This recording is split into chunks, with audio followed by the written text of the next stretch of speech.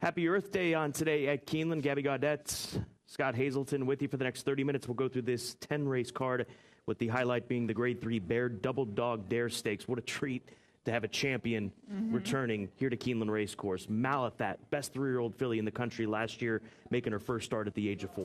She won the Grade 1 Central Bank Ashland last year to set her up for a win in the Grade 1 Kentucky Oaks. She is such a superstar.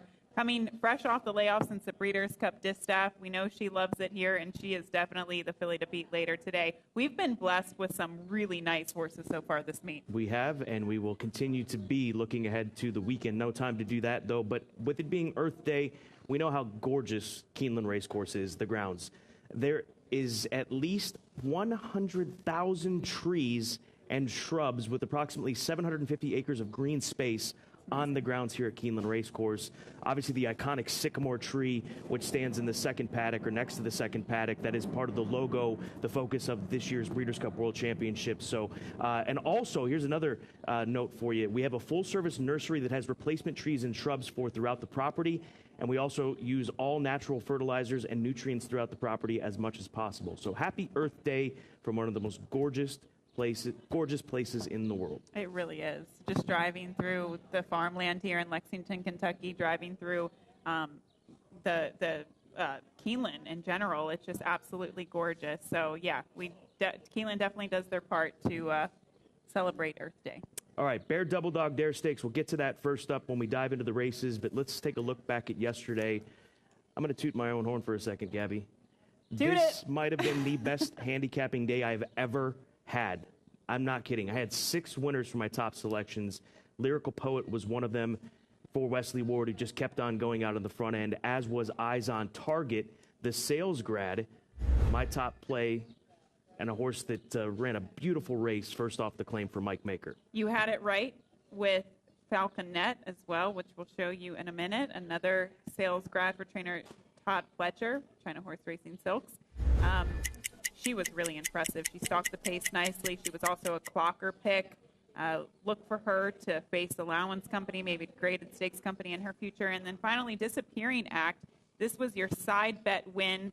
It was a heads-up win, my top selection versus your top selection. Congratulations. And you have to have more confidence in yourself, Scott, because I offered side bet the field essentially against your single. Yeah, and your single won. You were stacking the deck this high. Yeah, but when you're hot, you're hot. What is it? Scotty Too Hottie. They're calling you Scotty Too Hottie. Let's and that now alone. I'm Shabby Gabby. Crabby Shabby, not not too shabby, Gabby. That's what they threw on this sheet. Crabby Gabby is shabby. You had 6 winners from your top 3 selections, so work that in. So yeah, we had a good day yesterday. But Pistol came through for me in the Eclipse Thoroughbred Silks. You're not going to lose it again like you did in the last race. No, I'm not going to lose that. You good? Composed. I am a professional. All right. Good job. And Tom Leach, his interview, Disappearing Act so winner. Everybody's winning except me. It's kind of the way it's going. Let's go to WKYT for the weather. And good morning, everyone. If you're heading out to Keeneland, keep in mind today is going to be absolutely gorgeous. We see temperatures move into the 70s, even hitting near 80 degrees as we get into the weekend. Things are going to be nice. The track should be dry, so I hope you guys all have a great day at Keeneland. I'm WKYT meteorologist Allie Blake. All right, perfect conditions this afternoon. Let's jump into our full card selections. Reminder to download the Keeneland Race Day app to stay up to date as much as possible here. And we did just have a late scratch come in, by the way. If you've gone through your scratches and changes, this happened just as we were coming on air. The number 2 in race number 8, Awfully Naughty, a late scratch. So that's why I've only got 2 selections there. I'll regroup and get a 3rd selection in just a bit. But we don't agree as far as the top selection until race 6 and then race 9. Race 4 we agreed to. Race 4 I missed that one. There we on go. the 6th. Race 6 the 3, and then race 9, the featured event, Malathat. Neither of us are trying to beat her. No. Well, we'll get to it because we're going to jump into that in just a second. As far as the full card picks, as a reminder, Keeneland Race Day app, download it on your smartphone, your tablet, and stay up to date with write-ups as well. We have our thoughts in writing on the Keeneland Race Day app for each of these races. So download it right now if you haven't already. As far as social media, at Keeneland Racing on Twitter, at Keeneland on Facebook, on Instagram, at Keeneland, and then TVG2 if you are here on course and we want to catch today at Keeneland each and every race day, download the Watch TVG app because you'll have access to TVG2 via Roku, Amazon Fire TV, Apple TV. I know Hunter uses the Keeneland race or the app quite a bit, and he's not listening to me as he walks by. But Watch TVG on TVG2, you'll be able to catch the today at Keeneland. I'm getting myself sidetracked by trying to be goofy. Yeah, I don't know what you're trying to do. I don't know what I'm doing. Let's Scotty, move too on. hotty. Let's move on. I'm rolling with too much confidence into the afternoon. The Bear Double Dog Dare, race number 9 on this 10-race card. Grade 3 event at a mile and a 16th. $300,000 will be on the line. Malathat will be the odds-on favorite. She's 1-for-1 at Keeneland. She won the Central Bank Ashland. She won the Kentucky Oaks. She almost won the Coaching Club American Oaks, but bounced back and won the Grade 1 Alabama, defeating Clariere, that nice filly, and she was third, only a half of a length away from winning the Breeders' Cup Distaff, as she was part of that group that benefited from the crazy hot pace that developed in the Breeders' Cup Distaff at Del Mar back in the fall. I've got her on top. I don't see any reason to think that she's not going to come back at her best. We really have not seen her run a bad race at any point in her career. We'll go back to her race in the Breeders' Cup Distaff. This is a filly for Shadwell Stable that they purchased for $1,050,000 at the Keeneland September sale, and she's been well worth the investment. There she is in the Shadwell Silk striped cap down on the inside. This is the race that March Lorraine, the Japanese filly, sprung the huge upset. Dunbar Road was right there in the end. She's down on the inside of Dunbar Road, but she runs a giant race. The only thing, in my opinion, that can get her beat today is the distance. She's a filly that just keeps on coming, and she's going to be outrun early. There is speed to the outside. It took all of her talent to win the Ashland. Exactly. Do you remember that? I do. She just kept on coming. Just kept on trying down the stretch because she just kind of takes a long time to get going. So I agree with you. That's the way she loses, as if she doesn't get started early enough. And the horse that can outrun her early is Lady Mystify. She's not the most reliable filly. When she's on, she's on. Norm's horse has got some speed as well, super quick. The number 2 horse, the short stretch should help her. She comes out of a race that was a comeback for Clariere, one of the best 3-year-old fillies from last year. But Lady Mystify, if she can get to the front and get that position and open up on Malathat, they've got to make an early move and make Malathat just give her too much work to do. That's how she loses this race. I'll throw Bonnie South underneath there. She won this race last year. The key to that race, she actually got away from the gate good. She normally doesn't. That's been the problem with her, and that's about the last time that she broke well in her races. So that's the key for Bonnie South, looking to defend her title in the Grade 3 Double Dog Dare, but clearly Malathat, the filly to beat. I completely agree with your assessment of her. If she loses today, it's because she doesn't get going in time or the pace doesn't come back to her today. I mean, she can definitely run down these fillies, but it's a matter of getting her out in the clear and going. From the rail, you know, riders ride their race. They know the horse to beat. Maybe she gets stuck down on the inside for too long and she can't find the right path, but she is the class of the race. I'm personally very excited to see her back in action. Super Quick is going to be on the lead. I don't know if she will be on the lead by herself, but that is the plan, is to go. Okay. That's the only way she's going to win this race. I think that's the only way she really hits the board, is if she goes. Her best weapon is her speed. She went way too fast last time out in that race at Fairgrounds off of the long layoff, but it really did set her up nicely. She's been training really well in the morning for my husband. So the plan is to go. Bonnie South, I did use her in second. We'll take you back to her win last year in the Grade 3 Bear Double Dog Dare. This was one of her better races, and it was off of the layoff, a similar layoff today. Again, her last race was in the Grade 2 Fall City. Brad Cox pretty much maintaining the same type of schedule for her, getting her ready for the Grade 3 Double Dog Dare. After the race, he went to Belmont, tackled Grade 1 Company and the Ogden Phipps, and she was a heavy favorite. The one race that I just am so perplexed by was the Delaware Handicap. I remember watching that race. She had no excuse. She really, I mean, she got out of the gate okay, and then she was just absolutely flat. So she is a filly that, or mare I should say, that can sometimes throw in clunkers, but I think she likes it here at Keeneland, so I'm not anticipating that. I think she's kind of the second class of the field, so I went 1-4-2 there in the feature. Grade 3 Double Dog Dare featuring champion Malathat, multiple Grade 1 winner, champion 3-year-old Eclipse Award winner from 2021. Let's go to Tom Leach for more on today's feature. Kenny McPeek saddles Crazy Beautiful in the Bear Double Dog Dare. Tell me about those 2 races this year, what you liked about them. Well, the first race down at Gulfstream, I really didn't feel like she was ready yet. We went ahead and got a race under her belt, and of course, Latrushka's a bear to wrestle, and I thought she got a little tired in the end of that race, and then of course we brought her back at Turfway for the Latonia, which I thought was a pretty generous spot for her, and she got everything done. I mean, it was a really solid. She's a very professional filly, goes out there and does what she's got to do every day. Here this morning, she trained super for tomorrow's race. And, I was excited about this race until I read the past performances and I saw Malathat went in, and then Bonnie South's not exactly chopped liver. But our filly's, she's only 16 grand from being a millionaire, and I was really hoping to check that box tomorrow. But anyway, we'll see if she can do it. It's going to be interesting, but Malathat's going to be very tough. How are the two Derby prospects doing? They're doing great. We've got work scheduled this weekend at Churchill. Tizabom's doing super. He's steady as it goes. Smile Happy the same. I may work them together. Right now they're scheduled to work at 7:30 on Saturday, and as long as both horses are doing good, I think I'm going to let them have a nice cruise along 5/8 together. And we've got to be careful that they don't go too fast underneath the riders. But you can't baby a horse going into the Kentucky Derby. You've got to absolutely have them ready, and that ought to tee him up with one little easy breeze after that.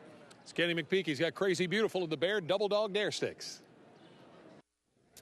And just to go off of what Kenny said there, when the past performance came out, when the overnight comes out, you see Malathat, you see horses like Bonnie South. It's just a credit to Gatewood Bell, our vice president of racing, and Ben Huffman, the racing secretary here at Keeneland, getting these kinds of horses here, because they could have waited. They could have waited for Churchill Derby week with a filly like this, but they get her to come back in this direction to kick off her campaign. Well done to Gatewood and the team. Really, like I said, we've got Channel Maker tomorrow. We've got some really nice horses that have participated in the Breeders' Cup, champions that have been participating so far this meet, and she is one of them. But to go on really quickly to kind of echo what Kenny McPeek said, when you get these fillies like Crazy Beautiful, and I know it was the same with Super Quick, you run out of conditions. There's absolutely nowhere to run these horses unless you're going against Stakes Company or Graded Stakes Company. It's just unfortunate that you have to run against a champion. Well, that's unfortunate for them, fortunate for us that we get to witness her. Absolutely. Looking forward to the Bear Double Dog Dare. That's race 9. Key races of the day. Let's go to race number 10 to start things. Maiden special weight event, 5.5 furlongs on the turf course. This is the final race of the day. Race 10 provides the Toyota Super High 5, that $1 wager. And DeVilly, the number 2 horse, I say that with a question mark. I believe that's the correct pronunciation. Daughter of Noble Mission is my top selection in here. That's for Mike Maker and Umberto Rispoli. She's a filly that, to me, is going to benefit with added distance. And we'll go back to her race on the 16th of March. That was her most recent effort, going 5 furlongs. The pace was quick. You can see her making her move around the turn.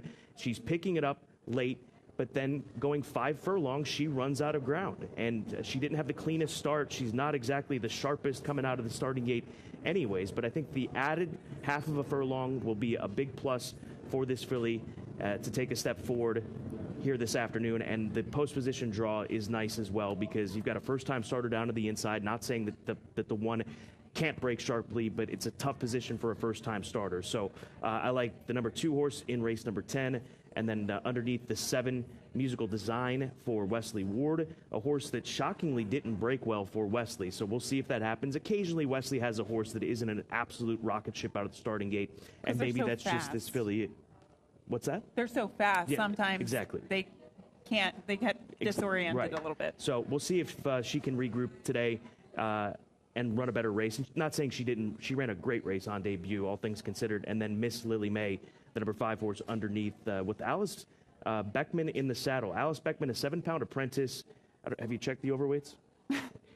Alice Beckman, no. The number 5. This horse has run some big races. I don't know what price you're going to get on the 5, but you've got to respect the number 5, Miss Lily May, here today. At 56-1, she came within a neck of winning on debut at Churchill Downs, sprinting on the turf course. All right, I like it. I'm going to take us to the 7th race. It's a maiden special weight, 1 mile and a 16th on the main track. The favorite is the 3 Silver Spur with Florent Drew for trainer Saffie Joseph Jr. This horse has been bet down to the favorite in the last 4 starts, sometimes the heavy favorite, and hasn't been able to seal the deal. Now, his last race, he did go against nepotism, who we saw come here at Keeneland and win a maiden claiming race. But I do think that this horse you play against and you try for the best. The two outside runners, Todd Pletcher sends out Stay Restless and Afjan. Both of those horses you have to consider, but I'm going in a different direction in terms of the top pick. And this isn't really an angle that I play often. This horse has been on the turf in the past 2 starts. Aussie Pride for trainer Bill Mott. I'll take you to his first race. This was at Tampa, going a mile and a 16th. And again, he is running on the dirt today, so I just wanted to send in a replay. There's nothing super significant about this race. He did close well from off of it. He got a fast pace to close into. But I think it's interesting that they run him on the dirt today. He sold for $4.1 million as a yearling at the Keeneland September sale. He comes from the family of Anthony Van Dyke, the mare. She was grade 1 placed in Australia, turf sprinter. So a very lovely family here. They paid a lot of money for this colt, and I think finally we get to see him showcase himself on the main track today. So I did go with him on top, but that's a tricky race because there are a couple of horses that have been running on the turf, a couple of horses that are stretching out to 2 turns. We talked about Todd Pletcher with his stats going from sprint to route, especially with maidens. So that applies to one of his horses in there. This isn't necessarily my best angle. We'll get to that later, but I thought this was a very complicated race and an important sequence later today in the late pick 4.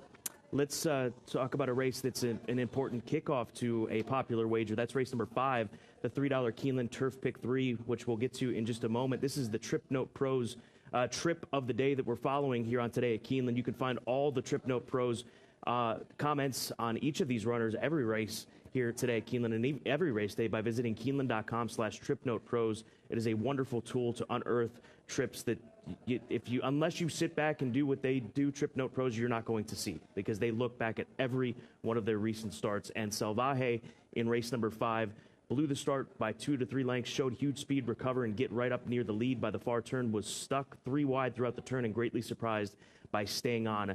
Wow. So that is Salvaje that will take you back to, you can see, not the sharpest away from the starting gate down at the fairgrounds.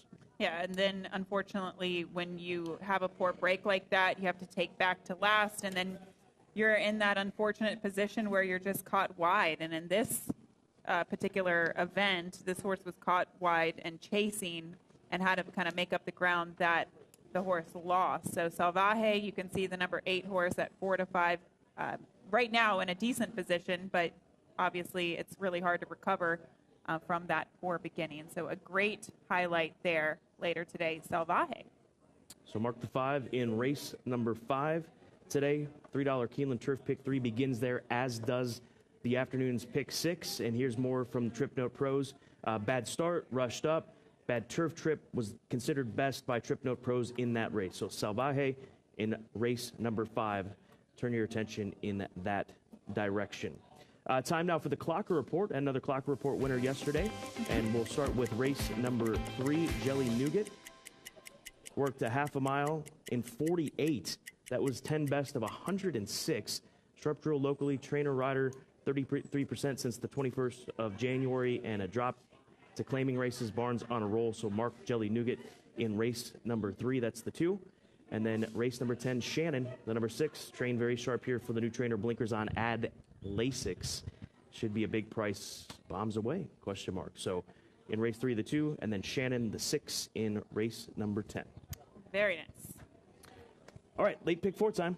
Pick 4? Yes. You kick it off with pick 4? We're going to go in that direction. Now, it starts with race number 7. It's a $36 ticket this afternoon.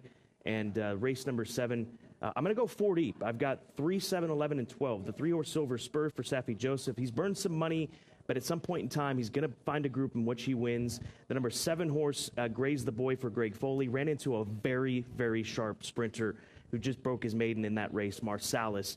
Graze the Boy will move forward off of that with Tyler Gaffleone in the saddle. And then on the outside, the 11 and 12, Stay Restless and Afjan. Afjan, the number 12 in race number 7, will be offered at the upcoming Keeneland April sale as hip number 73 with Elite Sales. 3 deep in race number 8.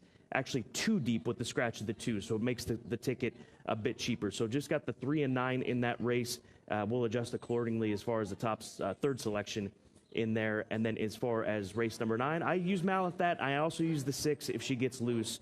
That is Lady Mystify with Flavian Pratt, and then in the nightcap, 2, 5, and 7 to make it a less than $36 ticket. Didn't have time to adjust that with the scratch of the 2 in race 8.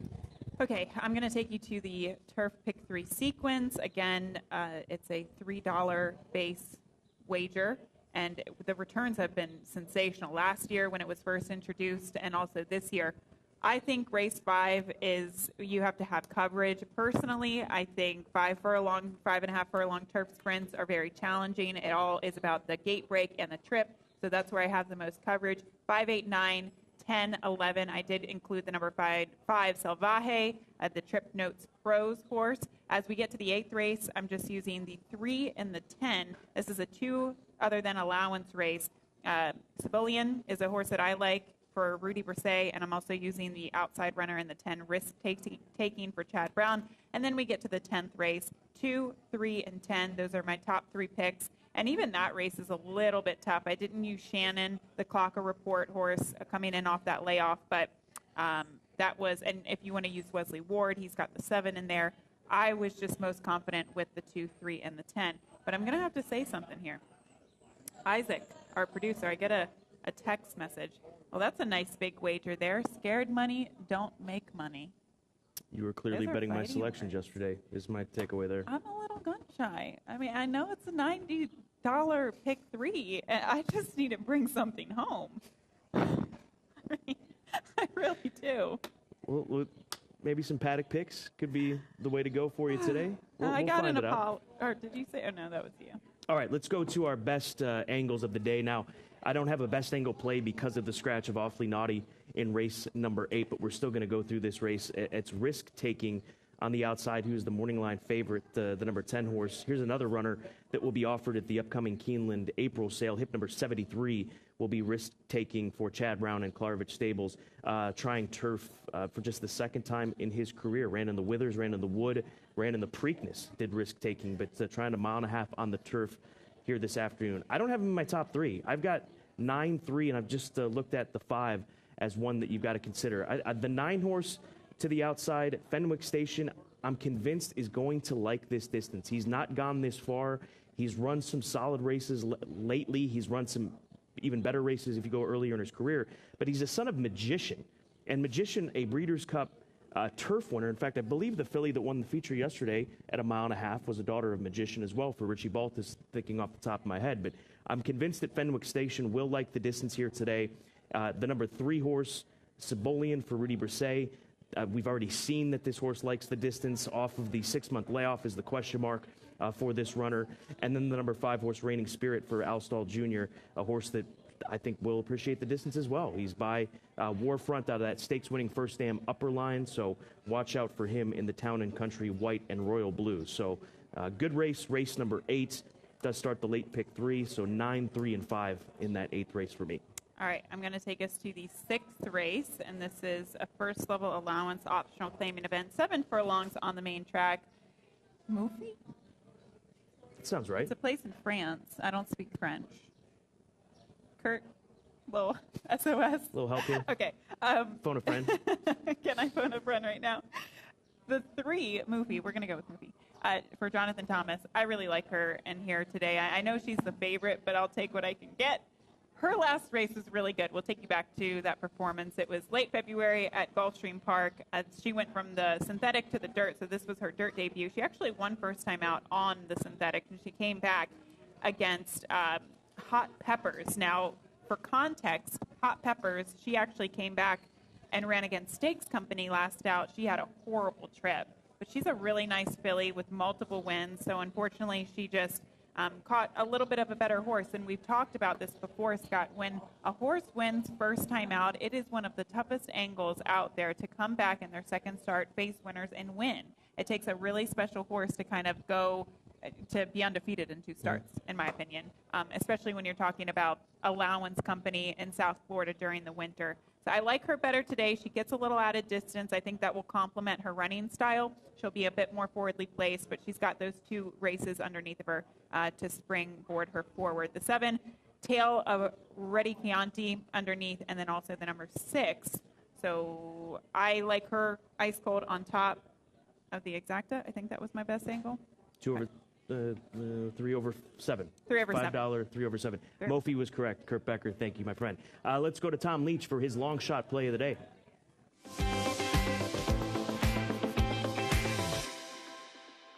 Today's long shot play comes in the third race, number 5, Snowscape, from the barn of trainer Cherie DeVoe.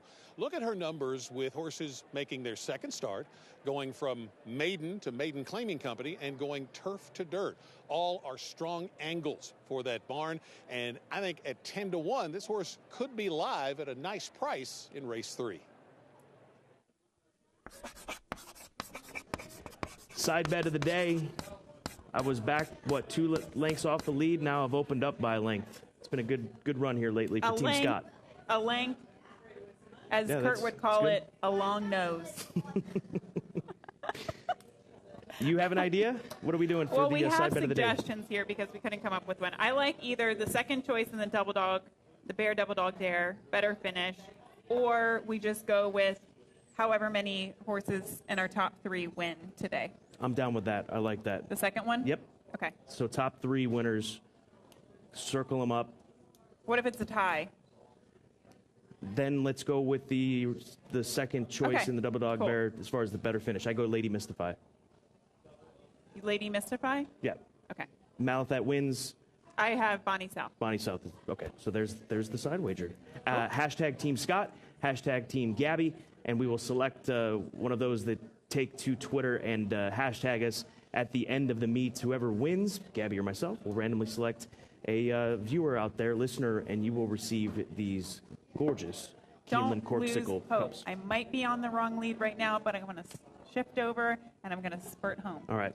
For Gabby, I'm Scott. Great Friday card featuring a champion, Malathat, making her first start at the age of 4 in today's Double Dog Dare. Bear Double Dog Dare. Enjoy the day.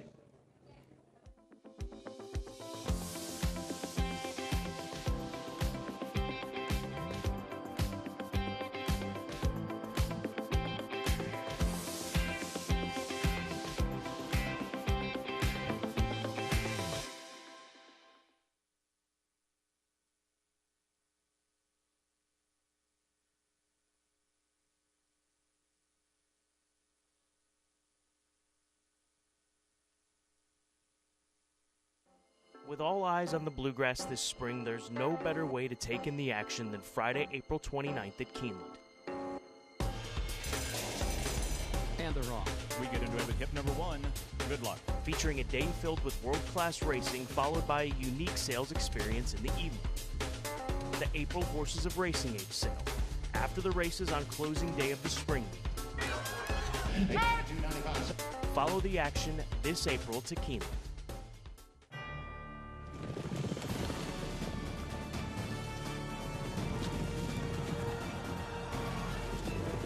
Together from every corner of the globe in pursuit of the one reward that sets the special few apart, the title of World Champion. Don't miss racing's ultimate coronation. The Breeders' Cup World Championships at Keeneland. Tickets on sale May 9th. Legendary power, legendary capability. The all-new 2022 Toyota Tundra. Designed, engineered, and built in the USA. With your choice of a 389 horsepower I-Force engine or a revolutionary new 437 horsepower hybrid, nothing can stop you. Tundra can tow up to 12,000 pounds with the most tech-savvy interior ever, and the experts have taken notice. The all-new Tundra. The legend continues. Toyota. Let's go places.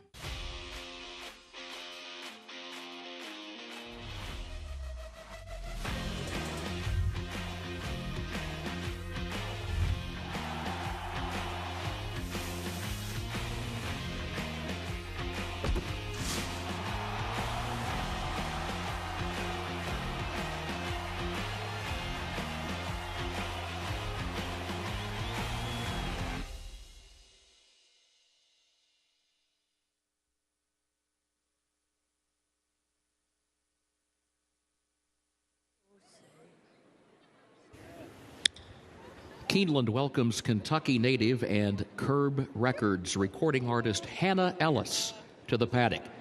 Please rise for our national anthem. Oh, say, can you see by the dawn's early light what so proudly we hail at the twilight's last gleaming, whose broad stripes and bright stars through the perilous fight o'er the ramparts we watched were so gallantly streaming, and the rockets' red glare, the bombs bursting in air, gave proof through the night that our flag was still there. Oh, say, does that star-spangled banner yet wave o'er the land of the free and the home of the brave?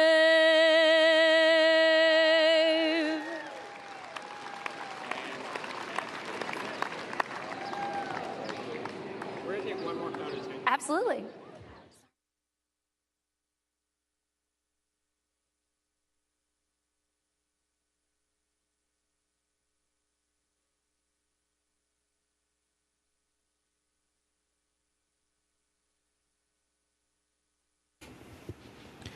Keeneland is proud to recognize Francine Trudeau with retail as the Employee of the Day. Congratulations, Francine.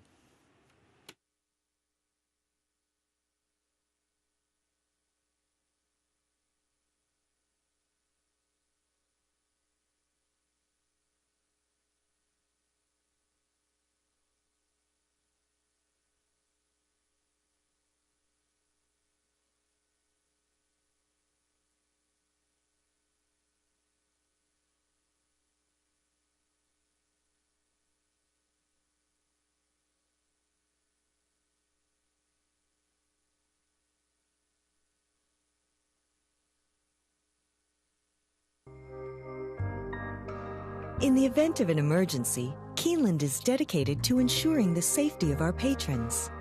This video illustrates the proper evacuation protocol from all locations in the Keeneland Grandstand facility. Depending on the nature of the emergency, directions may be altered.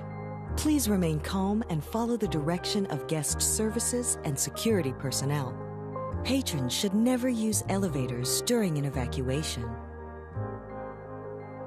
Patrons in the corporate boxes, Eclipse Room, and Phoenix Room should exit using the stairway located near Elevator A. Proceed down the stairs to the ground floor and veer right to exit through the lower club entrance. Patrons in the Lafayette Room, Keeneland Room, Lexington Room, and Kentucky Room should exit using the stairway located near Elevator B. Proceed down the stairs to the ground floor and exit through the paddock area using the East Gate. Patrons in the third floor main clubhouse and clubhouse paddock dining rooms should exit using the stairway located near Elevator A. Proceed down the stairs to the ground floor and veer right to exit through the lower club entrance. Patrons in the Bluegrass Room and third floor ITW area should exit using the stairway located near Elevator B. Proceed down the stairs to the ground floor and exit through the paddock area using the East Gate. Patrons in the Finish Line Room and Green Room should exit using the stairway leading to the North Terrace. Proceed down the stairs to the second level and through the doors outside. Proceed down the stairs to the ground level and exit through the North Gate. Patrons in the outside reserved grandstand seats and boxes should proceed down the nearest stairway to the ground level. Proceed under the grandstand towards the paddock area and exit via the nearest point of exit, the South Gate, or the East Gate. Patrons in the second floor main clubhouse dining room and Life Members Room should exit using the stairway on the south side of the administrative offices. Proceed down the stairs to the ground floor and exit through the South Gate. Patrons in the second floor clubhouse paddock dining room and clubhouse tavern should exit using the stairway located near elevator A. Proceed down the stairs to the ground floor and veer right to exit through the lower club entrance. Patrons in the mezzanine bar and second floor ITW area should exit using the stairway located near elevator B. Proceed down the stairs to the ground floor and exit through the paddock area using the East Gate. Patrons in the sports bar and cantina should exit through the doors leading to the North Terrace.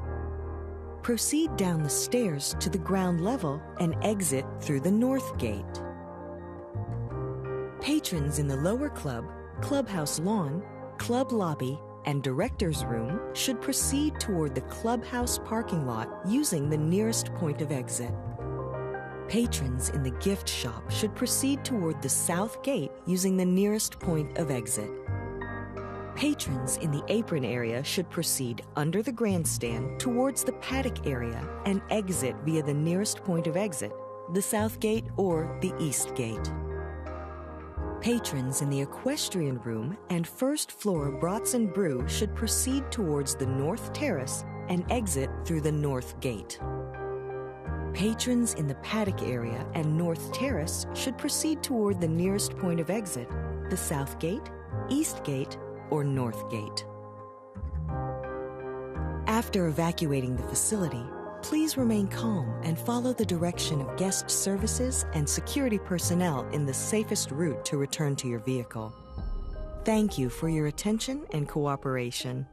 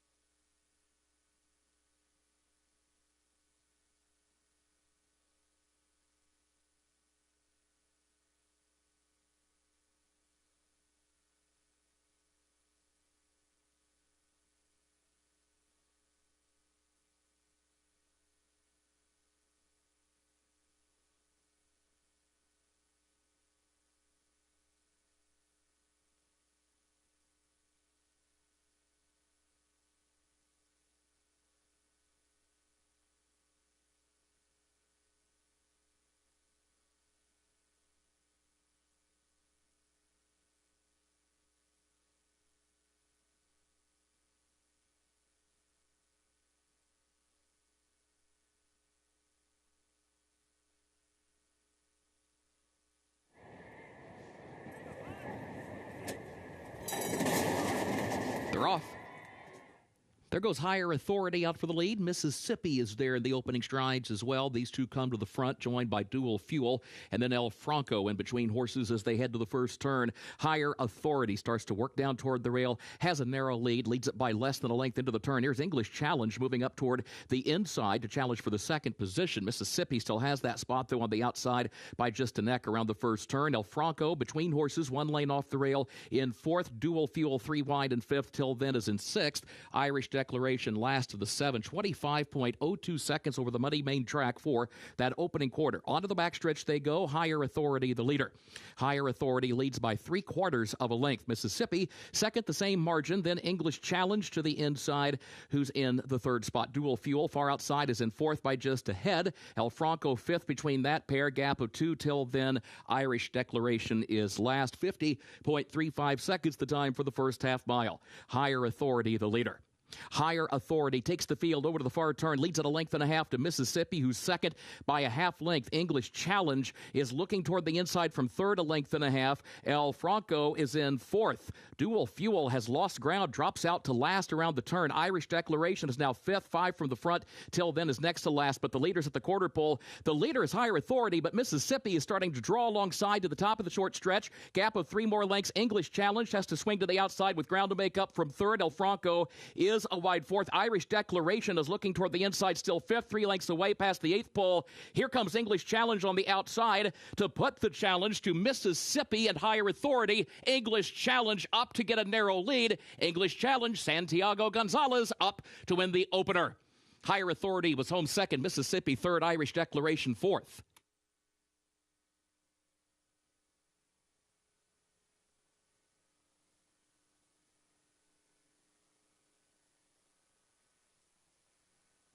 For Keeneland's first race, the unofficial winner, number 2, English Challenge, owned by Christina Estevanco and Margot Scott, trained by Richard Estevanco.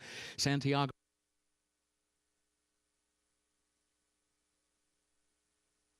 They are at the post. And they're off. Somebody Loves You comes out for the lead. That's How She Rolls has early speed as well. Crack-a-lacking up close on the outside is away running in third. Lady Evelyn Can is fourth toward the inside. Lotta Moscato is away in fifth. Grand Oak is sixth. Now loses a spot into seventh toward the inside. Nearly 8 lengths off the lead. Catch a Later Mo moves up 1 spot around her, and then further back in the packet is You Chose Wisely, who is next to last. She's Jersey Tough is the trailer. Top of the stretch, Crack-a-lacking has taken the lead. Has opened up by 3, by 5 lengths. Crack-a-lacking coming toward the 8th pole, a 6-length margin. Somebody Loves You in a tussle for second, along with Grand Oak, who runs late toward the outside, and then That's How She Rolls back toward the inside. 16th pole, Crack-a-lacking, 7-length lead back to Grand Oak, who's gone to second, still well behind Crack-a-lacking and Farron Peterson. Crack-a-lacking to win it. Grand Oak was home in the second position. Somebody Loves You was third. That's How She Rolls was fourth.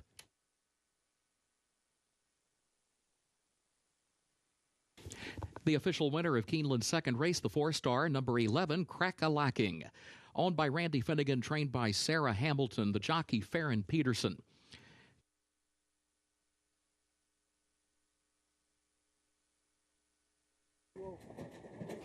They are at the post.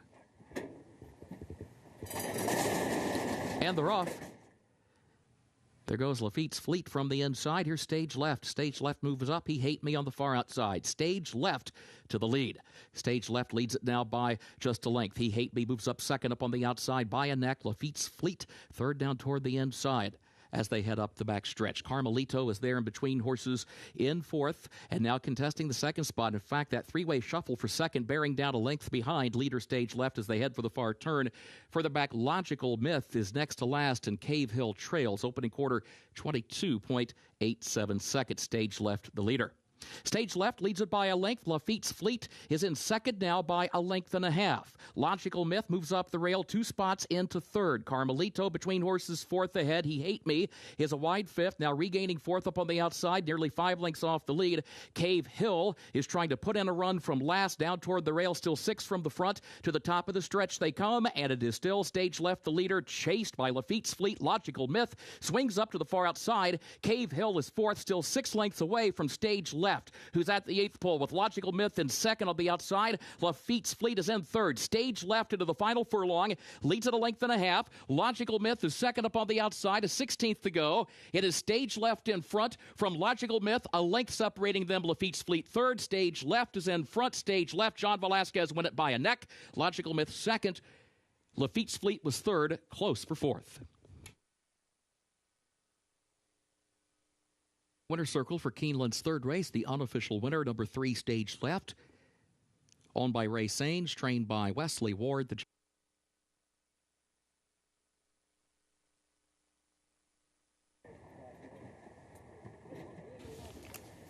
They are at the post.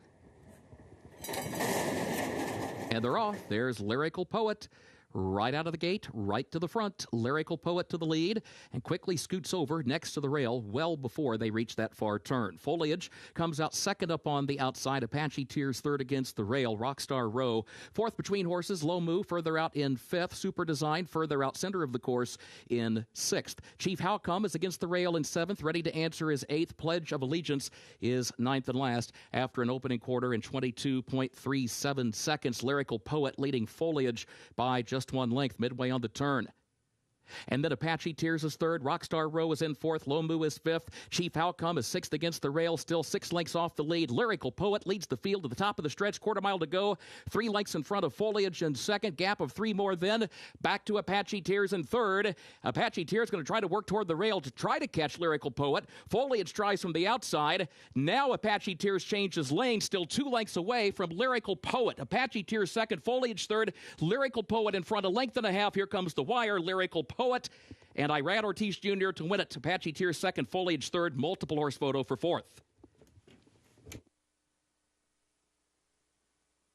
7 Lyrical Poet, owned and trained by Wesley Ward, who goes back-to-back on the card. The jockey is Irad Ortiz Jr. Lyrical Poet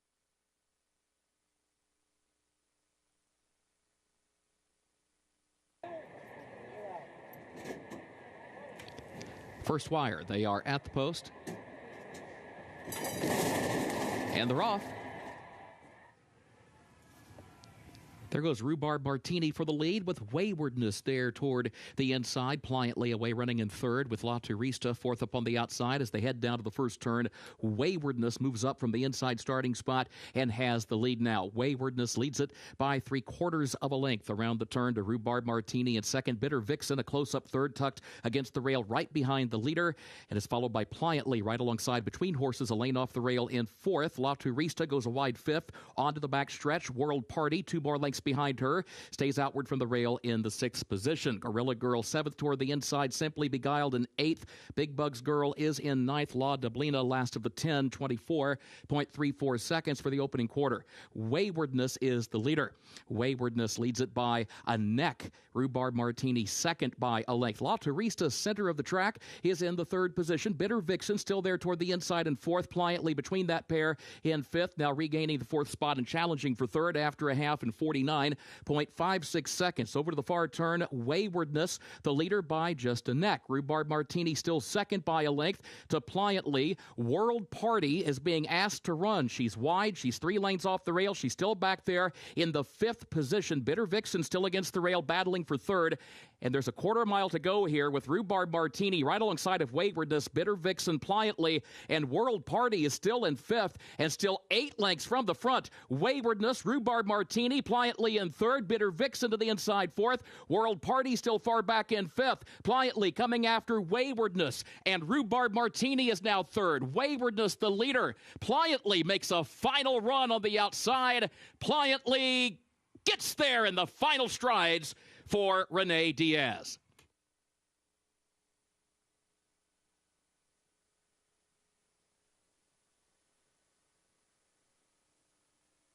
For Keeneland's 5th race, the unofficial winner, number 3, Pliantly, owned by Eclipse Thoroughbred Partners of Aaron Wellman, trained by Michael McCarthy, the winning jockey, apprentice jockey, Renee Diaz. Pliantly.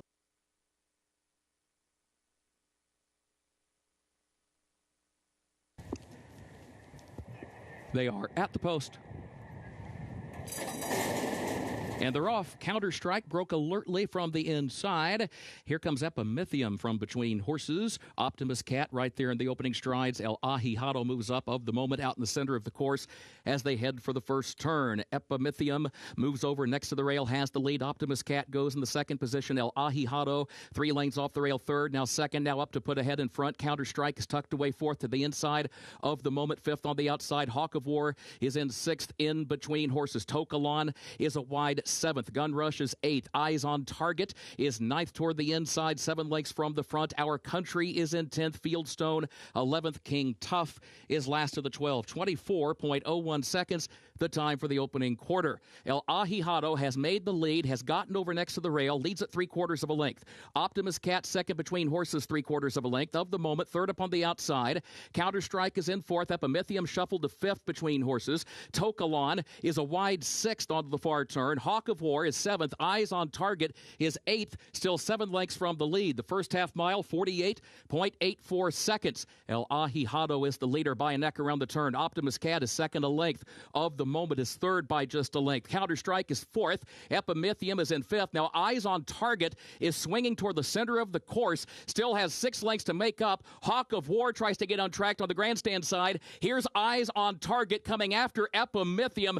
Eyes on Target running past all of that inside traffic for the lead. Eyes on Target just kicking clear, drawing clear by 5. Hawk of War runs on late from the outside with Counterstrike. No catching Eyes on Target, who wins it for Irad Ortiz Jr.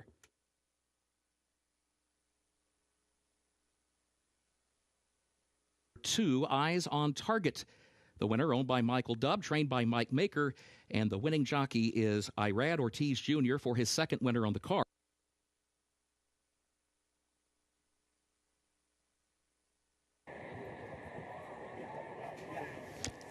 First wire, they are at the post. And they're off. There goes Fine Cotton. There goes Mine for Passion. Mine for Passion for the lead, and Fine Cotton there to the inside. Silver Leaf, and then Falconet, who's toward the outside and 4th, moving up 3rd into the first turn.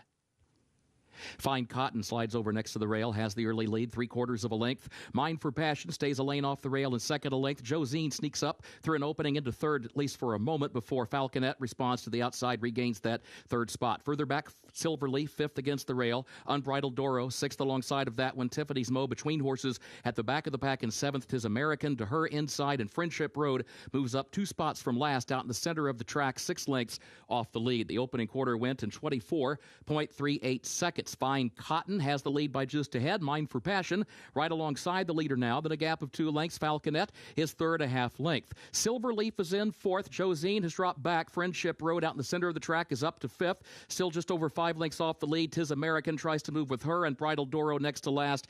And Tiffany's Mo is at the back. The first half mile, 49.73 seconds. Over to the far turn they go. Fine Cotton to the inside, ahead in front. Mine for Passion is second up on the outside, and Falconet is 3rd. Still a length and a half off the lead. Silverleaf is toward the rail in 4th, just over 3 lengths to make up. A 1/4 mile to go. 'Tis American between horses is in 5th. Top of the short stretch. Fine Cotton leading it by 2 lengths off the turn. Falconet needs to find something and find it quickly. Moves up on the outside second. Now comes after the leader. Silverleaf goes to 3rd. Falconet goes to the lead into the final furlong at the expense of Fine Cotton. It is Falconet in front, and then Fine Cotton in second. Gap of 5 back to Silverleaf. Falconet wins it for Tyler Gaffalione. Fine Cotton second, Silverleaf 3rd. 'Tis American was up for 4th.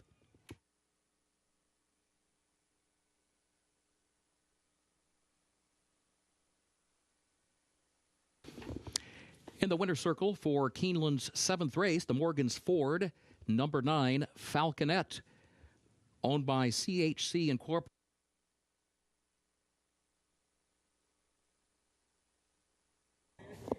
They are at the post. And they're off. There goes Disappearing Act out for the early lead. Palace Athene was off a couple of steps slowly, drops out to the back of the pack. In the meantime, Go Big Green swings on by to take the lead and gets over to the rail. Gladys moves up into the second position. Disappearing Act is content to settle back into 3rd against the rail. Back up front, though, Gladys is determined to move on and have the lead, so Gladys now takes over, leads it by 2 lengths as they move around that far turn for the first time. Go Big Green is second by 5. Disappearing Act is 3rd by a length and a half. Go Big Blue Nation 4th in between horses. Ya Beauty moves up to the far outside in the 5th position. Flanagan's Cove back toward the inside is 6th. Fado Ophelia between horses is 7th. Tweety Show is 8th. And Palace Athene, after that slow start, has caught up to the field, moves up 1 spot from last. 24.69 seconds for the opening quarter, still with 1 circuit to go here. Back up front, here comes Ya Beauty, edging closer to the leader. Gladys, who got the opening half mile in 50.74 seconds. Gladys to the inside, Ya Beauty to the outside, a length separating the top two. Then a gap of 4 more lengths back to Go Big Green, who stays a lane off the rail in third. Disappearing Act is down toward the inside in the fourth position, fourth by 3/4 of a length. Go Big Blue Nation, fifth up on the outside of that one. Then Flanagan's Cove, followed by Fate of Ophelia, and then Palace Athene, who's next to last on the outside, and Tweety Show is the trailer for the move up the back stretch. Back up at the front of the field, it is Gladys who continues to show the way. 6 furlongs, 115.29. Gladys is the leader by a length. Ya Beauty is second by 3. Go Big Green third on the outside. Disappearing Act is fourth against the rail, still nearly 5 lengths off the lead, though. Go Big Blue Nation next up on the outside. Flanagan's Cove is still down toward the rail, 6 lengths from the front as they head on to the far turn, and Gladys continues to show the way. Gladys leads it by 2 lengths. Now, Disappearing Act is moving up the rail into the second position from Ya Beauty. Go Big Green swings 3 wide up to third and is still 4 lengths from the front. Flanagan's Cove is working against the rail and is in the fourth position, still 5 lengths from the lead. A quarter mile to go. Gladys with Disappearing Act coming after her to the outside. Flanagan's Cove is now third. Go Big Green, then Fate of Ophelia. Disappearing Act right alongside of Gladys. A late charge from Tweety Show out in the center of the course. Disappearing Act, though, has the lead in deep stretch. It's a scramble behind her. Disappearing Act is on top. Fate of Ophelia is running late from the outside. Disappearing Act, Flavian Pratt, no catching them. Disappearing Act has won today's feature. Featured 8th race, the Shamrock Glen, the unofficial winner. Number 3, Disappearing Act, owned and bred in Kentucky by BHMFR LLC of Anita Nesser, the trainer Richard Baltus.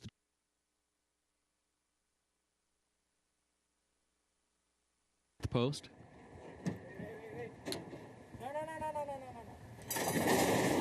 And they're off.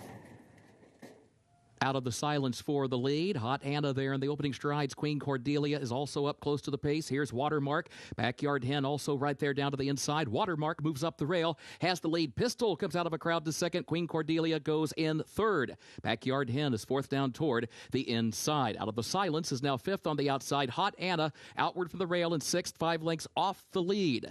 As they enter the far turn, Super Surge is seventh back toward the inside. Leaves the inside lane open, though, as Kiss Theory moves by from the 8th position. Further back, Shady is in ninth. A break of 7 more lengths. I'm Stylin'. Dogwoods Becca at the back. It was 22.62 seconds for the opening quarter. Watermark chased by Pistol around the far turn. They go 1-2, separated by less than a length. A gap of 3 more lengths to Queen Cordelia third. Hot Anna is fourth up on the outside and is trying to take aim on the leaders, but Watermark has the lead by a neck. Pistol, Queen Cordelia, Hot Anna far outside. This foursome moving by the 8th pole. Pistol right alongside of Watermark. They go at it for the lead. Hot Anna still third. Queen Cordelia fourth. Pistol has a narrow lead at the 16th pole. Chased all the way by Hot Anna second. Pistol, Hot Anna 1-2 down to the line. Pistol, Renee Diaz 2 wins today. Pistol wins it from Hot Anna across the line in second. Watermark was home third. Then Queen Cordelia in fourth and Kiss Theory fifth. In the winner's circle for Keeneland's 9th race, unofficial winner number 6, Pistol. 2 wins today for the owner-trainer-jockey combination. Eclipse Thoroughbred partners of Aaron Wellman, Michael McCarthy, Renee Diaz. Pistol, 3-year-old filly by Gunrunner out of Wild About Tiffany by Wildcat Air, bred in Kentucky by Clear Sky Farms. 6 furlongs over the main track, listed good, 1 minute 12.74 seconds.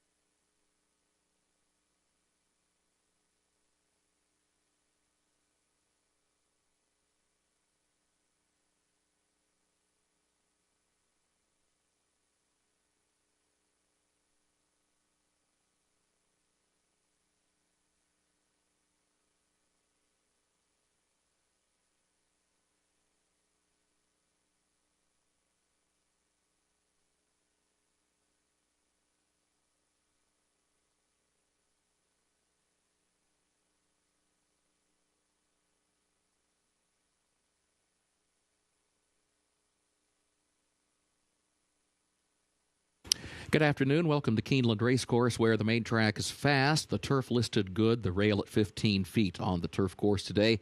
Time now for a look at the program changes beginning in the first event, which starts the first of the day's rolling doubles and pick threes. Also kicks off the early pick 5. No changes to report in that first race. First race is clear.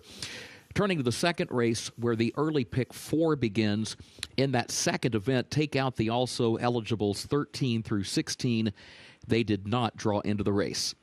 Take out the also eligibles 13 through 16. They did not draw in. Third race has no changes at this time.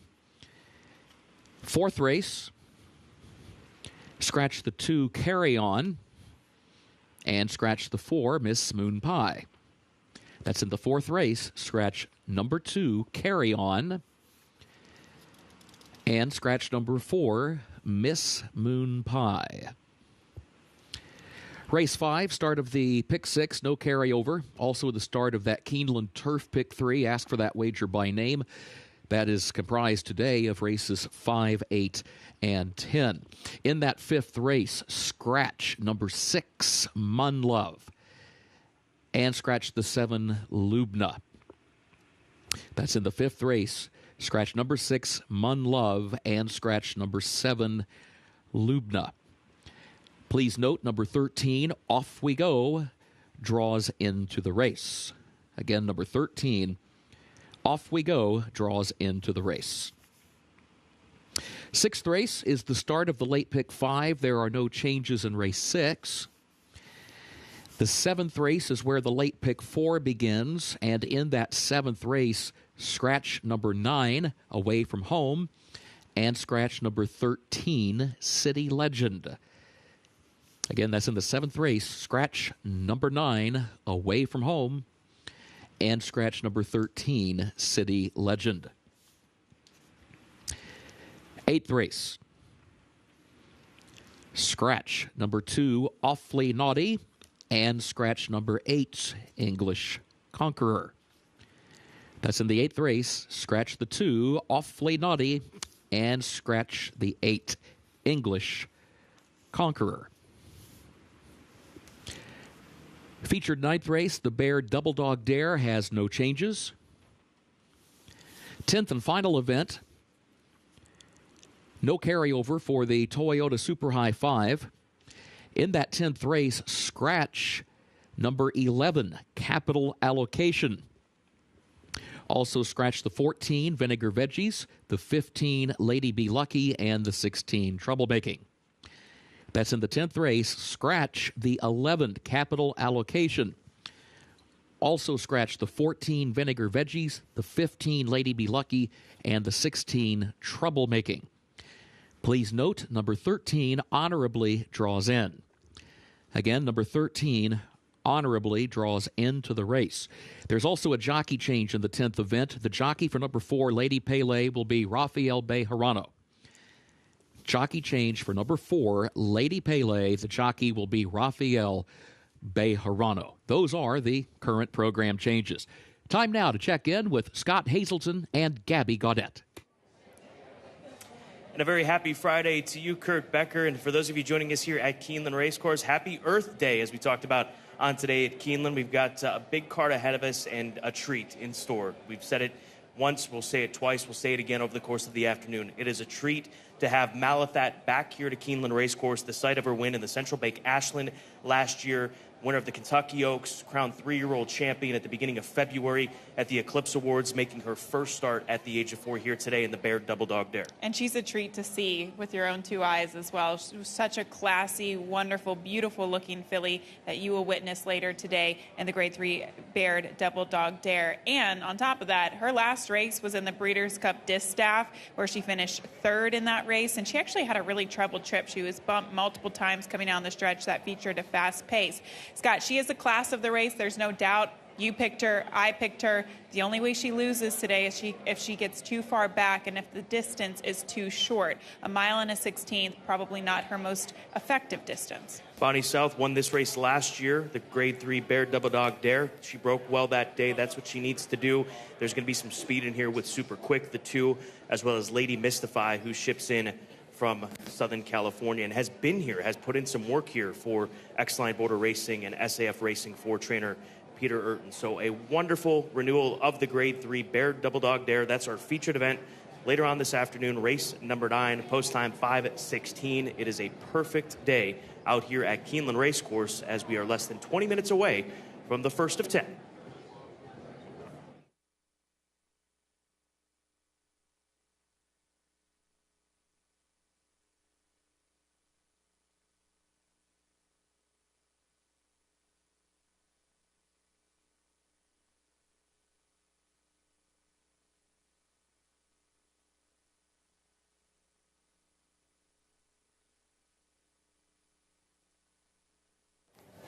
We start with a wide open event, maiden 50 claiming event for fillies and mares, 3 and up, 6 furlongs the distance. This race does start the first pick 5 opportunity of the afternoon. Very wealthy, one of 2 horses currently sitting at 7-2. She is the second choice, though, by just a few dollars. Very wealthy for Brett Calhoun, the daughter of Byron, who responded in her last 2 races with solid efforts, dropping in for 50. She should maintain good position down on the inside. Rayla Gutierrez is familiar with this filly.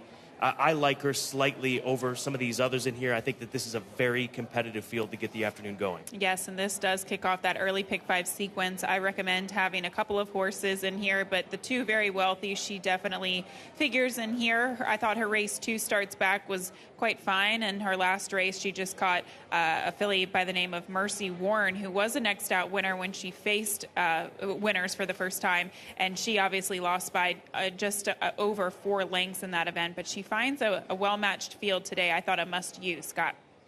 You've got the 7 on top, Miss Nushi, the filly by Mark Valesky, who hasn't been seen in 4 months. She last raced at the beginning of December on the synthetic track. She makes a return to Keeneland. She was second in a maiden 50 back in the fall, the day that she was claimed, and moved over to these new connections. She's going to have to prove that she's fit off of the layoff. That's my concern. Her last race was in December, but look at those 2 races at Churchill and at Keeneland in the slop. She was second against maiden $50,000 company. Then she was third against tougher company in that restricted maiden special weight. Those 2 races definitely figure, and she gets the medication Lasix today for the first time. I just hope she's fit, but the numbers are right there. The favorite is the 4 Cupid Strike, daughter of Cupid. Hasn't been seen in 5 months, so comes off the layoff into this race. Drop in class, that's the angle here, the primary angle. First time that she'll be in for a claiming price off of running against 2 high-level groups, one at Keeneland, one at Churchill in maiden special weight company. One of them, Secret Oath, last time out. She's going to be potentially the favorite in the Kentucky Oaks. So, yeah, she faced some bears in her first 2 races, especially her second race. Big drop in class off the layoff. The only thing that might hinder her here, Scott, is her running style. I think at this distance she's going to be coming from well off of it, and I don't know if that pace will materialize today in her favor. And then finally, the number 5 horse, Shell Shock. I think getting off the rail is one of the biggest pluses for her. She drew post 1 going 6 furlongs at Churchill. Got shuffled back, really was never involved. So post 5 should be a kinder scenario for her with Rafael Bejarano, and she should be able to get some decent early position if all goes well away from the starting gate. Sometimes people give up on horses like this because she is 0 for 13, but technically, Scott, she is taking a big drop in class, even from her last race against maiden $75,000 company. So maybe she just found the right group today, and 14th start is the charm. This is race number 1, less than 16 minutes to post, fast and good on the afternoon. And a reminder, this one starts the first pick 5 opportunity of the day here at Keeneland Racecourse.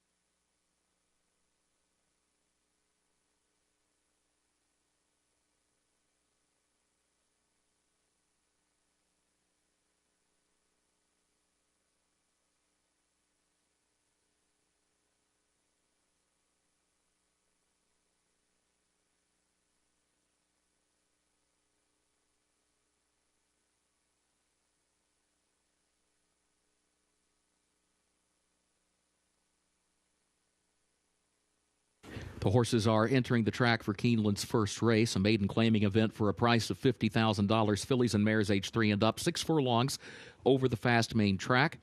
No changes in the first race. This will start the first of the day's rolling doubles and pick threes. Also begins the early pick 5. Main track is fast. The turf is good. The rail at 15 feet on the turf course today. Post time for the opener in 8 minutes.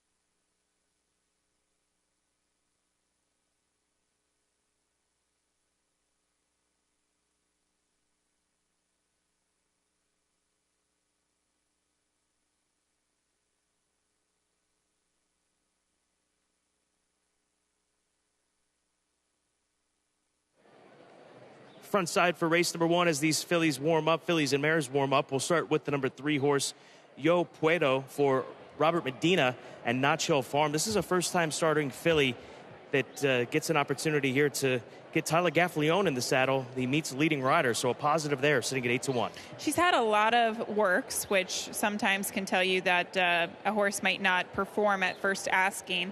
But she wasn't the biggest looking filly, which I kind of like, Scott. She just looks like she might be ready early. Whether or not she wins today, I think she could run well, and she looks very well prepared today. The 6 horse Allocate for Stone Farm, Tom Drury Jr., filly by Algorithms. There she is on course 9-2 right now. Tom Drury telling me in the paddock, hopeful that she can return to the form that they saw from her on debut. And she did get a lot of pace to run at that day. They went quick out in front of her, and she was 8.5 lengths out of it. That's the one worry that he has. Is there going to be enough speed to set things up? He's hoping that these connections, the rest of the connections, are going to try to be aggressive and make the lead here and set things up for Allocate. I do like less distance for her because she just hasn't managed to find the winner's circle going a distance of ground, even 2 back when she was forwardly placed in a slow race. So less distance preferred, but she does need that pace to materialize. I like the aggressive warm-up she's getting. I'm always a big fan of good warm-ups here, because she does seem like a bit of a nervous filly, doesn't she? Yeah, she is. I don't know if she's got her eye on something and she's not wanting to go in that direction, but now she's moving forward with Corey Lannery in the saddle, and looks to be okay with her surroundings at this point in time. She's going to have a pony here come with her and hopefully get her a little bit more relaxed with this 5 minutes of lead up to race 1. And then we'll go to the 7 horse, the Mark Valesky filly, 4-month layoff coming in, 6-1 right now on the board. Love her. She's my top selection. I also really like her, looking at her on the track, just a really healthy coat. She does look, she's acting up a little bit here. But, Scott, obviously another one to consider. Could these warmer conditions have something to do with these fillies? I mean, we haven't seen temperatures like this. Am I overthinking this? Probably. You have a tendency to overthink I do. things. No, I'm That's just kidding. Honestly, we've experienced so many different seasons, Scott, and horses respond more negatively to warmer weather than cooler weather. So that is something that you need to obviously consider. Pick 5 pool. Everybody responding by playing, it seems, over $300,000 in the pool. We could be talking about a $500,000 pool once the dust settles in the lead up to race number 1. Get involved. Race 1 coming up here at Keeneland.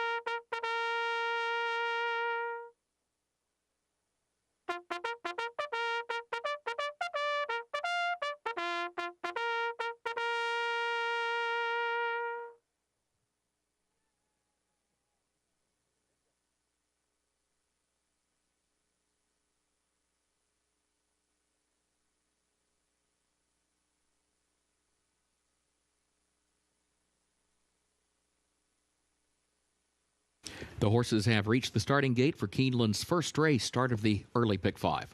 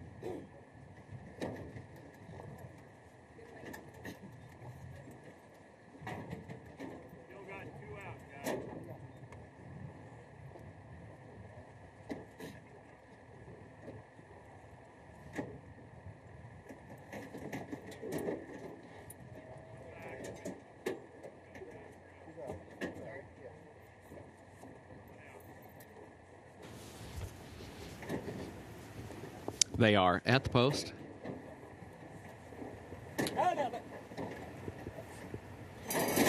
And they're off. Allocate, quick into stride with Bachelorette, but there goes Very Wealthy to the inside. Very Wealthy will bring Shell Shock along up into the second position as Very Wealthy goes to the lead. Shell Shock, Bachelorette up on the outside. Yo Poeto is away running in fourth. Mrs. Nushi, fifth out in the center of the racetrack. Willie Marr sixth. Allocate broke well, but now drops out to the back of the pack, seventh in between horses, gap of nearly 3 more. Back of that one to Cupid Strike, who was eighth and last for the move to the far turn. Very Wealthy and Shell Shock going at it for the lead, 23.14 seconds. The time for the opening quarter. Those two on even terms. Break of 4 lengths back to Bachelorette, who's toward the inside third by a length. Mrs. Nushi fourth on the outside. Yo Poeto is in fifth. Allocate is still a long way back, a dozen lengths off the lead. Moving to the top of the stretch. Shell Shock ahead in front. Very Wealthy fights back to the inside. Gap of 5. Bachelorette is in third, trying to track down the top two, but the top two are coming toward the 8th pole, and Shell Shock has a narrow lead. Very Wealthy second, 5 lengths more. Back to Bachelorette third. Mrs. Nushi fourth. Yo Poeto is in fifth. Final furlong. Shell Shock the leader. Shell Shock by 2 to Very Wealthy. Gap of 5. Back to Yo Poeto. Bachelorette, Mrs. Nushi 5th. Past the 16th pole goes Shell Shock for Rafael Bejarano, and Shell Shock wins the opener. Very Wealthy was across the line in second, going to be close for third, either Yo Poeto or Bachelorette for that third spot.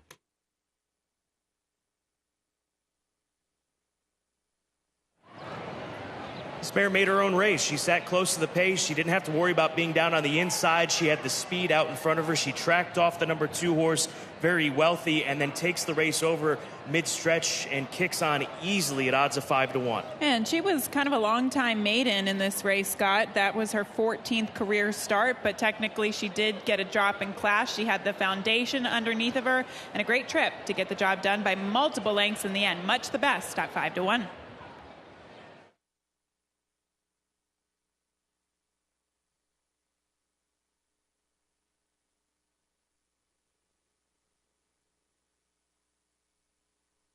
Photo for show. Hold all tickets.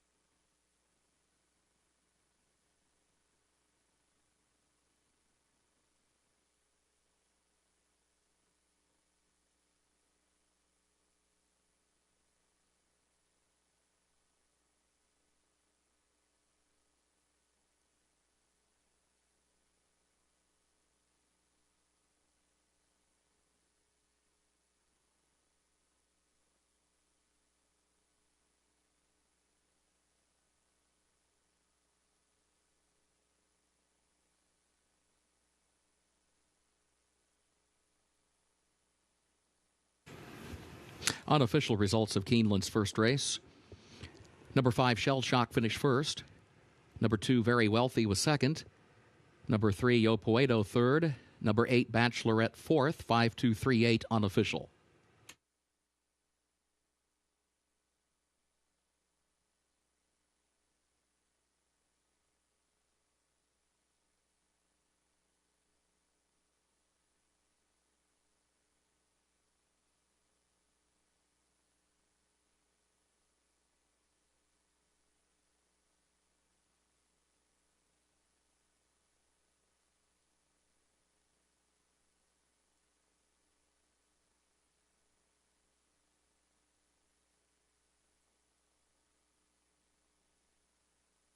In the winner's circle for Keeneland's first race, the unofficial winner, number 5, Shell Shock, owned by Nicholas Vacareza and J&G Stables, LLC, of Greg Nicolopoulos, trained by Carlo Vacareza, Rafael Bejarano, the jockey. Shell Shock, a 5-year-old mare by American Pharaoh out of She Be Classy by Tockett, bred in Kentucky by Nancy Mazzoni. 6 furlongs over the fast main track, 1 minute 11.84 seconds. Results still unofficial.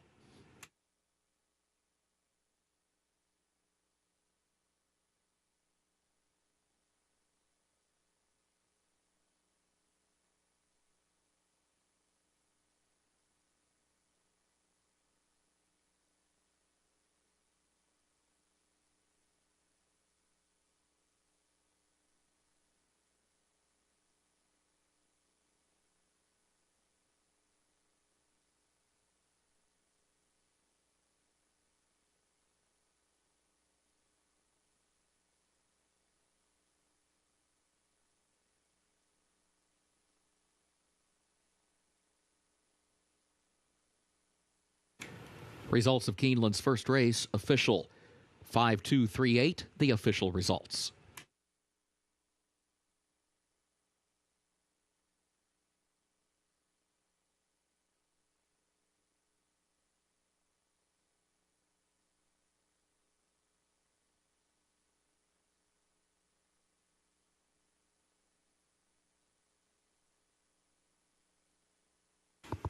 Keeneland's second race upcoming. The turf listed good, the rail at 15 feet today. This will start the next of the day's rolling doubles and pick threes. It also begins the early pick four. Take out the also eligibles 13 through 16. They did not draw into the race. No changes in the third event. Looking ahead to the fourth race, scratch the 2 Carry On and scratch the 4 Miss Moon Pie. That's in today's fourth race. Scratch the 2 Carry On and scratch number 4 Miss Moon Pie. Race 5. Scratch the 6 Mun Love and scratch the 7 Lubna. That's in the fifth race. Scratch number 6 Mun Love and scratch the 7 Lubna. A reminder, number 13 Off We Go draws into the race. Again, number 13, Off We Go, draws into the race.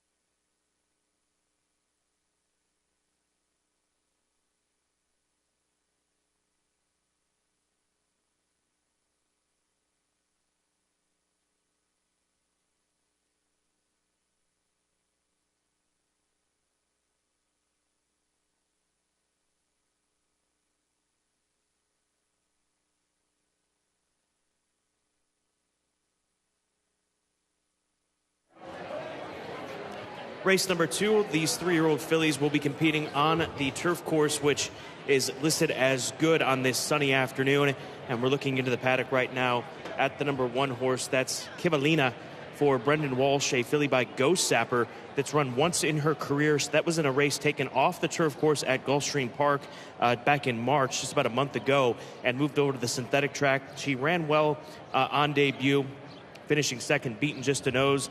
And she's a very well-related filly. She's a half-sister to Kodiak Cowboy, that multiple Grade 1 winner, and also a half-sister to Wilbo, who's a very speedy runner for the longest time for trainer Chris Hartman. So Kivalina, I think one that we've got to keep track of, given this family and given what she did on debut, and gets a very solid draw here today as she sits at the 5-2 favorite. Yeah, you'd think that they wanted the turf first time out, but unfortunately it was rained off, and she wasn't afforded the ability to run on that surface. But today, in her second start, she gets a good listed turf course. I think the biggest thing for her is 2 turns, and you have to be happy with that post position, giving her running style. Scott, she should be able to maintain a good position into the first turn. You go to the 3 as your top selection. Edie's Candy for trainer Graham Motion, who's had such a nice run here this meet with limited starters at Keeneland Racecourse. She too has a nice pedigree. She's the daughter of Candy Ride, her first dam, Forest Uproar, a stakes winner. And she put together a good debut, but didn't follow it up with the strongest of efforts in her last race. She had trouble in that race, though, and I think it was also twofold in that they went pretty quickly, and especially in the interior fractions there, and she couldn't quite sustain along with that trouble. I like her speed. She, in my opinion, will be on the lead today, and I think we're going to see a performance similar to her first and not necessarily her second. Need to correct myself. The 1 is not the favorite. Overlooked the 9, shorter price, 8-5. We'll get to Pharaoh Song in just a bit. Let's go to the 8 horse, though, Walkathon for the Whittam Thoroughbreds. Filly by Twirling Candy for Ian Wilkes that ran a career best last time out. Another situation in a race at Gulfstream taken off the turf, moved to the synthetic. Career best figure, best race, no doubt, and one that should have no problem transitioning over to the turf course, being a daughter of Twirling Candy. I don't mind her transition to the turf course. I almost wonder, I know her last race was her best race, but some of her races look like she could even be a nice closing sprinter. So I was on the fence, Scott, in terms of the appropriate distance for her, not necessarily the turf course. But we'll see what she can do on the turf surface today. The number 2 horse, Frippet for the Augustin Stable. This is another Ghost Sapper filly in here. Joelle Rosario gets the opportunity to ride, and she sprinted twice so far. This will be a change-up to go a route of ground. I'm surprised that she's this big of a price. I thought that she'd be more in contention, 3rd or 4th choice, but 12-1 is a big number on a filly, and a lot of handicappers out there, horse players, like to use the 2 sprints to a route angle, and that's the case here today for Frippet. Well, in her 2 sprint races, Scott, she seemed a bit one-paced. And what's the solution to that problem? You stretch them out in distance, hope that they can get a more forward position, and maybe even the switch of surface could help her show a little more acceleration. So I don't mind the changes for Frippet. Then we'll go to the favorite, the 9, 8-5, Pharaoh Song for Rodeo Creek Racing, Chad Brown and Flavian Pratt getting the call here today. She made 1 start. She was bet, but not the favorite. She ran an even 4th in that lone race in her career back at the end of January at Gulfstream. Hot connections here between Chad Brown and Flavian Pratt, who has been riding very well here during the course of the spring meeting, and that was a fast race. The winner, My Filly Twirl, would go on to win in her subsequent start as well. So a very strong, productive race, a strong, productive pedigree. I think she deserves to be the favorite. She's the filly to beat. 15 minutes away from race number 2, start of today's early pick 4 at Keeneland Racecourse.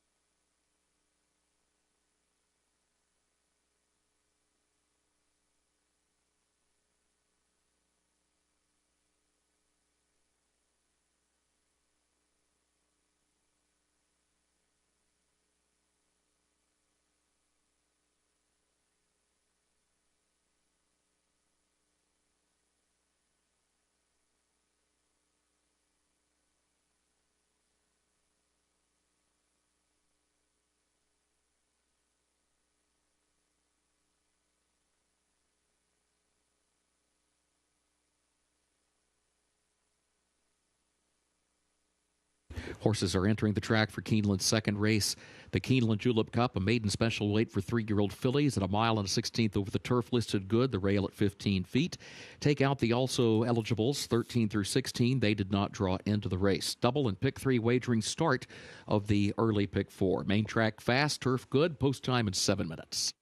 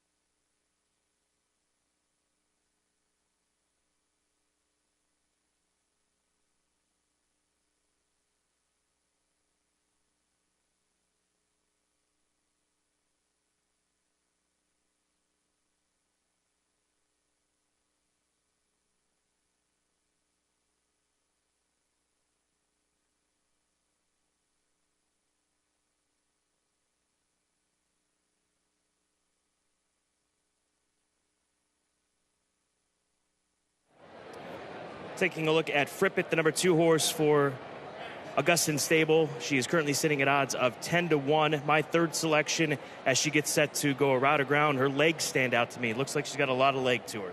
Yeah, but she's well within herself. I actually think she's really nicely put together and love her behavior on the track today, too. There are a couple of fillies which will go through, Scott, in my opinion, that really showed their class in the post parade, and she was definitely one of them, but also the physical element to complement how she's behaving, too.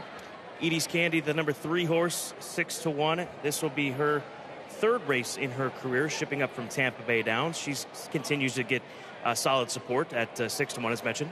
She's got a very different frame than the 2. She's longer, she's leaner, she's more narrow. You can see her wearing the breastplate today, and that's essentially to prevent the saddle from slipping.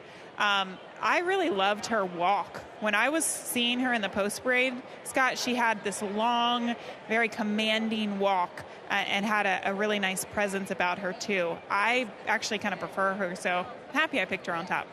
The 7-horse Sacred Kitten, if you're looking for a price, this might be the filly to look towards for Dixiana Farms. Kenny McPeek, who has been training for quite a long time, says that this is the first son or daughter of Kitten's Joy that he has ever trained.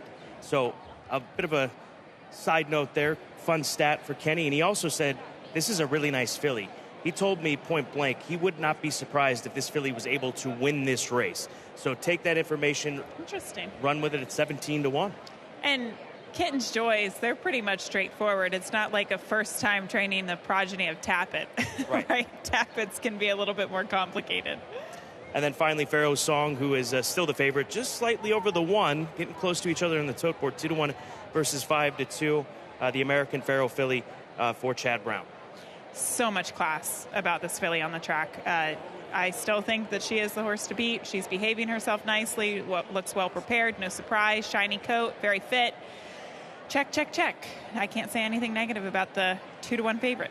good group of fillies here going onto the turf course in a matter of moments. And another big pool, early pick 4 pool, just clicked over $152,000.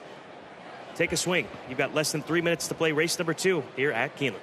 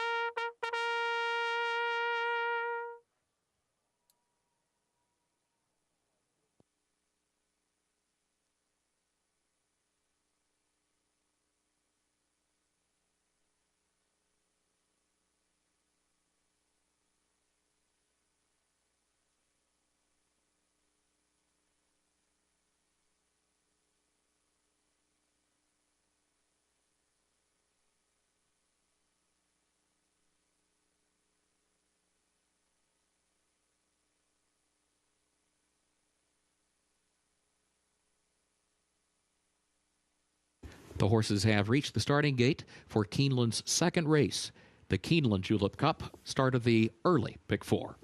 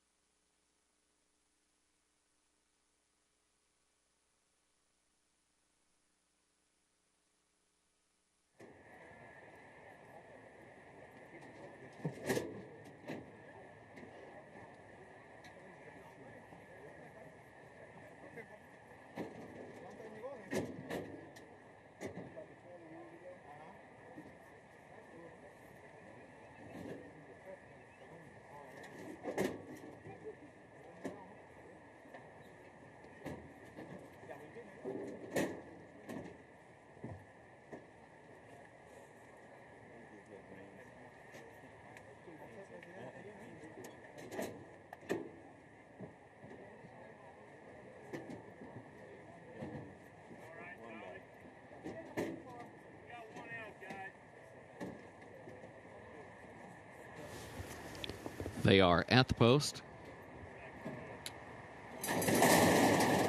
And they're off.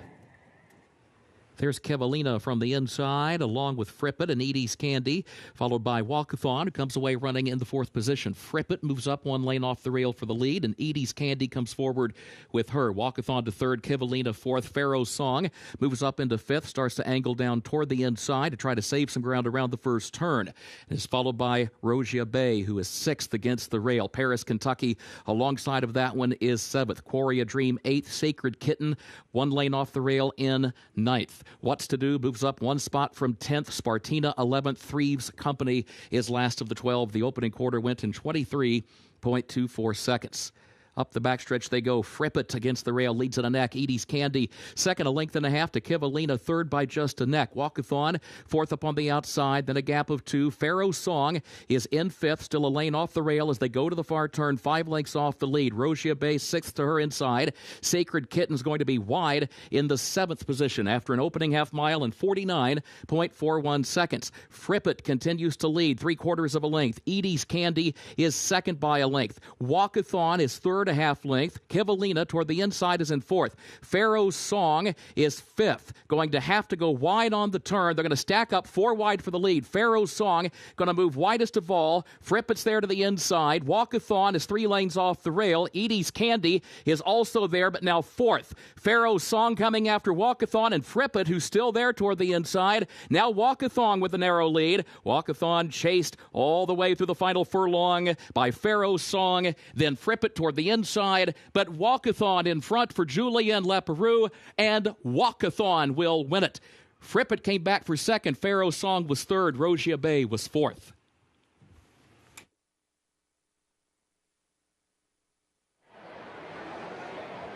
Walkathon for the Whittam Thoroughbreds, a homebred daughter of Twirling Candy, taken to the turf course brilliantly here today as she kicks away from this classy group of 3-year-old fillies. Yeah, the field kind of bunched up at one point of the race, and you didn't know who was going to come out of it going forward, but this filly definitely turned into a different gear at Walkathon, a completely different filly, beating a nice group of horses here in her turf debut for the Connections. It's going to be 8-2-9 across the board for race 2.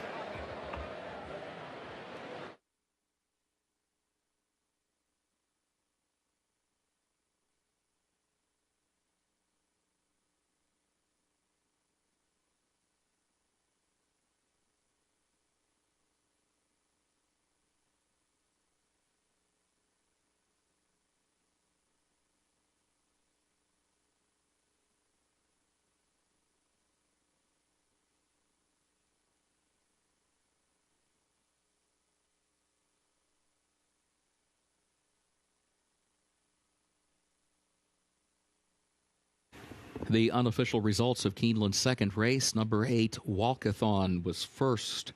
Number 2, Frippet, was second. Number 9, Pharaoh's Song, third. Number 4, Rogia Bay, was fourth. 8-2-9-4, unofficial.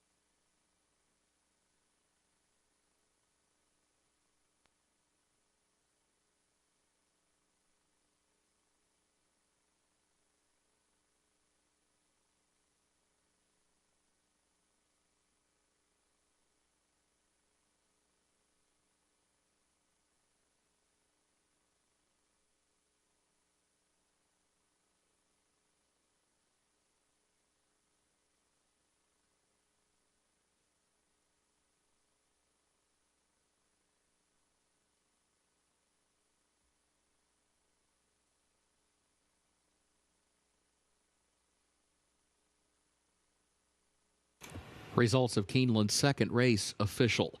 8-2-9-4, the official results.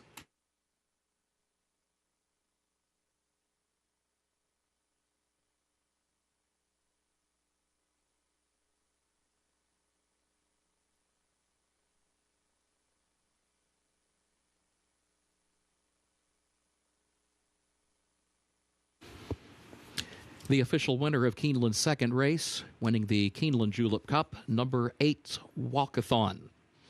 The winner is owned and bred in Kentucky by Whittam Thoroughbreds LLC of Janice Whittam, trained by Ian Wilkes, the jockey Julien Leperoux. Walkathon, a 3-year-old filly by Twirling Candy out of Walkabout by Stroll. A mile and a 16th over the turf, listed good, 1 minute 44.14 seconds.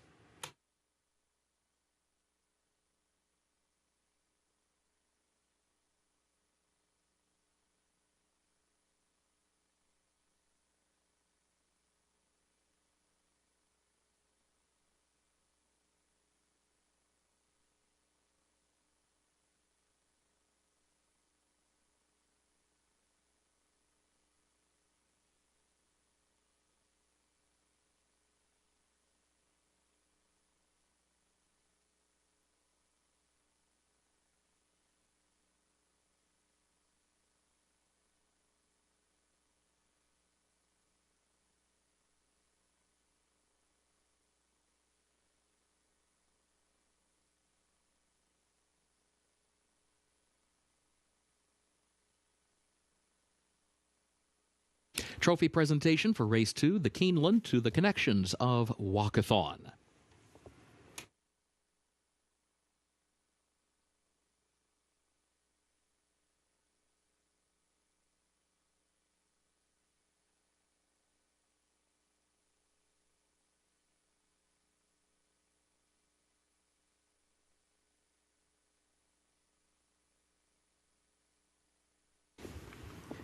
Keeneland's third race upcoming, including double and pick 3 wagering. The main track is listed fast.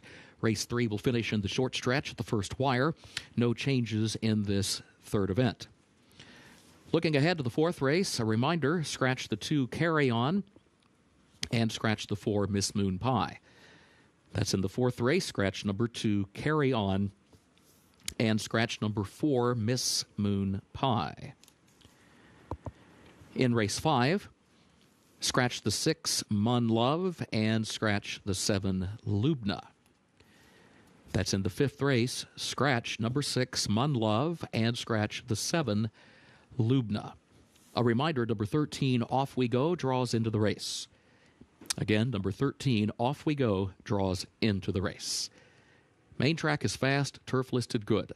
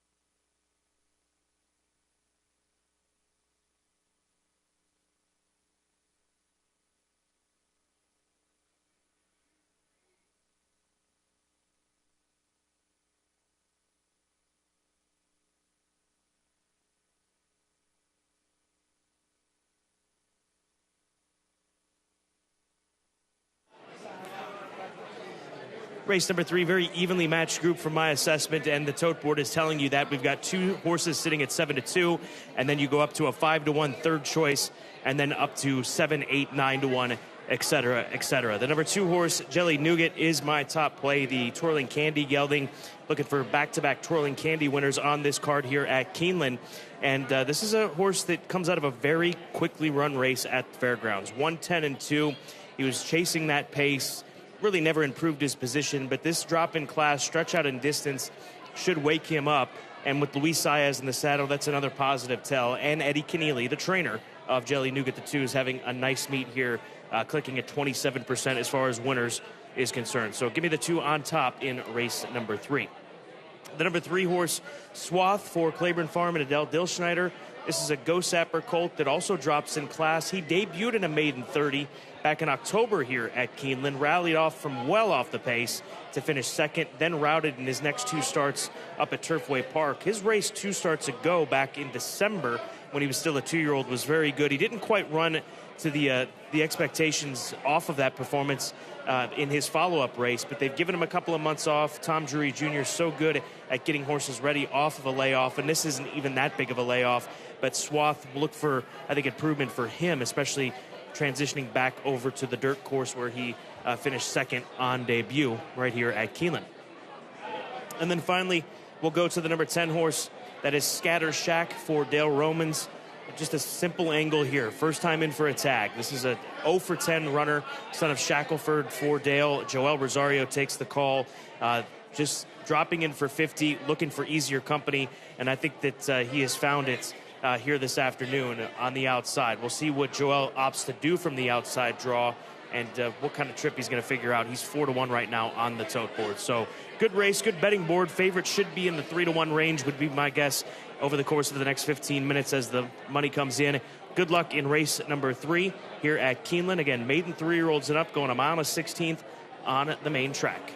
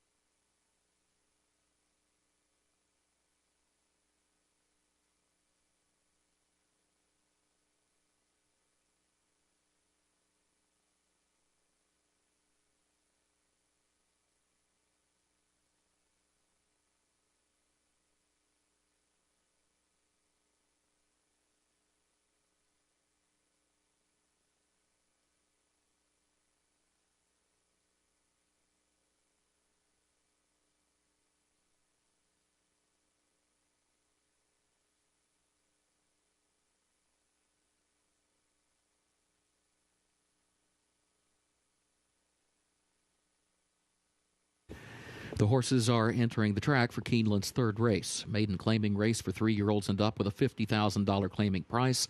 Mile and a 16th over the main track listed fast. The race will finish in the short stretch at the first wire. Double and pick 3 wagering featured here. No changes in the third. Post time in 7 minutes.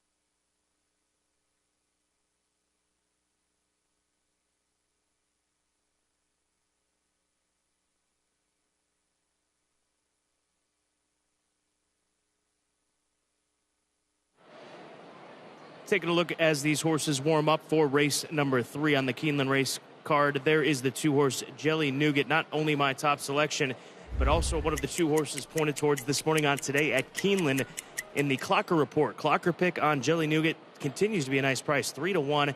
He is the favorite, just went down from 7-2 down to 3-1. So a lot of positives going on with Jelly Nougat in this scenario, being a Clocker pick and getting quite a bit of class relief off of a very quickly run race down at the fairgrounds. Tom Leach, his long shot play of the day comes with the 5 Snowscape for trainer Cherie DeVoe. 10-1 right now on the board. There he is, the son of Frosted, moving over to the main track. They tried him on turf to debut down at the fairgrounds. Debuted going around ground. He got a little bit of attention that day.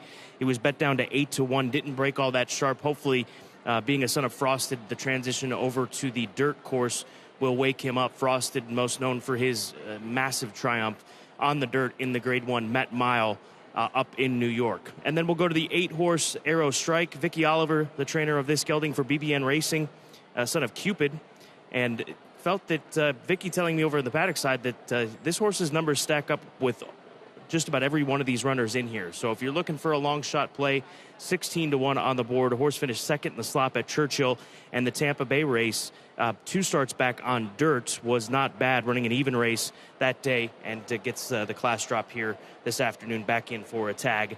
The scene of, as far as the level, the best performance, best finish of his career when he ran for 50 at Churchill Downs. So if you're looking for a price, maybe Arrow Strike for BBN Racing, Rafael Bejarano, and Vicky Oliver.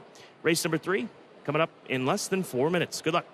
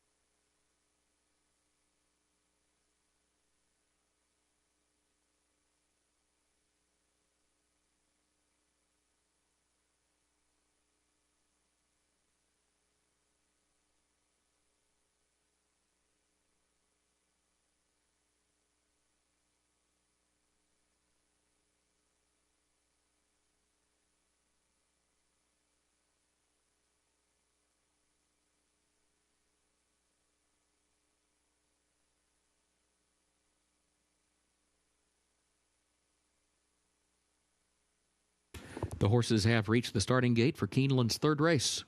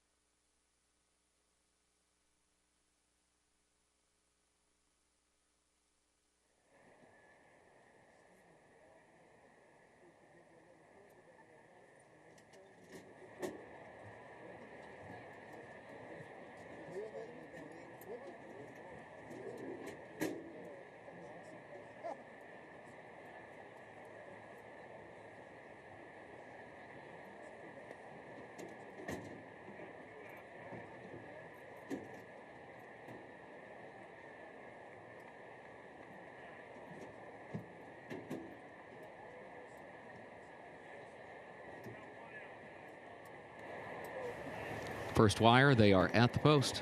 They're off. Problems at the start for Bourbon Magic, who unseated the rider coming out of the gate. Number 1, Bourbon Magic unseated the rider coming out of the gate. Early battle up front between Jelly Nougat and Crimson and Cream for the lead as they head down into the first turn. Here's Crimson and Cream moving up on the outside, taking the lead from Jelly Nougat, who's there against the rail. Swath in close quarters between horses around the first turn. There goes Versatile moving to third. Swath backs away toward the inside in fourth. Heston fifth up on the outside. Scatter Shack is 3 wide in the sixth position. Snowscape is in seventh. Arrow Strike is eighth. Loco is ninth for the move up the back stretch. The opening quarter, 24.39 seconds. And the leader, Crimson and Cream. Crimson and Cream leads it by just a length. Versatile second ahead. Jelly Nougat right there tucked away behind the leader in third, challenging for second against the rail. Here's Heston to join that pair. Moves up from fourth to third and now challenges for second, a length and a half off the lead as they head for the far turn. Scatter Shack out in the center of the track is in fifth, 3 from the front. Swath gets shuffled back 2 positions down toward the inside. 49.26 the time for the opening half mile. 3-way shuffle for the lead on the far turn now. Crimson and Cream against the rail leads it by a neck to Versatile. Heston stacks up to their outside. Scatter Shack is fourth, center of the track, still a length and a half off the front trio. Now Jelly Nougat needs room. Jelly Nougat is going to move carefully between horses as they move off the turn. Had to make a move to the four-path off the top of the turn, into the stretch, short stretch here, and has the lead.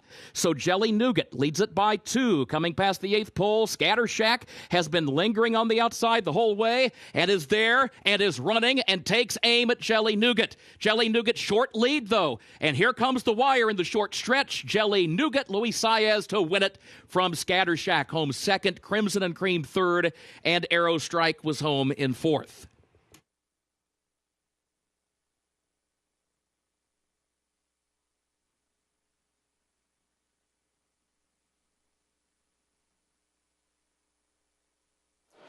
Jelly Nougat sitting just off the pace down on the inside, and once angled off the rail and getting out into the clear. Luis Saez got some separation right here, though. It looked like the 10 was going to be able to come on and pass him Scatter Shack for Joel Rosario, but Luis digging down deep and finding more from Jelly Nougat as the clocker pick comes through here in race number 3, 2:10.78. Inquiry is on the tote board, and that has to do with Bourbon Magic unseating the number 1 horse, unseating Chris Landeros at the start. So 2:10.78 in race number 3.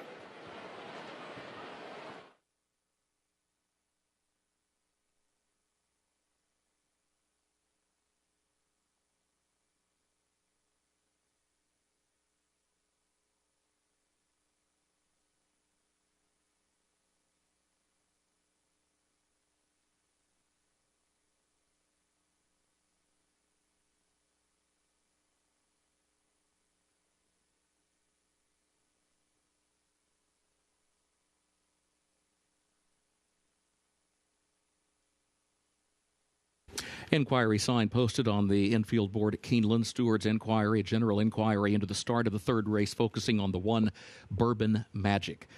General Steward's inquiry into the start of race 3, focusing on number 1 Bourbon Magic. Unofficial results of Keeneland's third race: number 2 Jelly Nougat finished first. Number 10 Scatter Shack was second. Number 7 Crimson and Cream third. Number 8 Arrow Strike fourth. 2:10.78 unofficial.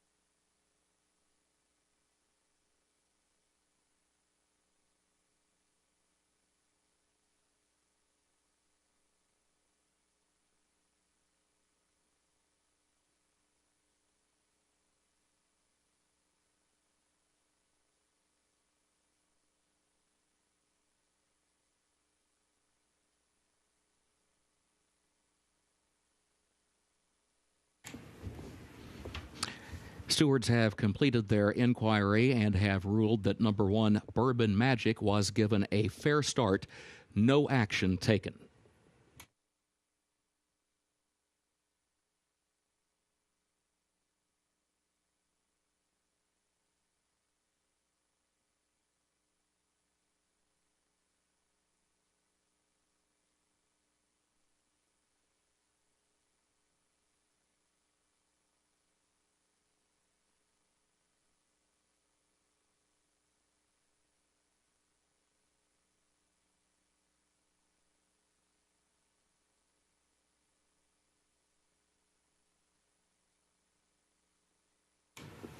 In the winner's circle for Keeneland's third race, unofficial winner number 2, Jelly Nougat, owned and bred in Kentucky by Summer Place Farm, LLC, of Louise Lally, trained by Eddie Condeely, the jockey Luis Saez.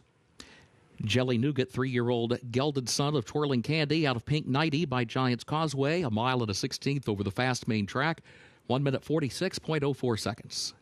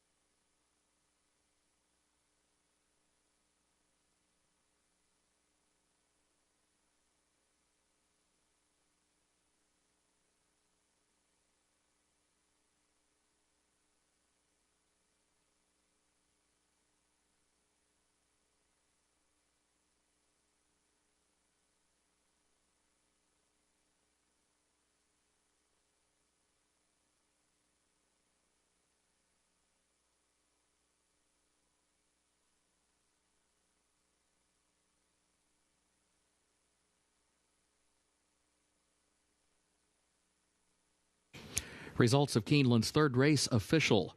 2:10.78, the official results.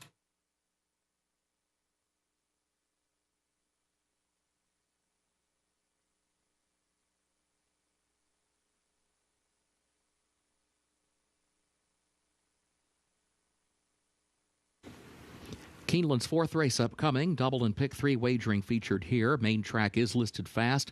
This race will finish in the short stretch of the first wire. Scratch the 2, Carry On, and scratch the 4, Miss Moon Pie.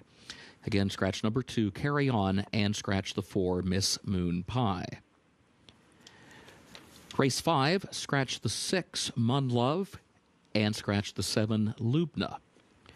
That's in race 5. Scratch the 6, Mun Love, and scratch the 7, Lubna. A reminder, number 13, Off We Go, draws into the race. Again, number 13, Off We Go, draws into the race. No changes at this time in race 6. Main track is fast. Turf is good. The rail at 15 feet on the turf course today.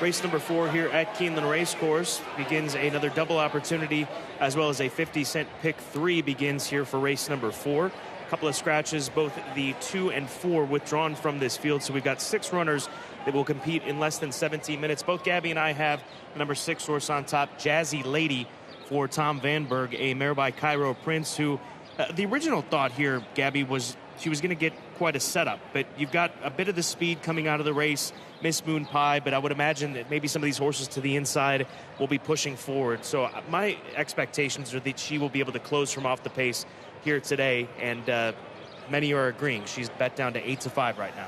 It is challenging because you and I both handicapped this race a couple of days ago, and with the presence of Miss Moon Pie, you would think that maybe the 4 and the 5 would hook up on the front end and create a great scenario for the 6 Jazzy Lady to close into. I really liked her with the presence of the 4. Without the presence of the 4, I still like her. I think her class can prevail. She just needs a well-timed move, and no better person to do it than Irad Ortiz. Jump into the fire for Ben Colebrook. She won for maiden 10 in her second start, and the Connections got a bit lucky that day because somebody tried to claim her that afternoon. The claim was voided, and since then she's picked up 2 allowance victories up at Mahoning Valley in front-running fashion, but this is going to be deeper waters today than what she's been running against up in Ohio. It is a tough group, but it's not like Ben is running her in an allowance race. I mean, this is actually a really good spot for her since she broke her maiden at the $10,000 level. She's eligible for this race, and she is definitely benefited by the scratch of the 4, Miss Moon Pie. She figured to have to duel on the front end, but today it's hers for the taking, that front-running position. I think one of the outside 2 horses also could put some pressure on Jump into the Fire. I'm not necessarily suggesting that they're going to be going head-and-head with the 5, but I wouldn't be shocked to see Absolute Love, the 7, do so, or Since You Left on the outside for Grant Forrester. Her best races have come when she's able to be up forward near the pace and sit just off of it. So you've got to respect the 8, Since You Left for Grant Forrester. 7-2 right now on the 8 horse, and there's a good look at her.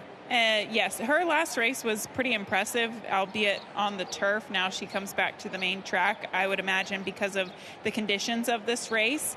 Scott, I actually think she might be a better filly on the turf than the dirt. Her numbers are superior on that surface, but like I said, this just seems like a logical spot for her to run in against Starter Allowance Company. And same can be said for the 3, Sing Song Bird. She gets a good draw. She's another one that could be up there, not too far off the 5. I would be concerned that she could find herself boxed in back behind horses if that speed comes from the outside to try to go with the number 5 horse. But she's 9-1 right now on the board and deserves a shot in this condition. When you look at her form, it's very rare that you can see a horse win on multiple surfaces. She's won on the dirt, she's won on the synthetic, and she has won on the turf. And a lot of the time, what goes into play with that is class. She knows how to win. She likes to win. So there's no harm in throwing her in underneath at a big price at 9-1. This is race number 4 on the 10-race card. Less than 14 minutes to post here at Keeneland.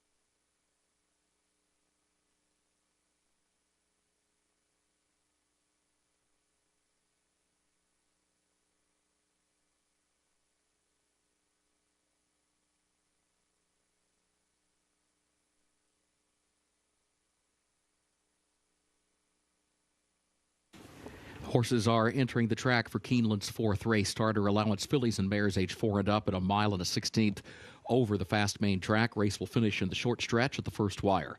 Scratch number 2, Carry On, and scratch the 4, Miss Moon Pie. Again, scratch number 2, Carry On, and scratch the 4, Miss Moon Pie. Double and pick 3 wagering featured here. Post time in 7 minutes.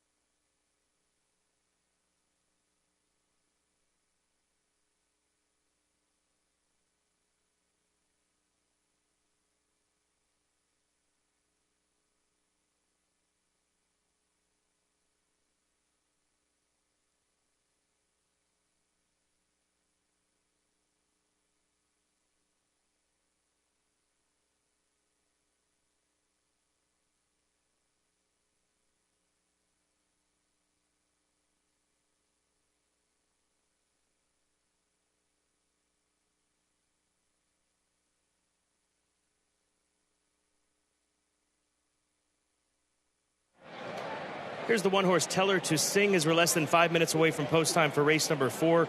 Claude Brownfield III sending this mare forward here today off of a run down at Mahoning Valley inside post. He told me that he's hopeful that some of these horses from the outside go and hook up. So I think he's looking for a setup much like the favorite's going to as well. Yeah, Scott, it'll be a very good, well, we'll have to see who decides to go other than the number 5 horse because she has the most natural speed. I just have a feeling that she's going to be on the lead, but the one, she's got a nice shiny looking coat, maybe one to throw in underneath at 17-1. Favorite still Jazzy Lady for Tom Vanberg, and Here We Go Stables and Tate Russell. Irad Ortiz Jr. in the saddle. Tom Vanberg telling me he obviously admitted that the scratch of the floor does hurt them a bit, but she doesn't need an extremely fast pace. He just said that she needs to get out in the clear and use those big strides. He called her a freight train, the way that she moves, and he said that Irad's going to have to maybe make an earlier move because of the short stretch. So just hopefully getting her out in there clear, and I don't think that that'll be much of an issue in this field of 5 others that she's facing. I also think the added distance helped. She had to go a mile last time out. It was a fast pace. She still closed impressively, but stretching out to the 2 turns, I think, will afford her the ability to sit a closer trip. She's 9-5. Then you've got 5-2 on the number 5 horse, Jump Into the Fire, who's looking to continue the win streak, looking for 4 wins in a row. That's the second choice, and then 2 7-2 shots drawn to the outside. Absolute Love and Since You Left. Race number 4 at Keeneland coming up next in less than 3 minutes.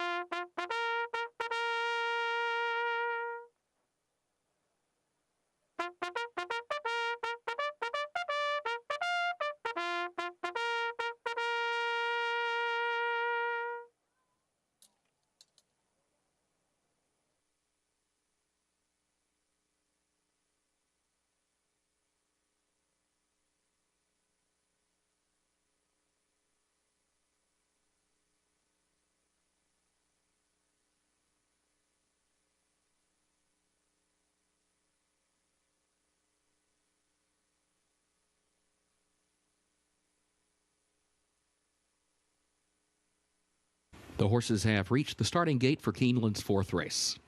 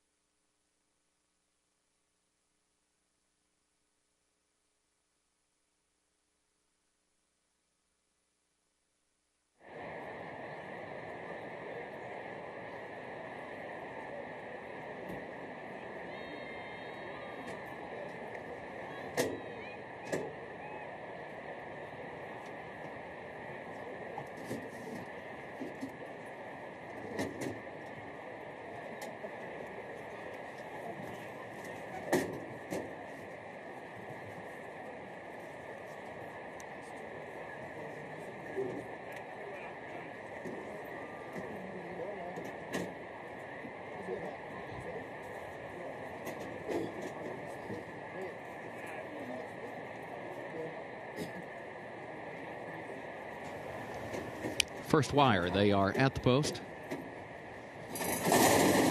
And they're off. There goes Jump Into the Fire. There goes Since You Left from the outside. These two come to the front. Absolute Love comes away running in third. Jump Into the Fire. Against the rail now, leads them into the first turn. Since You Left is second up on the outside, followed by Absolute Love, who gets down next to the rail in third. Then a break of nearly 5 more lengths. Back to Sing Song Bird. Tell Her to Sing alongside of that one. Jazzy Lady unhurried early on at the back. Opening quarter, 23.81 seconds. Jazzy Lady 8 lengths off the lead.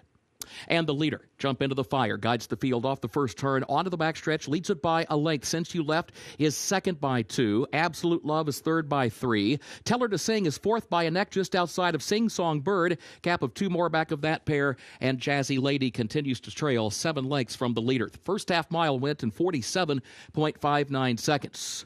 Jump Into the Fire continues to show the way at the entry to the far turn by 2 lengths.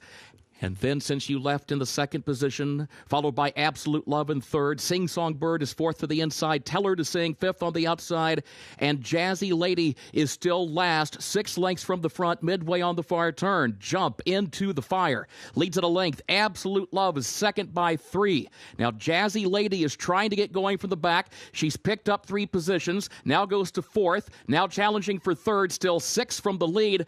As they move into the short stretch, Jump Into the Fire has the lead by 2 lengths. Absolute Love is second. Jazzy Lady still third up on the outside into the final furlong. And it is Jump Into the Fire with a 3.5 length margin and deep stretch. Jazzy Lady challenging Absolute Love for second, but well behind Jump Into the Fire, who wins it for Colby Hernandez. Jazzy Lady did get second. Absolute Love was third. Sing Song Bird fourth.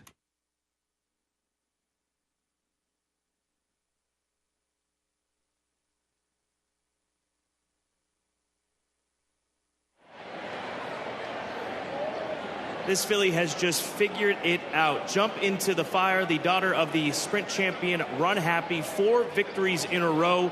She was able to dictate the pace and keep on going out on the front end. The 6th, Jazzy Lady, made a run, but at this point, Jump Into the Fire had flown to that first wire finish. I think the key to her, Scott, is a longer distance. When she's able to go a distance of ground, she's able to go to the front end and establish that confidence and keep on keeping on. And she gets the job done. Big help with the scratch with the 4, but she goes gate to wire at 7-5 for the connections. Race 4, 5, 6, 7 across the board.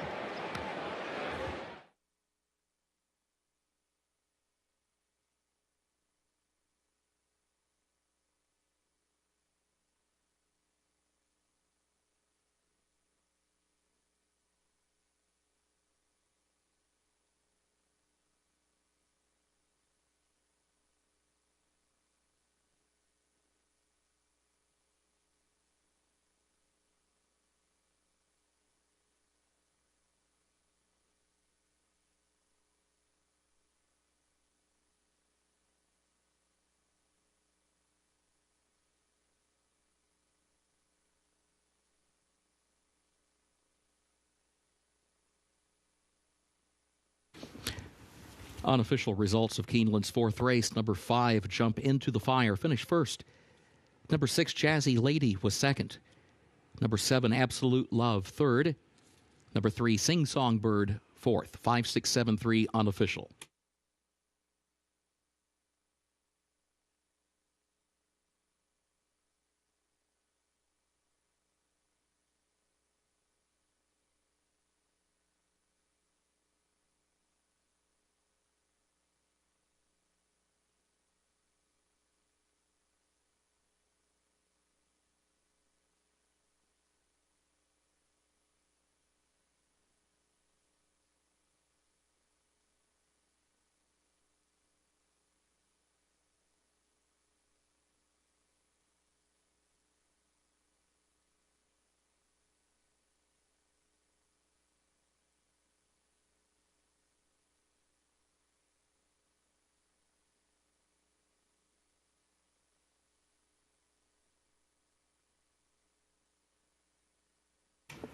In the winner's circle for Keeneland's 4th race, the unofficial winner, number 5, Jump Into the Fire, owned by Andrew Warren, trained by Ben Colebrook. The winning jockey is Colby Hernandez. Jump Into the Fire, a 4-year-old filly by Run Happy out of Katniss the Victor by Midnight Loot, bred in Kentucky by Glenda Lock LLC.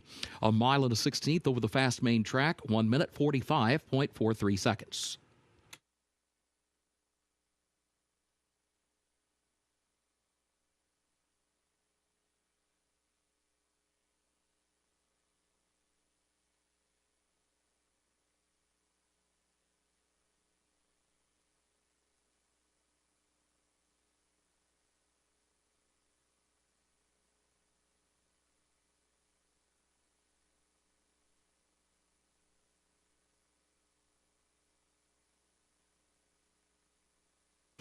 Results of Keeneland's 4th race official. 5-6-7-3, the official results.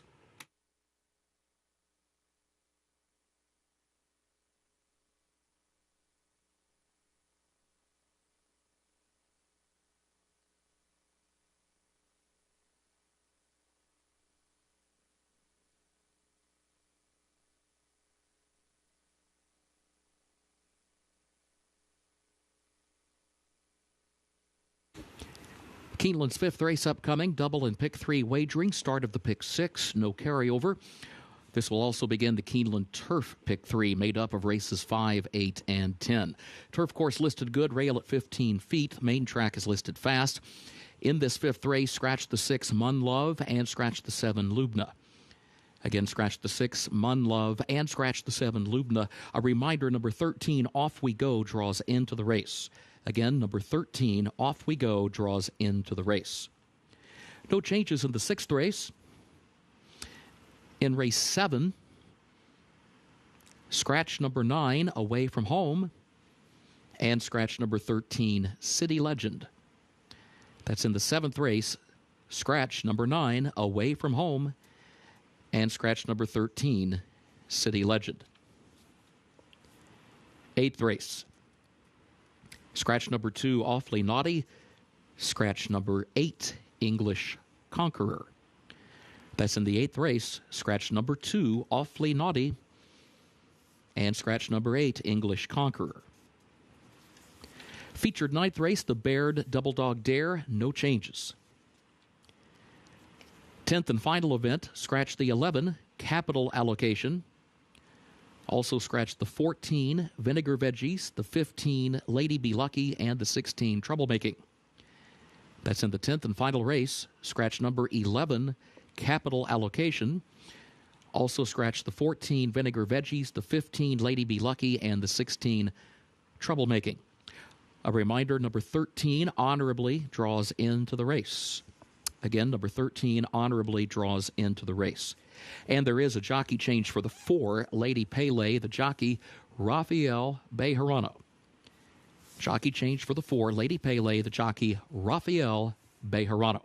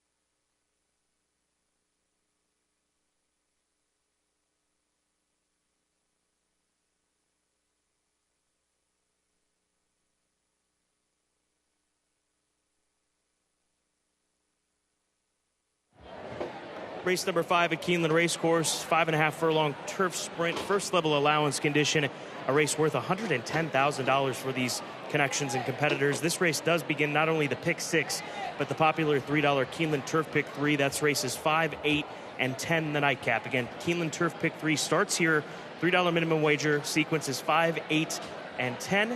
And make sure you ask for that wager separately if you're playing the Keeneland Turf Pick 3. The number 5 horse, Salvaje, is the current favorite, my top selection, a filly by Canteros that was chasing the pace over there at Fairgrounds. I'm not too concerned about the relatively slow time down there at the Fairgrounds that it was run. I think a lot of those races at the Fairgrounds had fractions like this over the course of the meeting down in New Orleans, but she was only beaten 4 lengths in the Limestone Turf Sprint last April here at Keeneland, and she won on debut on the 26th of December, sprinting on the turf course. So I like this filly. She's been consistently good over the course of her career, and 5-2, not a bad price on the favorite.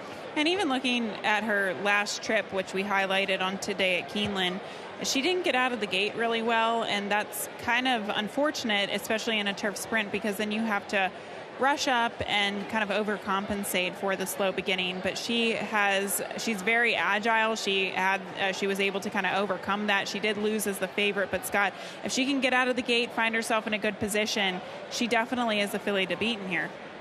The 9 horse, 11-1. That's Cruz Bay, your top play, a filly by Broken Val, who broke her maiden at Kentucky Downs. The follow-up was 6 months ago here at Keeneland Racecourse, and she was well beaten that day. 9 3/4 lengths was the margin of defeat. What led you in the direction of this filly? I think it's been a little bit of an experiment with her. She didn't run well first time out, so the connections decided to stretch her out in distance to a route of ground.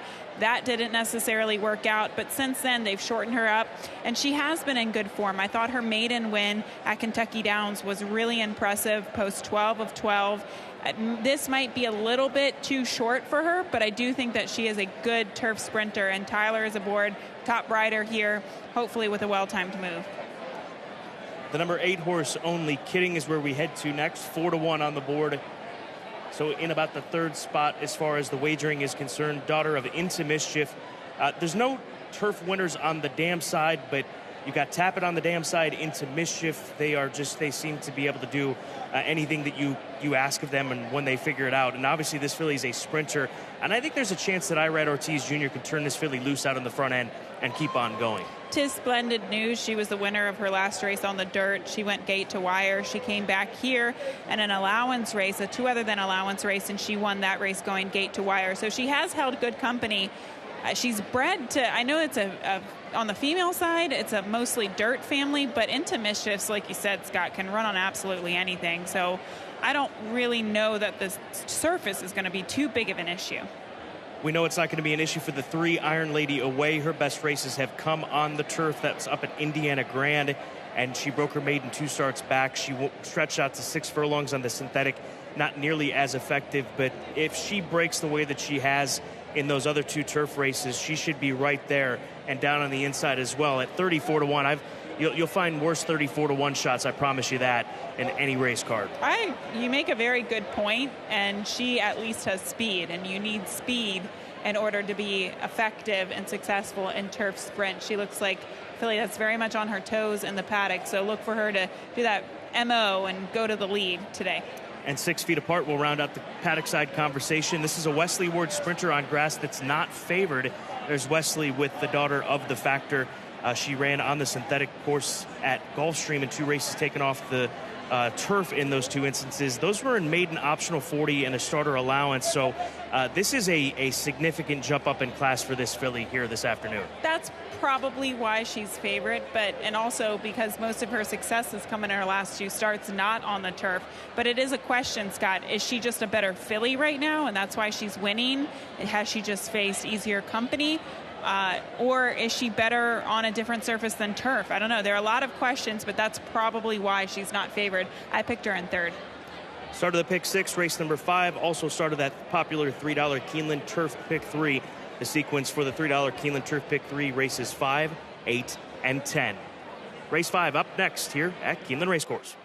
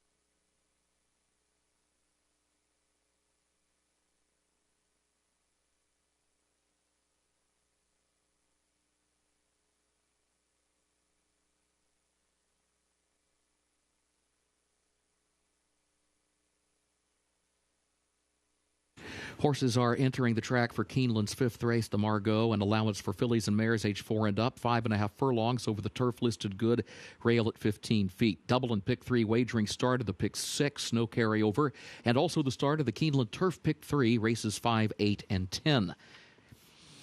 In this 5th race, scratch the 6, Mun Love, and scratch the 7, Lubna. Again, scratch the 6, Mun Love, and scratch the 7, Lubna. A reminder, number 13, Off We Go, draws into the race. Again, number 13, Off We Go, draws into the race. Post time, 7 minutes.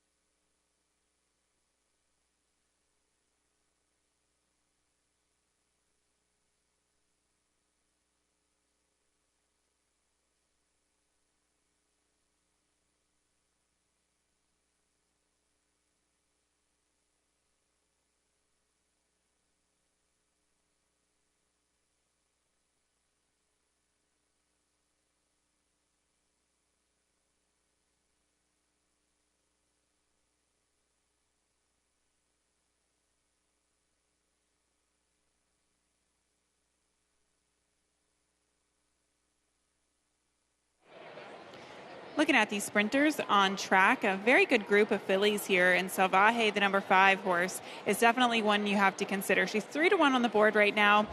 We did highlight her this morning on our morning show today at Keeneland with Trip Notes Pros. They do a great job at looking at past performances, looking at replays, and kind of breaking those races down to see if horses had troubled trips in the past. And that was the case with Salvaje last time out. She didn't get out of the gate very well. She was wide. She had to make up the ground that she lost coming out of the gate. So troubled trip last time out, and she looks like she's coming into the race in good order, just bright, happy, ears forward. A lovely looking filly here for Cherie DeVoe.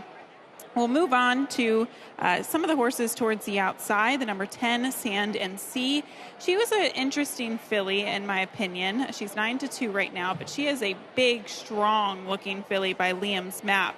Her last race, she looked like a completely different filly in there. She went on to win by 3 lengths as the favorite. To me, she just kind of looks like a big filly that probably needed some time to figure herself out and kind of grow into herself and mature. So her last race, although it was not on the turf, I almost wonder if she's just a better horse this year and she can take another step forward coming back to this turf sprint today. But she made a lovely appearance this afternoon. And then the 12, Nota Bene, I like her. I probably think that she could be one to use underneath. I don't know if she's going to get a fast pace to develop in front of her.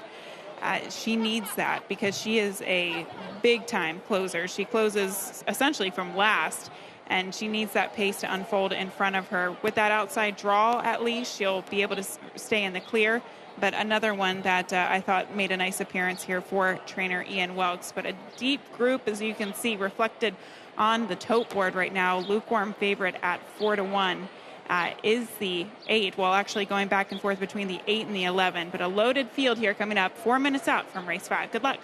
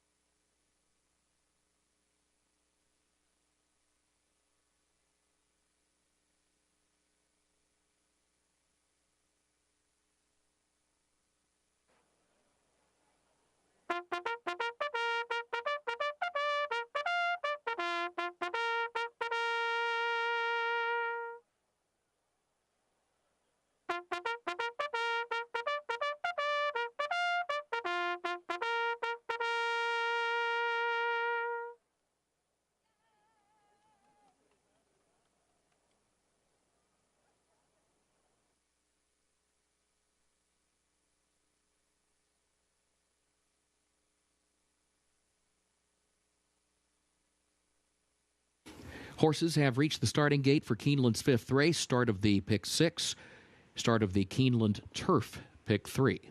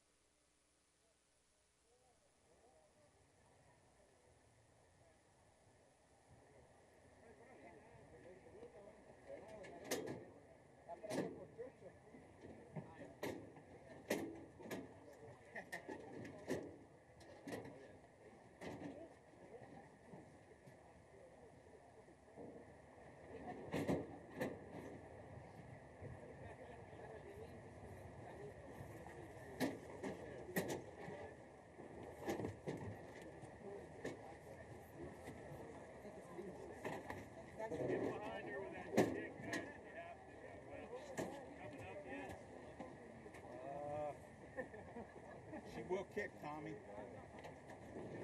He's coming back near this way. Laying on that wall. Yeah, I seen it. She hasn't been good since you got on, has she?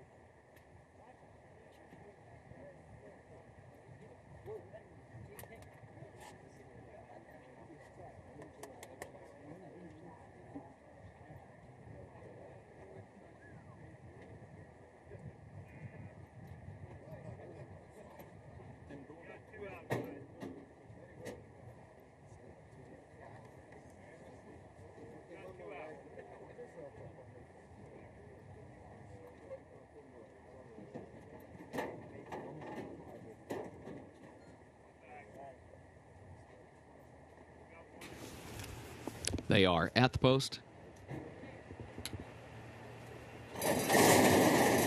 And they're off. Off we go, 6 feet apart, Iron Lady away. Iron Lady away, now comes to the front. Kona Kai is there to the inside. 6 feet apart, close up third up on the outside, followed by Ursulina fourth. Dynamite Gift is away running in fifth. Salvaje down to the inside in sixth. Off we go, center of the course is now in seventh. Cruz Bay, just to her inside, is in the eighth position. And then Only Kidding is down to the inside in ninth. Sand and Sea is in 10th. Note to Bene, last of the 11, 21.82 seconds for the opening quarter. Iron Lady away, the leader by a length, 6 feet apart, second by a length. Kona Kai is third down toward the inside. Dynamite Gift is in fourth. Ursulina is in fifth. Salvaje is looking for running room, but sixth in some traffic down toward the inside. 6 feet apart coming after Iron Lady away. Sand and Sea is trying to run late to the rail, but still far back of the leader. Late charge from Cruz Bay on the outside. Salvaje and Sand and Sea need room behind Iron Lady away. Cruz Bay comes from the outside. Salvaje is trying to get through Cruz Bay. Late charge from Only Kidding. Photo for the win. Multiple horse photo for the win in today's fifth.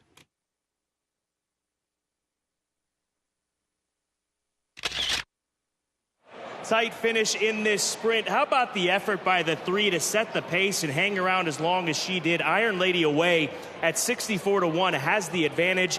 And then about 5 or 6 come bearing down on her. Gabby, it's tough to sort through these horses and figure out who is who. I believe the 5 is in the photo, sneaking in between those horses and passing the 3. Then the 9 on the outside. The gray in between. 3 horses about a head apart on the wire. What a finish.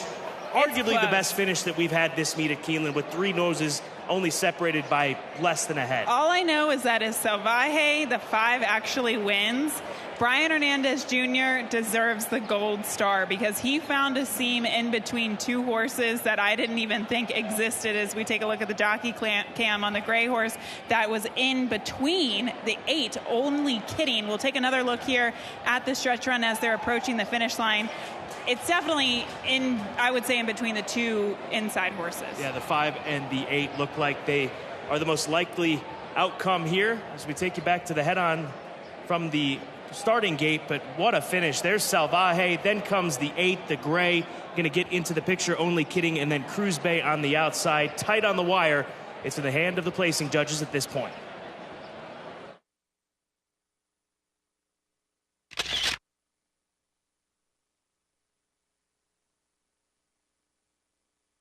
Photo for the win. Hold all tickets.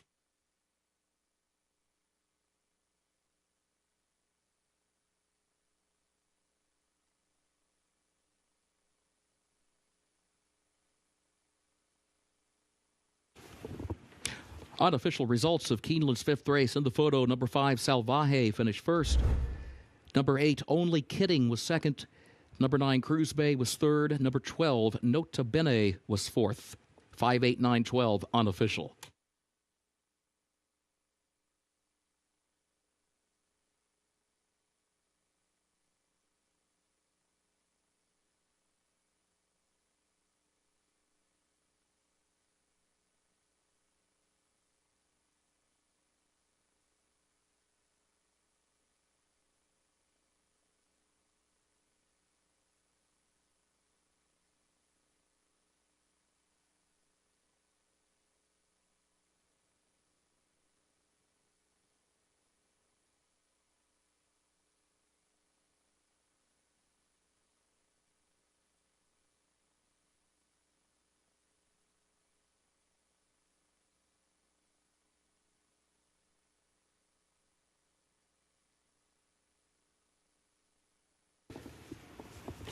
Results of Keeneland's 5th race official.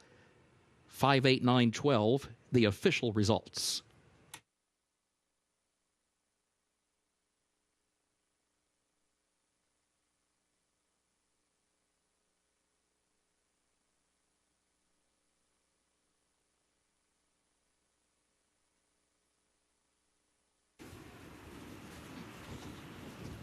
The official winner of Keeneland's 5th race, the Margot. Number 5, Salvaje, owned by Belladonna Racing LLC of Portia Brooks, owned by Backstretch Farms Incorporated of David Davila, owned by Rick Howard, the trainer Sherry DeVoe, the jockey Brian Hernandez Jr.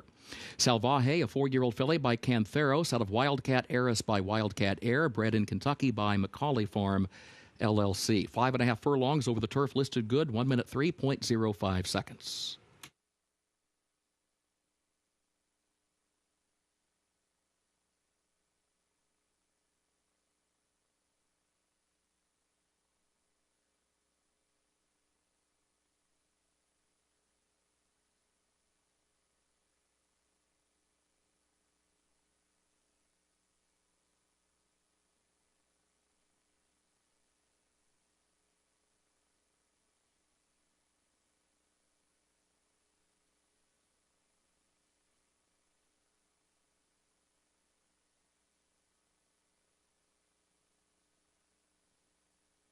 At Keeneland, the early pick 5 pays on 5 of 5 with a consolation 4 of 5.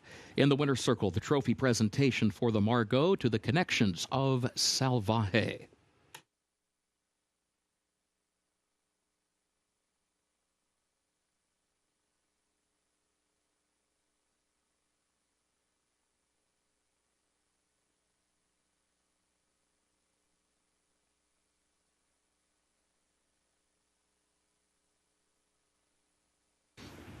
Keeneland's 6th race upcoming. Double and pick 3 wagering and also start of the late pick 5. The main track is fast. The turf is good. No changes in this 6th race. Looking ahead to race 7, a reminder, scratch number 9, Away From Home, and scratch number 13, City Legend. That's in the 7th race, scratch number 9, Away From Home, and scratch number 13, City Legend. 8th race. Scratch the 2, Awfully Naughty, and scratch number 8, English Conqueror. That's in the 8th race, scratch number 2, Awfully Naughty, and scratch number 8, English Conqueror. Featured 9th, the Bear Double Dog Dare has no changes. 10th and final race, scratch the 11, Capital Allocation. Also scratch the 14, Vinegar Veggies, the 15, Lady Be Lucky, the 16, Troublemaking. That's in the 10th and final race. Scratch the 11, Capital Allocation. Also scratch the 14, Vinegar Veggies, the 15, Lady Be Lucky, and the 16, Troublemaking. A reminder, number 13 honorably draws in. Number 13 honorably draws into the race. And a jockey change for the 4, Lady Pele, the jockey Rafael Bejarano. That's the 4, Lady Pele, the jockey Rafael Bejarano.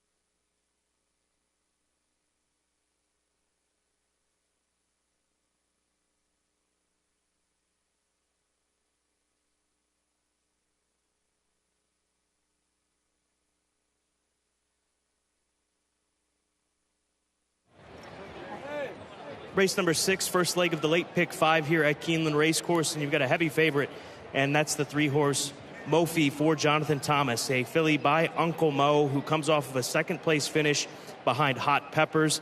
And if she can run back to that race, Gabby, she will be awfully tough to beat here today. Her first race was really good and probably going a distance that was a little bit too short for her, going 5 furlongs, but she still won that race.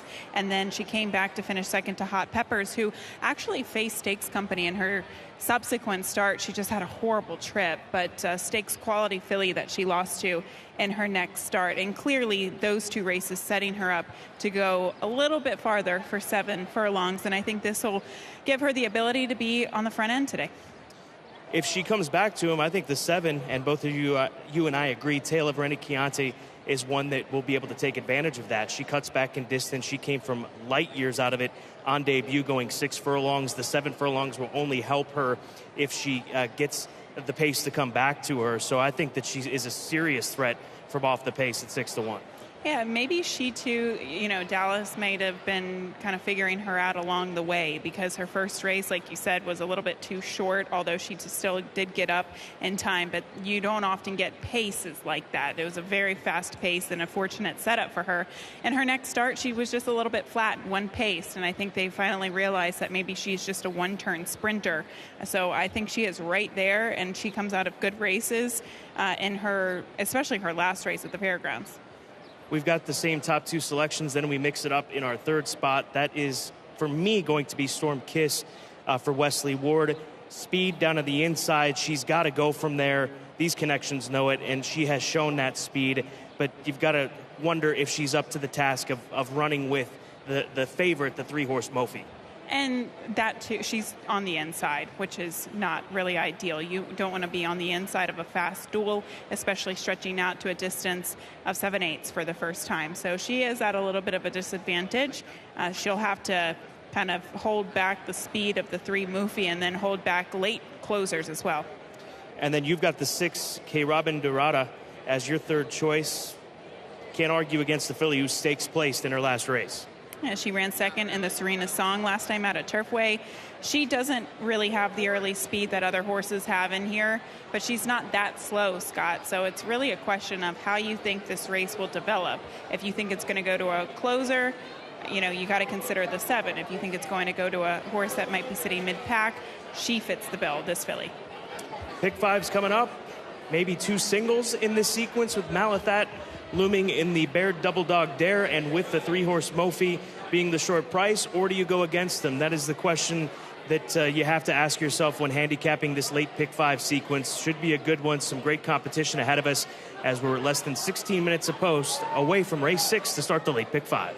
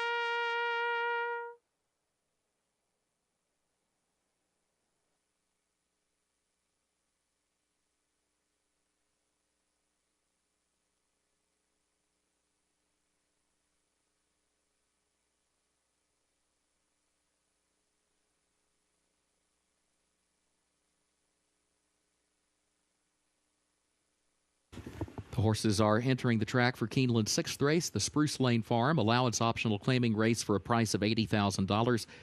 3-year-old fillies at 7 furlongs over the fast main track. Double and pick 3 wagering start of the late pick 5. No changes in this 6th race. Main track fast, turf listed good today. Post time in just 7 minutes.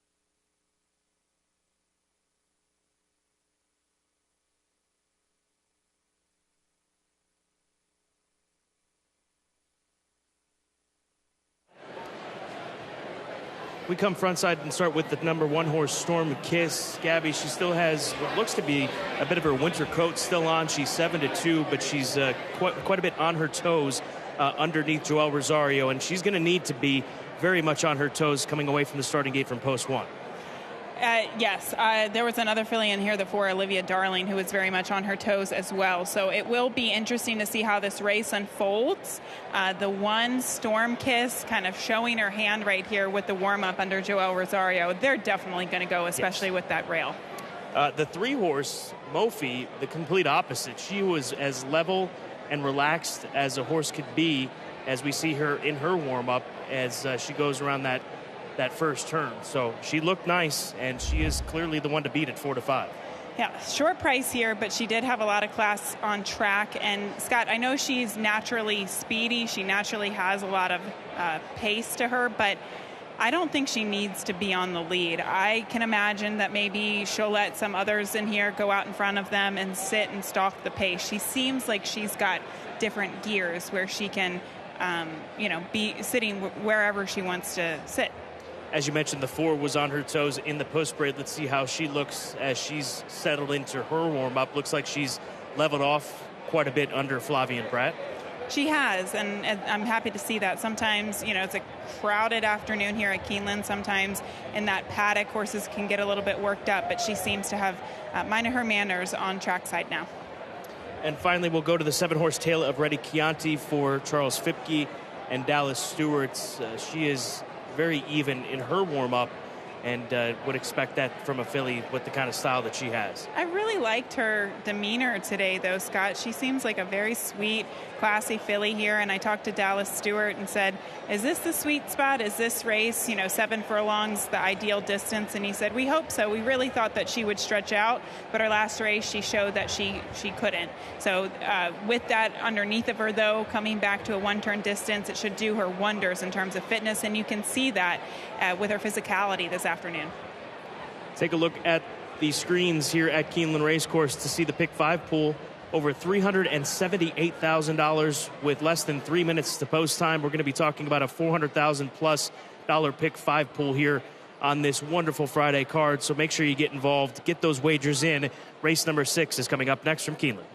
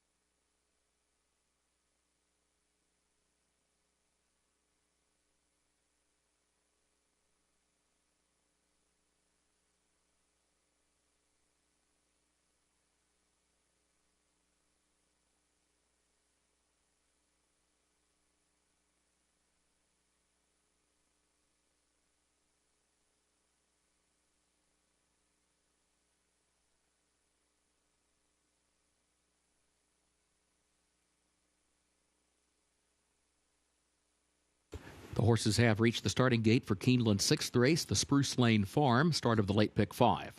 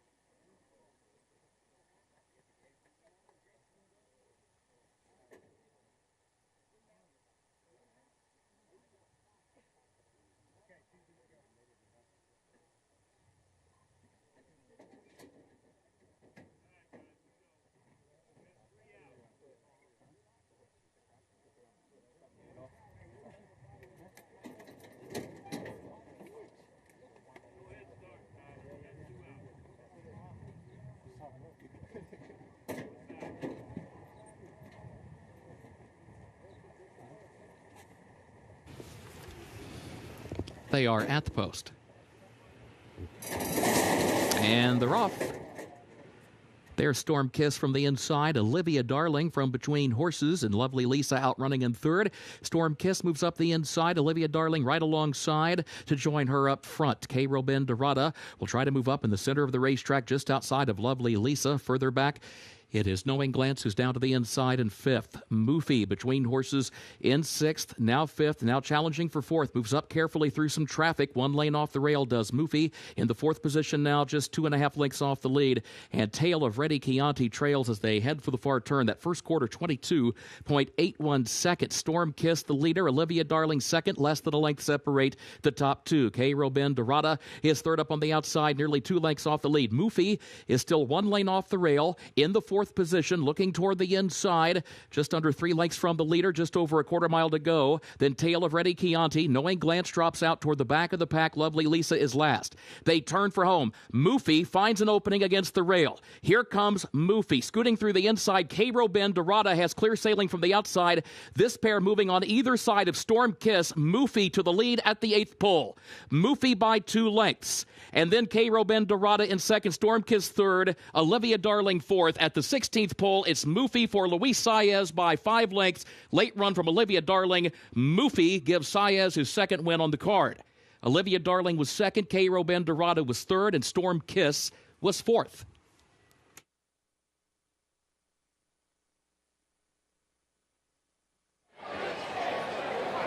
As expected, Mufi, the daughter of Uncle Mo for Jonathan Thomas and Mr. George Strawbridge Jr. and his Augustin stable, able to pull this one off. There were some moments, Gabby, though, where you were, at least I was wondering, where is Luis Saez going to go with this filly? He stays down to the inside and ends up working out. He saw it really unfolding in front of him where that rail was opening up. He really had a couple of paths to go through from the rail and the number 1 horse. So sitting a very patient trip on the rail, Luis Saez guides this 3 to 5 favorite home. Congratulations to the connections. 3, 4, 6 across the board.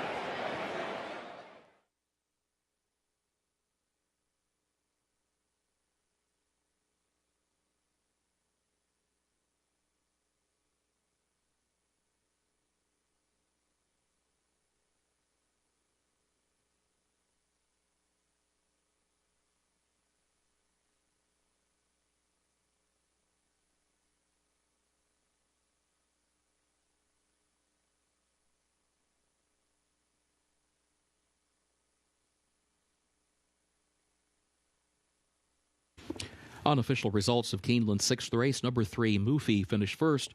Number 4, Olivia Darling, was second. Number 6, Cairo Ben Dorado, was third. And number 1, Storm Kiss, fourth. 3, 4, 6, 1, unofficial.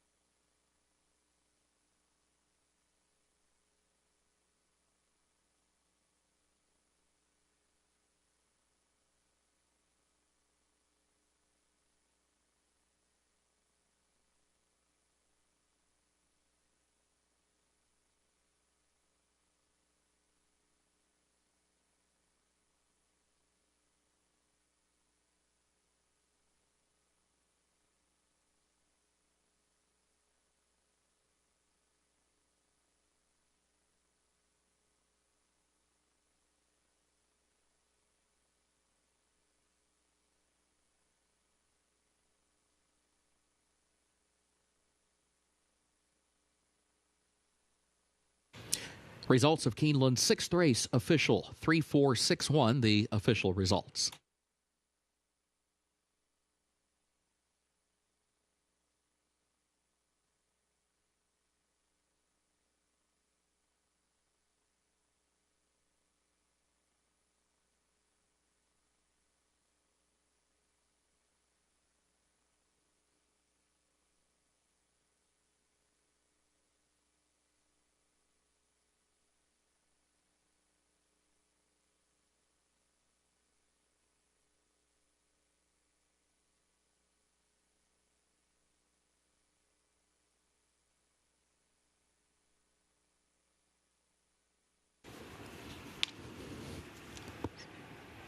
The official winner of Keeneland's 6th race, the Spruce Lane Farm, number 3, Mufi.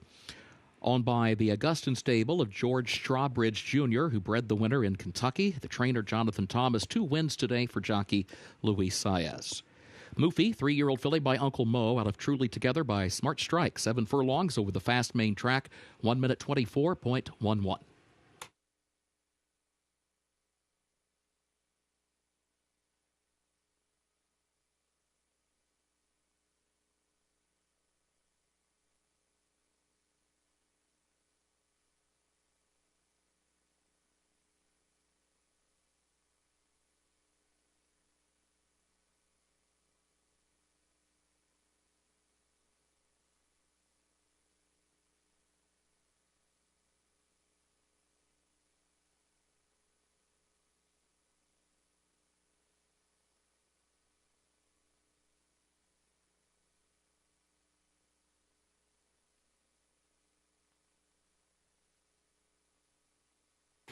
In the winner's circle, the Spruce Lane Farm trophy presentation to the connections of Moofy.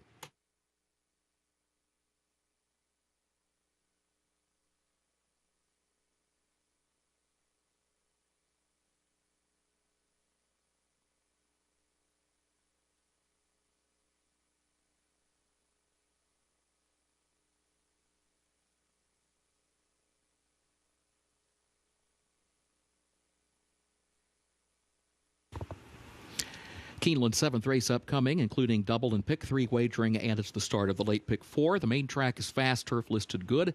Rail at 15 feet on the turf course today. 7th race will finish in the short stretch at the first wire. Scratch number 9, Away From Home, and scratch number 13, City Legend. Again, scratch number 9, Away From Home, and scratch number 13, City Legend. 8th race, scratch number 2, Awfully Naughty, and scratch number 8, English Conqueror. That's in the 8th race, scratch number 2, Awfully Naughty, and scratch number 8, English Conqueror. Featured 9th race, the Baird Double Dog Dare has no changes. 10th and final race, scratch the 11, Capital Allocation. Also scratch the 14, Vinegar Veggies, the 15, Lady Be Lucky, and the 16, Troublemaking. That's in the 10th and final race. Scratch the 11, Capital Allocation.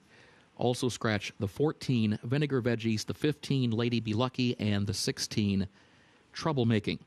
A reminder, number 13, Honorably, draws into the race. Again, number 13, Honorably, draws into the race.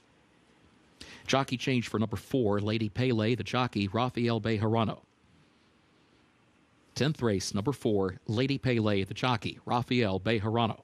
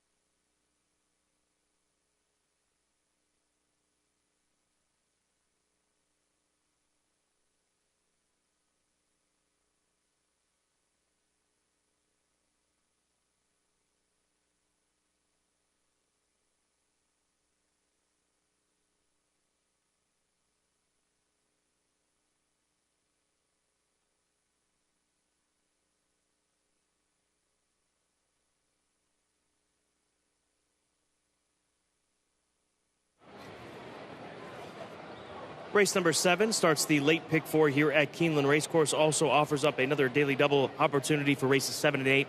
And pick 3s continue to roll throughout the afternoon. We're 17 minutes away from this maiden special weight event at 1 1/16 on the main track, so a first wire finish. The 11 horse, who is 7-2 right now on the board, is my top play. That is Stay Restless for Todd Pletcher. It comes out of 2 sprint races, now gets to stretch out to a route of ground and has the pedigree to do so, Gabby. He is a son of Empire Maker, who should relish this added distance. And we touched on this with his impressive maiden win yesterday, as I almost got kicked by the 8 horse, grazed the boy. The stats with his sprinter stretching out to a distance of ground are really, really strong. I believe 25%. So that definitely applies to Stay Restless in here as well. And, I actually like him stretching out and getting back to a fast track. You've got Aussie Pride on top.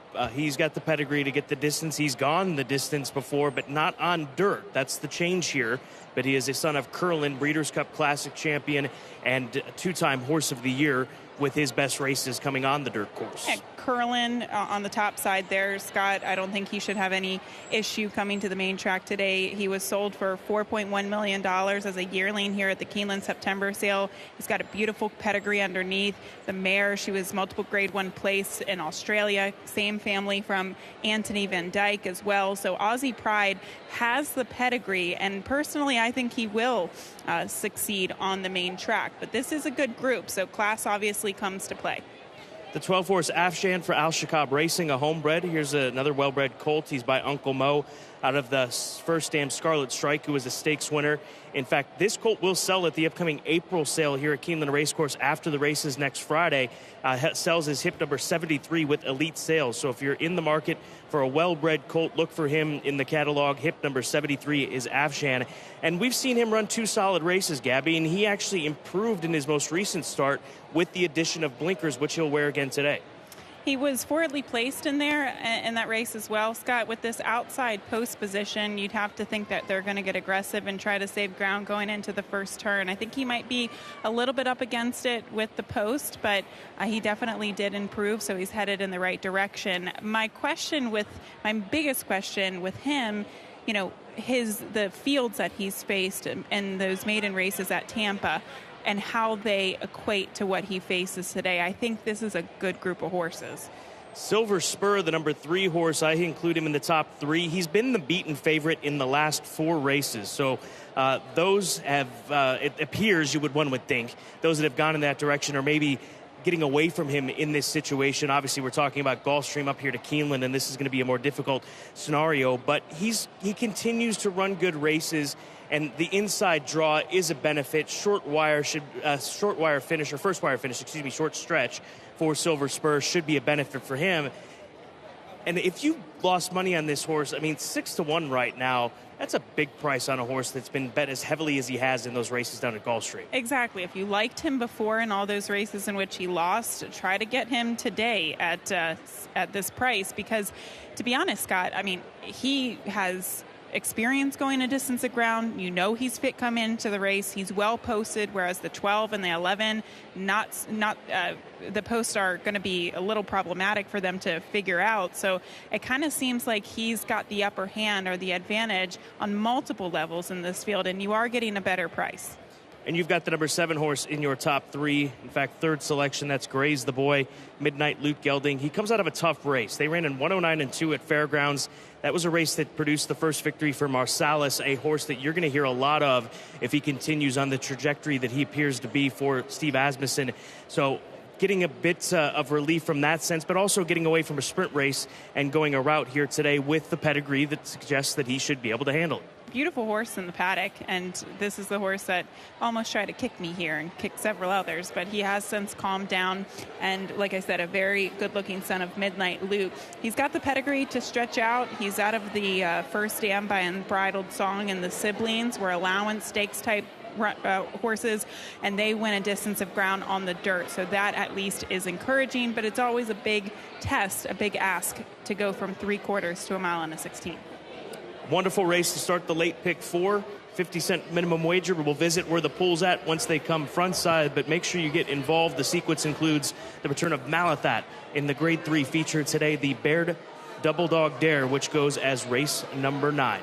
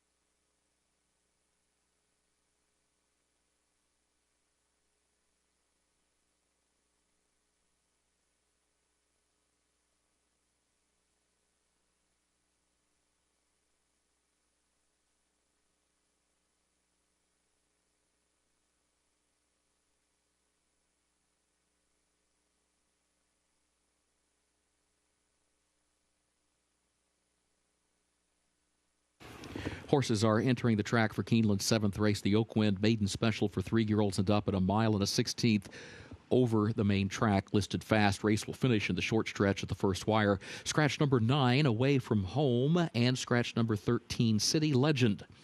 Again, scratch the 9, Away From Home, and scratch number 13, City Legend.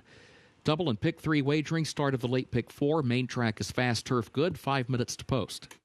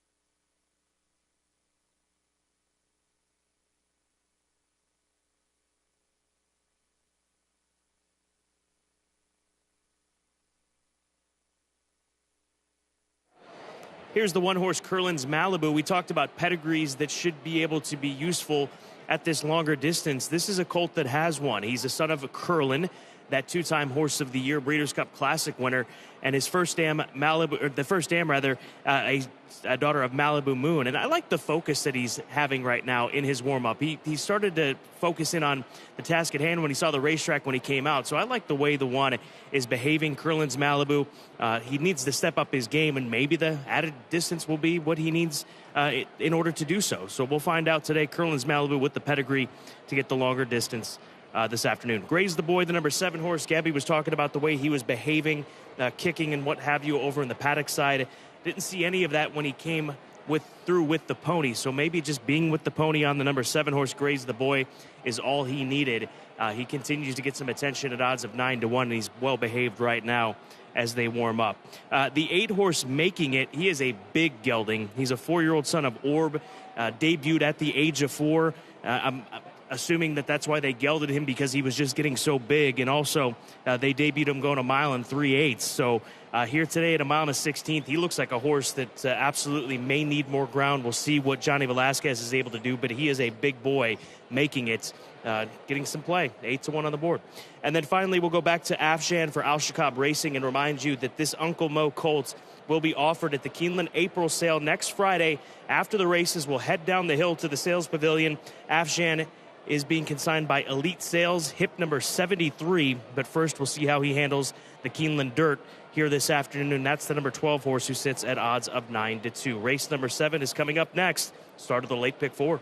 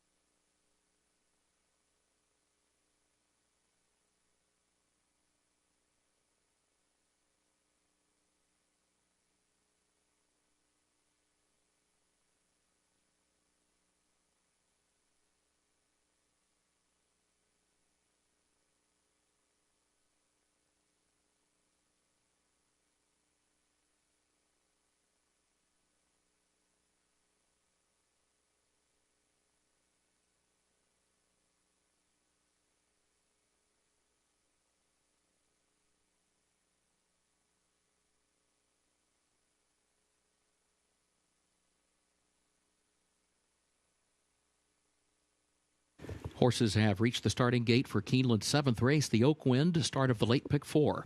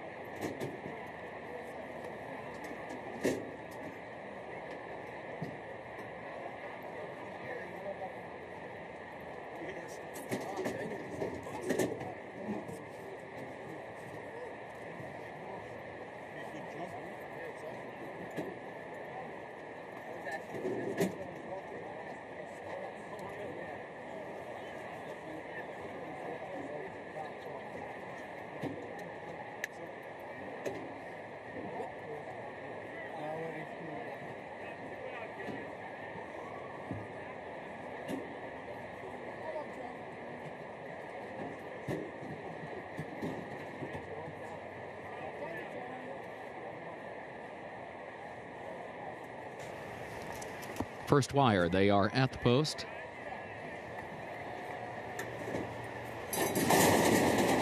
And they're off.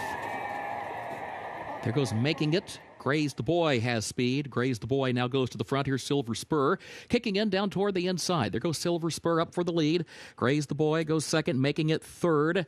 And then Stay Restless fourth up on the far outside. Bright Prospector moves up against the rail, picks up one position, and now moves up into the fourth position. Stay Restless slides back one lane off the rail in fifth. And then Afshan is 3 wide in sixth. Moving up 2 positions around to the outside of Bringer of Rain, who is seventh. Aussie Pride is racing in eighth. Curlin's Malibu is ninth. Makamat is 10th. Always Above is 11th and last for the move up the back stretch. Opening quarter went in 23.74 seconds. Silver Spur, the leader, by 3/4 of a length. Graze the Boy, second in between horses, Making It third, stacks up to the far outside. Less than a length separates the top 3, midpoint of the back stretch. And then Bright Prospector, who's fourth toward the inside. Afshan is going to be caught wide outside of Stay Restless, who's now in the 6th position. Afshan going to be about 4 wide at the entry to the far turn, still over 3 lengths off the lead. 48 seconds flat, the time for the first half mile. Silver Spur, the leader, 3/4 of a length. Making It second, Bright Prospector third. Afshan is fourth up on the outside, now taking third, still 2 lengths off the lead. Aussie Pride tries to get into contention, has to swing wide, 5 lengths off the lead from fifth. They're already past the quarter pole. Aussie Pride moves out in the center of the track, coming after Making It. Afshan is now third. Silver Spur has lost ground to the inside and is followed by Bright Prospector, who tries to move up fifth, but Aussie Pride just keeps on running, clears all the traffic, has the lead into the final furlong for Joel Rosario. Aussie Pride opens up by 3 on Making It in second, then Afshan. Aussie Pride wins it. Making It second, Afshan third, Bright Prospector fourth.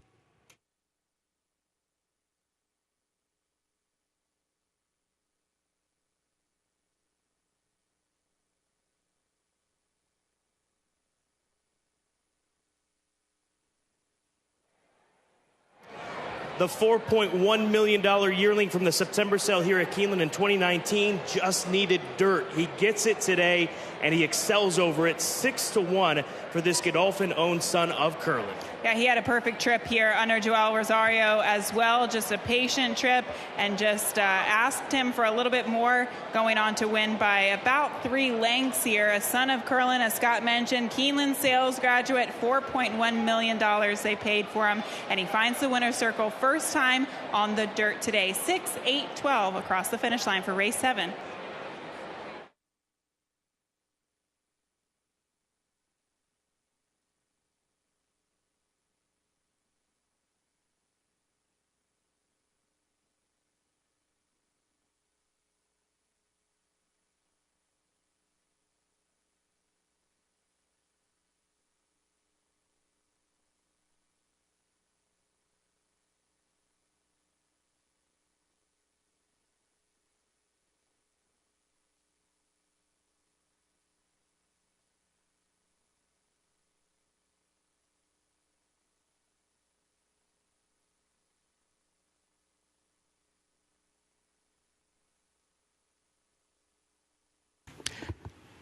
Unofficial results of Keeneland's 7th race. Number 6, Aussie Pride, finished first. Number 8, Making It, was second. Number 12, Afshan, was third. Number 4, Bright Prospector, was fourth. 6-8, 12-4, unofficial.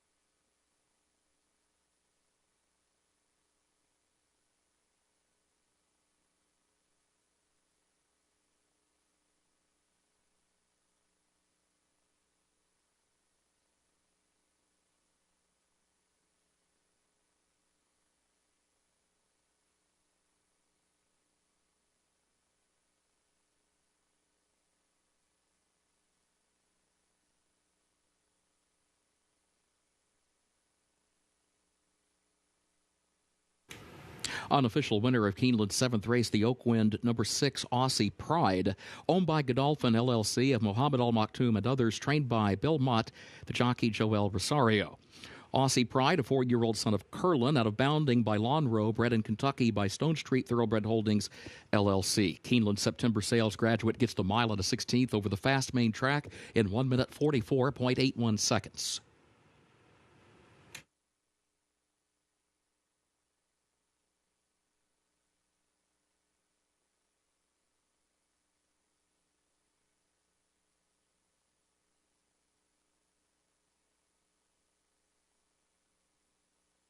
Results of Keeneland's 7th race official, 6-8, 12-4, the official results.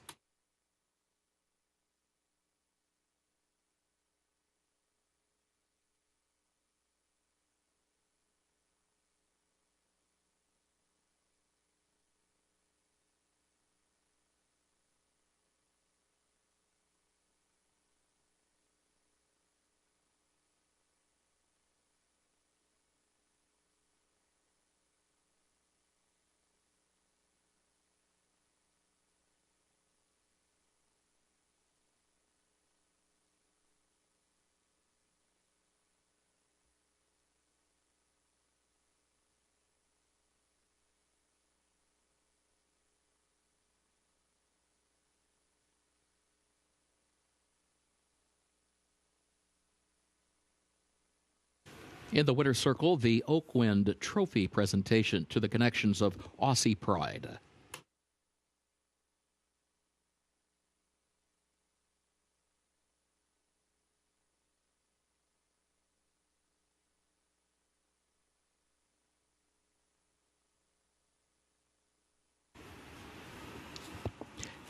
Keeneland's 8th race upcoming, including double and pick 3 wagering. This will start the last of the day's rolling pick 3s. Turf listed good, rail at 15 feet.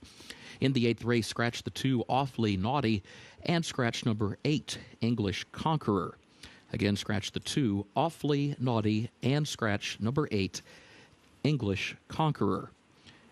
Featured 9th race, the Baird Double Dog Dare, no changes. 10th and final event, scratch the 11, Capital Allocation. Also scratched the 14, Vinegar Veggies, the 15, Lady Be Lucky, and the 16, Troublemaking. That's in the 10th and final race. Scratch the 11, Capital Allocation.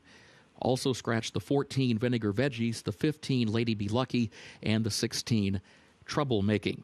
A reminder, number 13 honorably draws into the race. Again, number 13 honorably draws into the race. Jockey change on the 4, Lady Pele, the jockey Rafael Bejarano. That's the 10th race, number 4, Lady Pele, jockey Rafael Bejarano.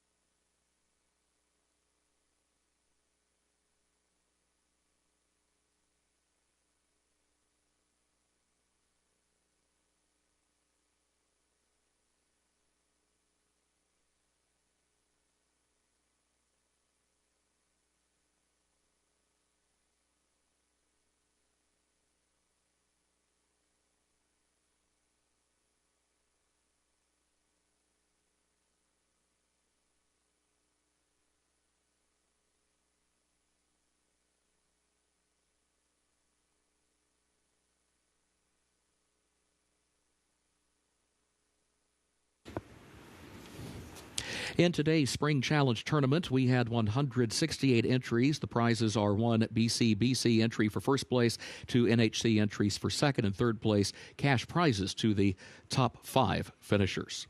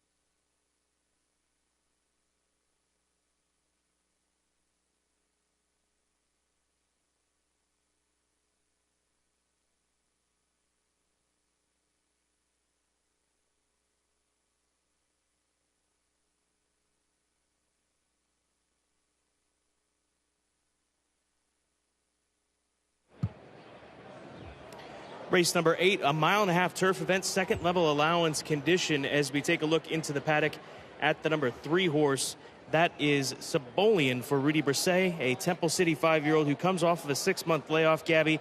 But the last time we saw him 6 months ago, he finished second, beaten just a neck at this same trip right here at Keeneland Racecourse. You and I definitely agree on this horse. I thought his last race, or the last time we saw him, was very good. A well-timed move there under Florent Giroux. He just was beaten by a better horse on the day at 13-1. But he seemingly improved in his 4-year-old season last year, and I think that could put him on track for a big season this year. My only concern with him, Scott, is this is his first race off of that lengthy layoff, and if you look at the last time that happened, going back to March of last year, he did not run well. It actually took him a couple starts to really find his stride. So that was my only concern, if he's fit and ready to go off this lengthy layoff. Let's move over to the number 9 horse next. That's Fenwick Station. It's a horse that sits at 7-1. I'm just convinced that this gelding is going to like the distance. He's not gone out this far.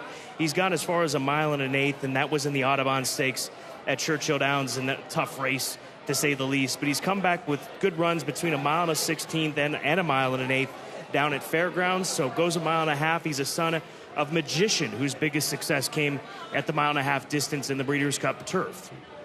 And Eddie Keneally is having a sensational meet, winner earlier today.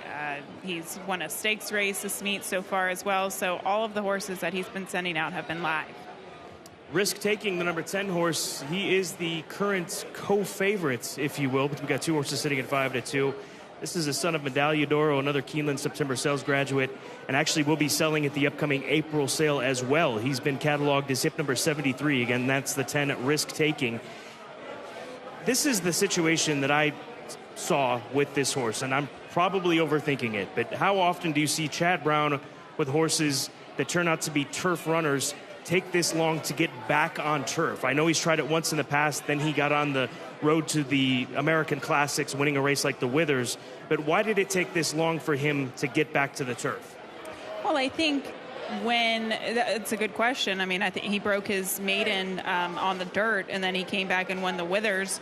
So you kind of want to continue on the dirt when you have that. But this season, I think he's been a little bit disappointing on the main track. So why not try to shake things up and get him back to the turf?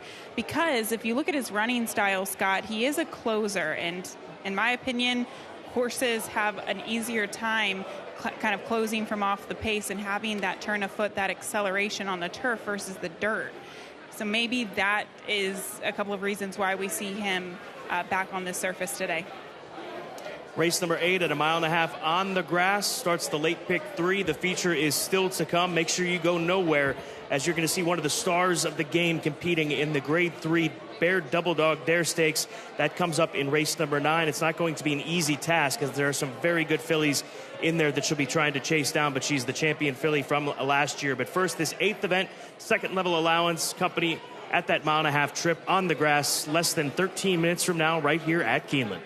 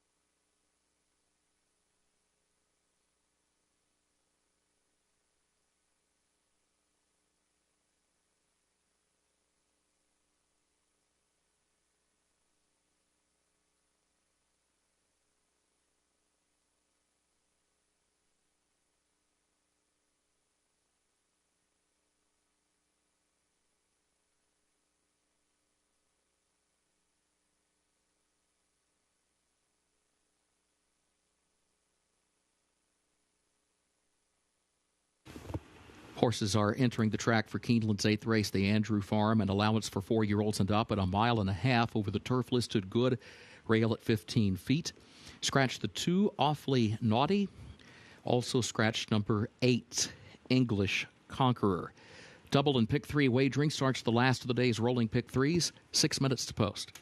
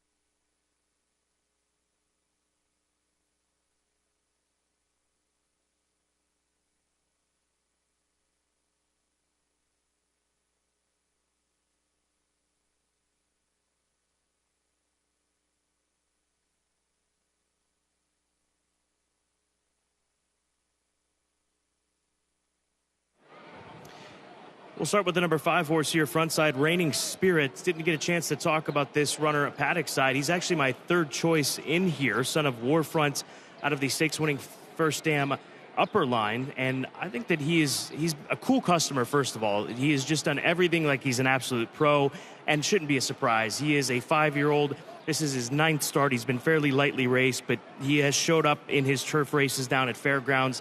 I don't think that the distance will be an issue for him with that pedigree. Comes out of a 1 1/8 allowance win at the Fairgrounds last time out on the 10th of March. So the 5 horse, he's 11-1 right now. A beautiful big son of Warfront warming up under Colby Hernandez. The 9 horse Fenwick Station, another one that I was impressed with. He is my top play in this spot as he sits at 7-1. That son of Magician that I think will be able to handle this distance here today. As he comes out of the Eddie Keneally barn. So we'll see how he handles the 1.5 mile trip, Fenwick Station. And then Risk Taking Gabby talked about this yesterday in the 1.5 mile featured allowance race about frame and build, and the filly that ended up winning, that Daughter of Magician, speaking of, wasn't the biggest. But I think that in these long distance races, somebody pointed this out a while back at some point in my career with comparing horses, what a sprinter looks like and what a distance horse looks like. And said, think about what a marathon runner looks like versus what a sprinter in, say, a 100-meter dash would look like. And I think he's got that kind of a frame to be able to handle this 1.5 mile distance. Yeah, it's the efficiency of stride. You don't want a heavy-bodied horse because they're going to get tired going a distance of 1.5 miles. A lot of the time when you see those European horses, too, that can run all day, they have a lighter, more slender build, and that's what you see with this horse. And finally, real quick, as they head onto the turf, Cibolium. I just talked to Brooke Baker, the wife and assistant to Rudolph Basset, and she said that he's been training really well. They've been purposefully giving him strong gallop outs to get him fit for this 1.5 miles. But she did mention that it's not easy getting a horse ready for a 1.5 miles off this layoff. He's 4-1 right now on the board. Also, before we go, wanted to point towards the number 4 horse, British Royalty. We actually have a horse that won a leg of the Canadian Triple Crown here competing. British Royalty won the 3rd leg of that in the Breeders' Stakes at a big price. And what a journey these connections have been on with this runner, a horse that was claimed from them. They reclaimed him, and then they ended up with a horse winning that Breeders' Stakes up at Woodbine at 1.5 miles on grass. So we'll see how he handles it here today. Beautiful long tail on this Son of English Channel. Yeah, Barbara Minchell and the connections have done a wonderful job with this horse. We'll see what he can do. Another one coming in off the long layoff. He stands on the board at 8-1. We're 2 minutes out from race 8.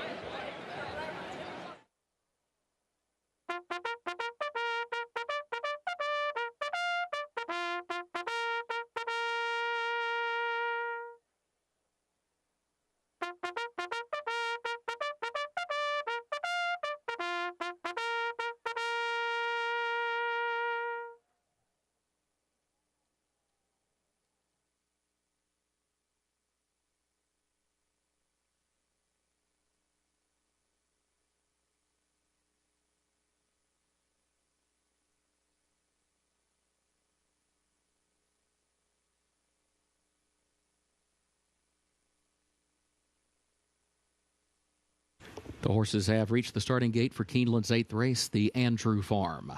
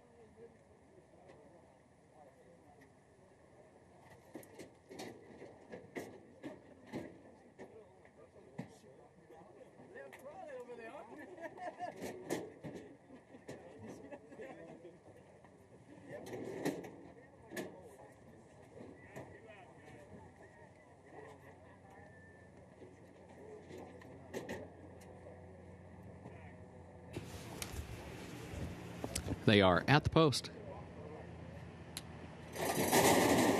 And they're off. There goes British Royalty to the front in the opening strides, but will have company in the form of Fenwick Station. Fenwick Station is going to move by and take the lead. Risk-taking is forwardly placed, heading onto that far turn for the first time and moves up into second. Fenwick Station gets over to the rail, leads it by a length. Risk-taking is second by 3/4 of a length here early on. And then British Royalty, who's toward the inside, in third, 1.5 lengths, followed by Celerity, who's 3 wide around the turn. In fourth, Sabolian is in 5th position. Modus Operandi is 6th in between horses as they move through the stretch for the first time. And then further back, Jimmy Dan, Reigning Spirit, back toward the rail, and Blanket of Roses, who is last. Back up front, though, it is Fenwick Station who shows the way for Luis Saez, risk-taking second on the outside, 25.29 seconds, the time for that opening quarter with 1 circuit to go. British Royalty is in third, Celerity is in fourth, Sabolian is fifth. And then Modus Operandi between horses in sixth, just over 5 lengths off the lead, Jimmy Dan, Reigning Spirit, and Blanket of Roses at the back. It was 50.65 seconds, the time for the first half mile. Back up front, Fenwick Station continues to lead. Fenwick Station by a length. Risk-taking is second on the outside by almost a length. Back to British Royalty, who's still tucked away in third. Celerity fourth on his outside. Then Sabolian. Modus Operandi, who's outward from the rail, in fifth. Still 6 lengths from the lead. Jimmy Dan, Reigning Spirit, Blanket of Roses at the back. 6 furlongs, 116.24. They're at the midpoint of the backstretch, and Fenwick Station the leader. Fenwick Station by 1 length. Risk-taking still there in second by a length. British Royalty is third, 3/4 of a length. Then Celerity in fourth position onto the far turn.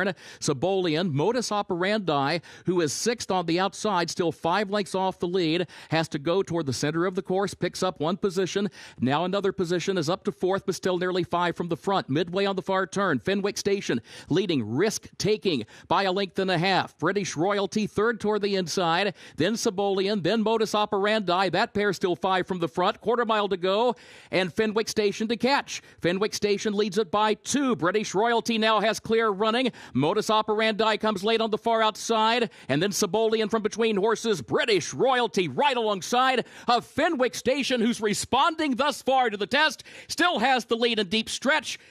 Fenwick Station. Luis Saez has his third win on the card. Close for second, either British Royalty or Sabolian for that runner-up spot. Fenwick Station relishing the 1.5 mile distance, and also the fact that he was able to make the lead. He'd been in races with slow paces like this in the past, but at shorter distances, unable to make the lead, unable to dictate. He does so. He takes the cues from Luis Saez, and it pays off in the end. The much bigger Fenwick Station able to hold off the number 4 horse British Royalty, who ran a good race. The 9 going gate to wire at odds of 4-1 here at Keeneland.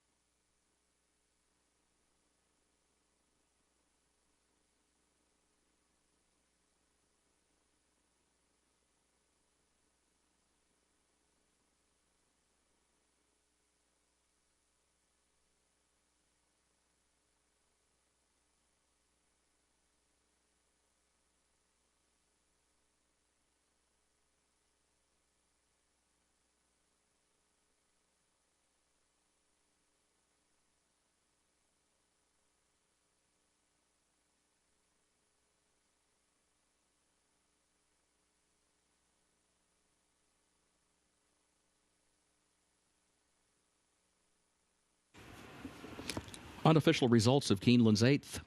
Number 9, Fenwick Station was first. Number 4, British Royalty second. Number 3, Sabolian third.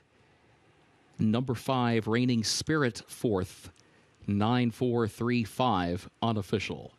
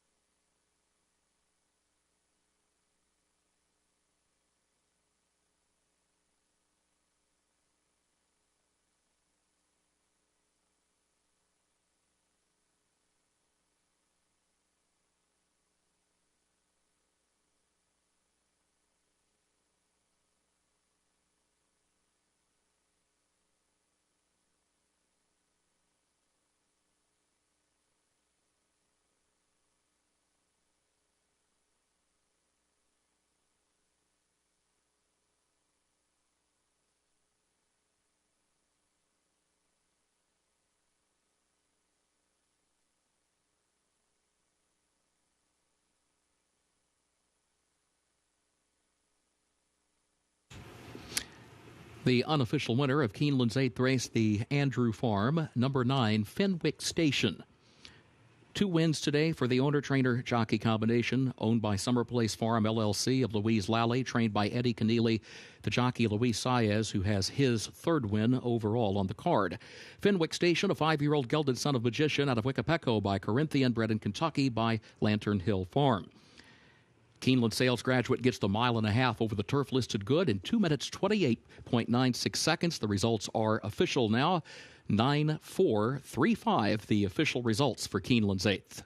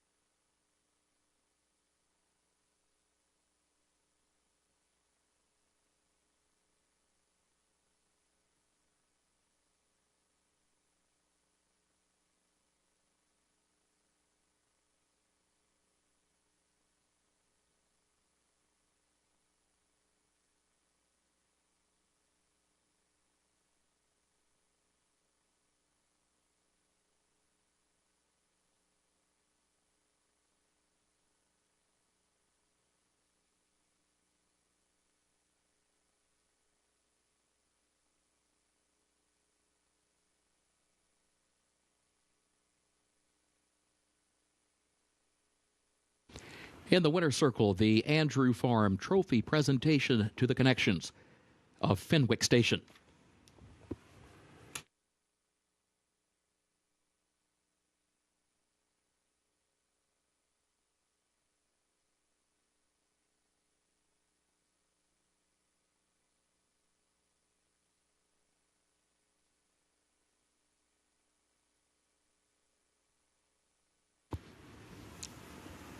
Keeneland's 9th and featured race upcoming.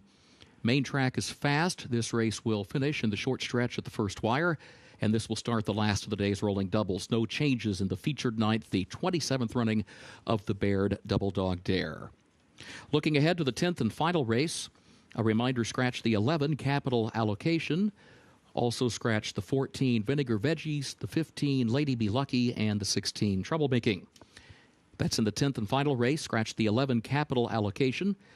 Also scratch 14 vinegar veggies, 15 Lady Be Lucky, 16 troublemaking. A reminder, number 13 honorably draws into the race. Number 13 honorably draws into the race.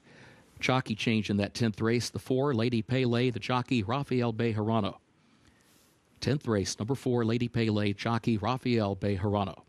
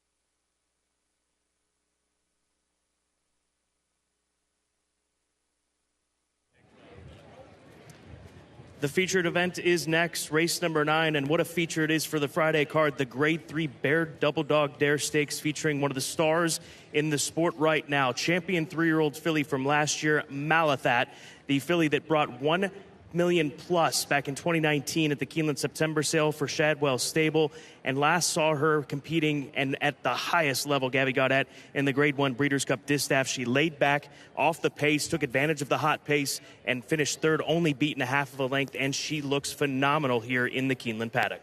She really does, Scott. This was really, when you go back to her race in the Grade 1 Ashland last year, that really started such a sensational campaign last year, a stepping stone to the win in the Kentucky Oaks. It was unfortunate, the trip that she got in the Breeders' Cup Distaff. I know it featured a hot pace, but she was bounced around pretty significantly coming down the stretch.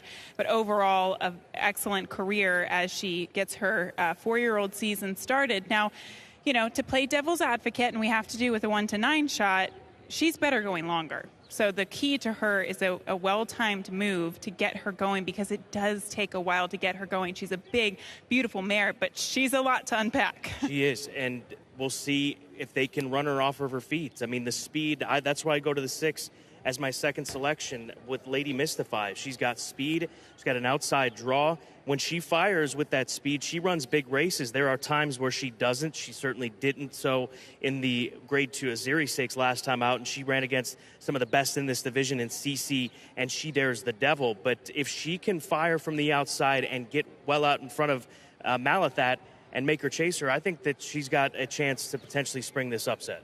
Well, she will be running with the 2 Super Quick, because Super Quick is definitely going to the front end. So these two will probably hook up on the front end and see who can outlast one another. Let's go to the number 4 horse, Bonnie South, looking to defend her title in the Bear Double Dog Dare Stakes. We've touched on this multiple times. She won that race by being sharper than she has been in a lot of her racing. She is a very good mare. She's made nearly $1 million in her career, but she can't lay back with Malathat and think that she's going to outbreak or outrun Malathat. She needs to get up there and get involved and try to sit in that hopefully second flight. Right. She probably has to get going a little bit earlier. When she won this race last year, the Bear Double Dog Dare, it was a much easier field. Now, not to diminish her chances today, Scott, I think the advantage to Bonnie South is that she's probably best at 1 mile and a 16th, whereas Malathat is not. So that's what might give her the upper hand here. You mentioned the 2 Super Quick. She should be just that. The short stretch will help her being able to outrun Malathat. And she comes out of a tough race. She was beaten by one of the leaders in this distaff division from this year off of a tremendous 3-year-old campaign. Clairiere, he'll be competing tomorrow in the Grade 1 Apple Blossom at Oaklawn Park. But her weapon is her early speed. My husband Norm was doing the rain dance the past couple of days because she is a better filly on a wet track too. That didn't pan out. It is a beautiful, hot, sunshiny day, and she will have to, unfortunately, kind of brush off the early challenge of the number 6 Lady Mystify, but she did go really fast last time out, and she really laid it all on the line in her first race in a long time. She'll be a fitter, better horse today. If you are lucky enough to be with us on course here at Keeneland Racecourse, do us a favor. Come down to the paddock and set your eyes on this gorgeous filly, Malathat. Also, get us positioned out on the rail to check her out. She looks phenomenal. The $1 million plus Keeneland yearling, last year's 3-year-old champion, at getting her 4-year-old season started here in the Grade 3 Baird Double Dog Dare Stakes.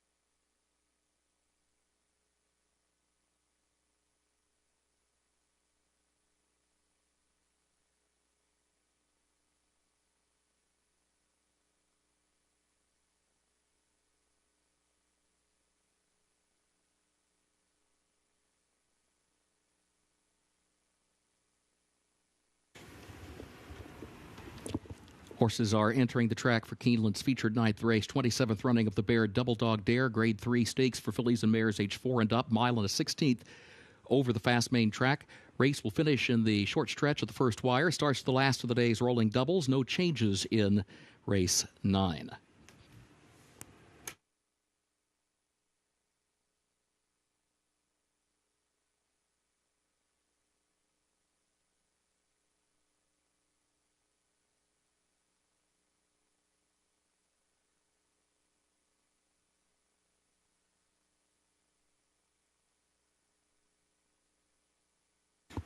Post parade for the Bear Double Dog Dare. Number 1 is Malathat, owned by Shadwell Stable of Gregory Clark and trained by Todd Pletcher, the jockey John Velasquez.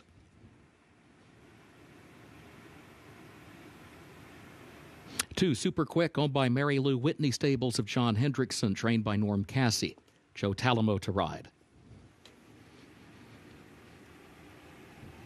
3, Audrey's Time, is owned by the Lothenbach Stables Incorporated of Bob Lothenbach, trained by Neil Pessin, the jockey Corey Lannery.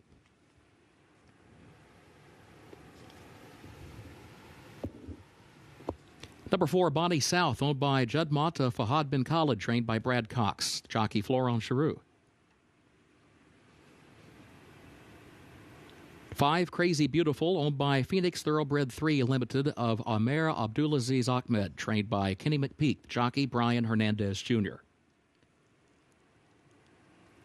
And 6, Lady Mystify, owned by X-Line Border Racing LLC of Justin Border and Ryan X-Line, by SAF Racing of Peter Urton, and owned also by Richard Hausman, trained by Peter Urton, the jockey Flavian Pratt. The Bear Double Dog Dare in 5 minutes.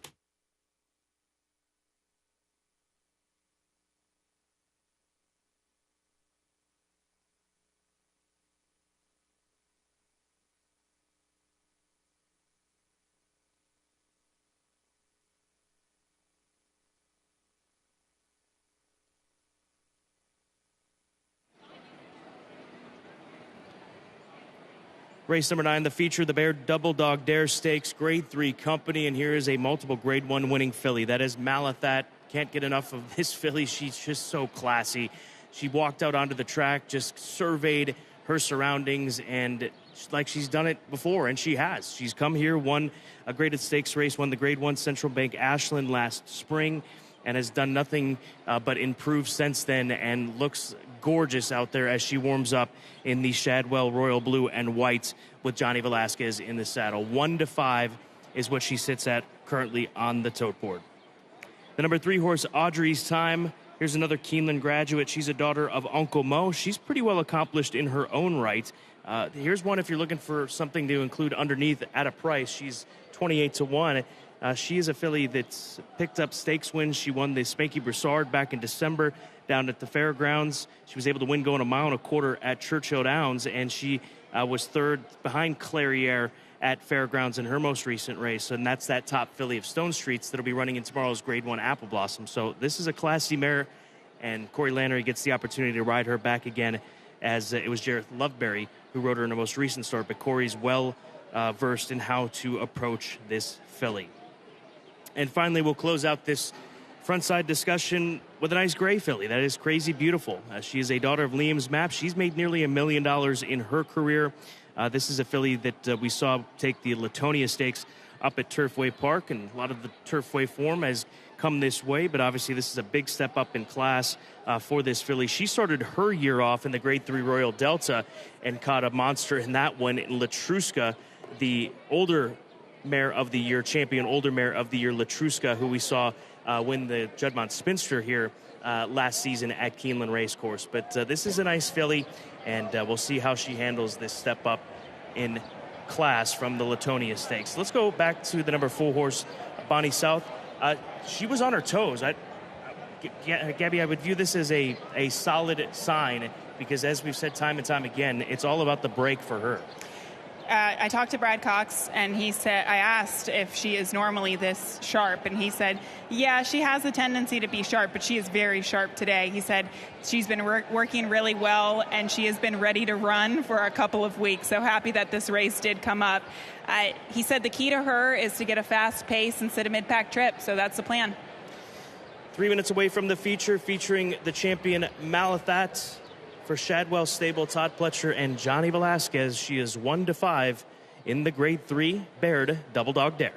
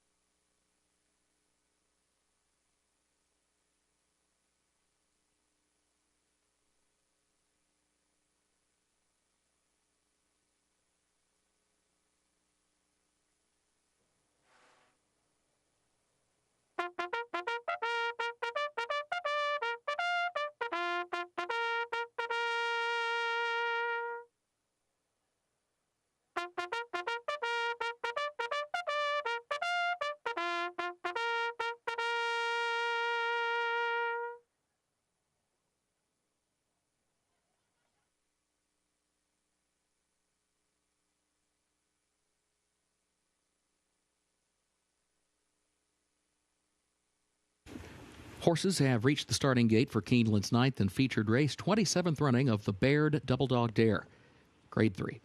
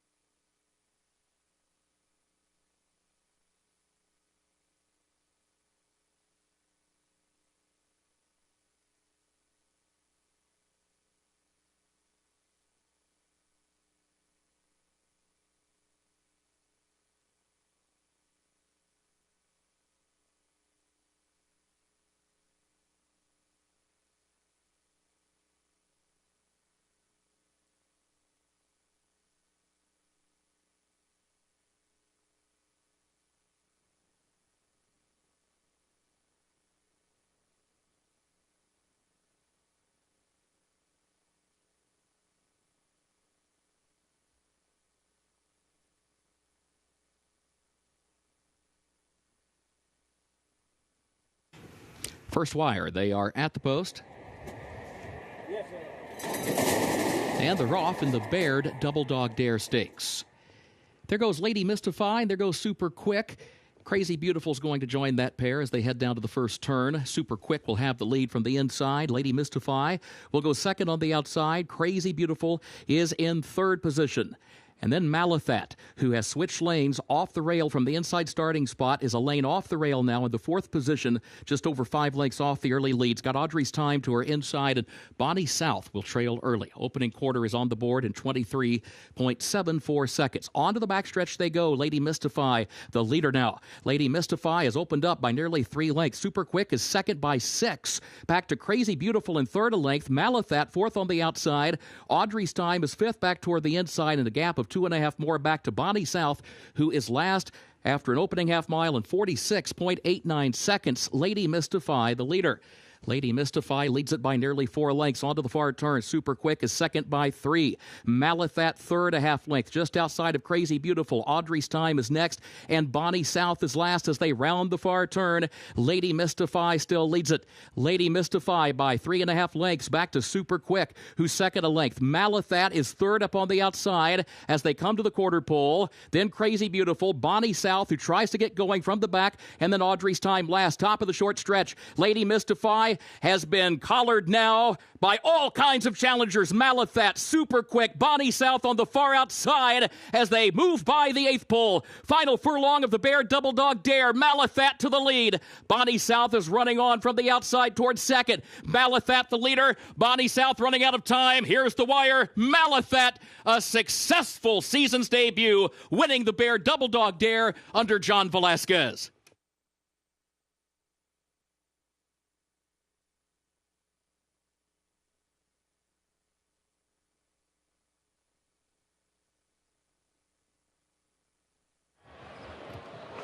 The champion is back to Keeneland and back in style. She had to work for it. She was well off the pace. They ran out in front of her as we thought they would, and she is able to pick it up here at this point in time. Finally gets that lead switch and ends up winning this race fairly comfortably in the end. Bonnie South was trying, but she was never getting to Malathat in that short stretch in the Baird Double Dog Dare. Yeah, Scott, this race was kind of oddly run. There was so much separation between the 6-horse, the 2-horse, and then the rest of the field, but the pace and the race came together in the end, and a good setup for Malathat. But you could tell this isn't her the right distance. She did this with all of her class. 1-5 in the end. Malathat with the Grade 3 Baird Double Dog Dare.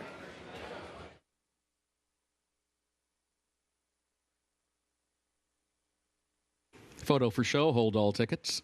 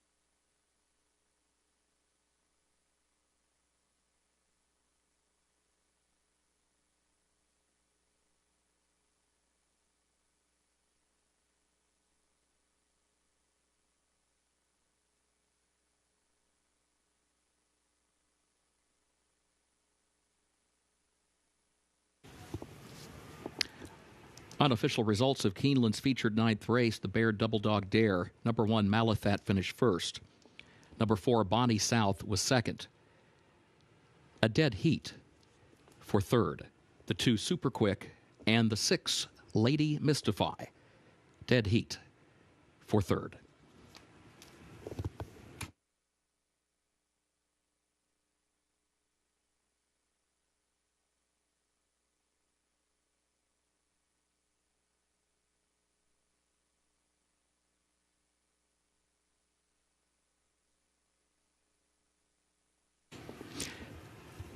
The results are official for Keeneland's featured 9th race. The 27th running of the Baird Double Dog Dare Stakes, Grade 3, goes to number 1, Malathat.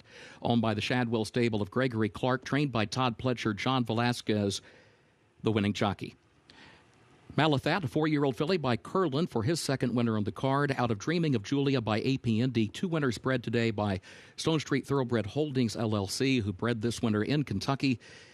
And this Keeneland $1 Million September graduate covers the mile and a 16th in 1 minute 44.58 seconds. Results are official: 1, 4, and then 2 and 6 in that dead heat for show. Keep in mind, with the dead heat for show, there will be multiple combinations for the trifecta and the superfecta. Refer to the television monitors for further information.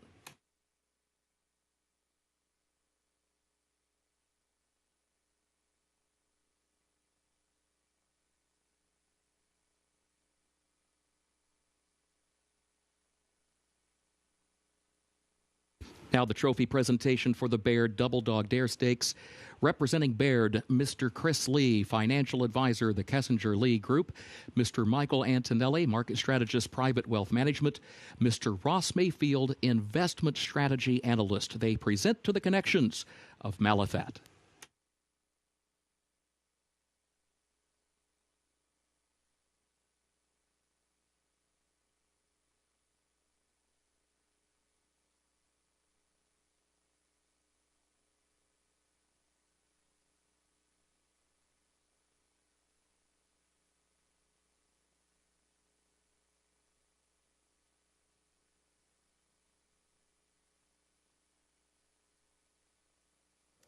Malathat displaying all of her class today in the Grade 3 Baird Double Dog Dare Stakes for Shadwell. Trainer Todd Pletcher and Johnny Velasquez.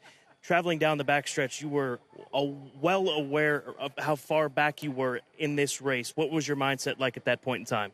Well, the whole thing is that I didn't want to be way too far back, though, and Todd told me just watch it. She's been a little laid back a little bit, so make sure you keep her attention, though, So got to the backstretch and I kind of let her do her thing. Get in her mind, her business, and by the time I got to the 3 poles, like, now I'm on too soon, because I got there a little too quick. And down the lane, so I went to make a switch to lead, and she kind of got lost looking to the infield, and the other horse got to her, and she went on again. So it was very nice. I mean, we know that when she gets to the lead, she starts waiting, so it was a good comeback for her. How much class does this mare have? A lot of class. I'm glad, and thank you, Todd, and the whole team to have me, because this is the horses that keep coming, keep bringing you back to what you do, what you do best and love to do. She was fantastic today. And Todd, you bring her back here to Keeneland, the place that the Breeders' Cup Distaff will take place. Was that the mindset, just getting her back to a surface that you know that she loves so much? Well, it was really about timing and just seeing when she was getting ready. She got some time off after the Breeders' Cup at Shadwell, and they did a great job with her. She came in looking super. So we kind of targeted this, and we felt like if we ran out of time, we had a backup plan in the La Treon at Churchill. But she was ready. We didn't want to overdo it for her first start of the year, and had in the back of our mind not only that she won the Ashland here, but the Breeders' Cups here as well. What was your mindset as you saw her as far back as she was down the backstretch? I wasn't too nervous, but I knew, one thing Johnny and I talked about is be careful if you make the lead, because she will idle a bit. And like he said, he thought he was a little too far back, and then all of a sudden he got there maybe a little sooner than he expected, but she was all class in the end. Well done. How big of a win is this for Shadwell? Huge. Having Sheikha Hissa here to see her filly run is just an amazing. She just had a thrill of a lifetime, so she'll be back. It's a great pleasure to have her here. Congratulations to the entire Shadwell team at Malathat taking the Grade 3 Baird Double Dog Dare.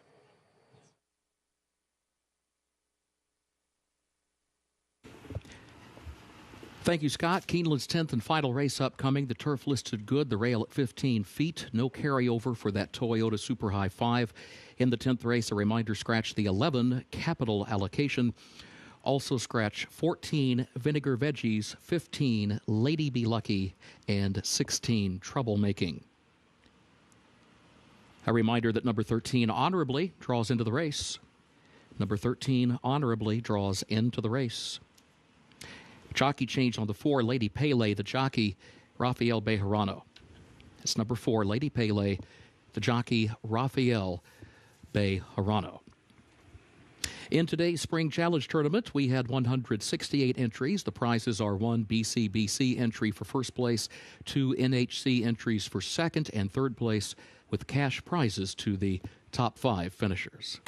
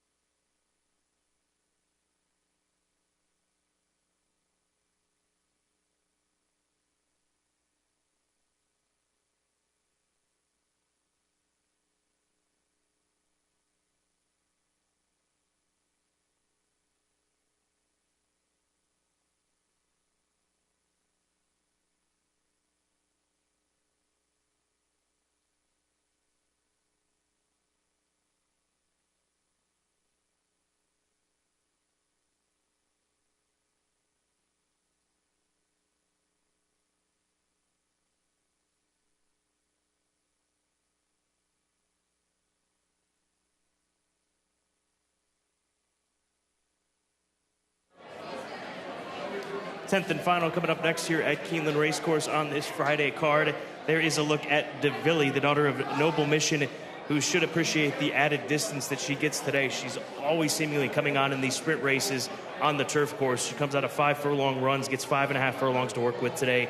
Gabby, I think that's going to move her forward in a big way. You've got the 10 teasing as the top selection, a filly by Tappet who tries turf for the first time.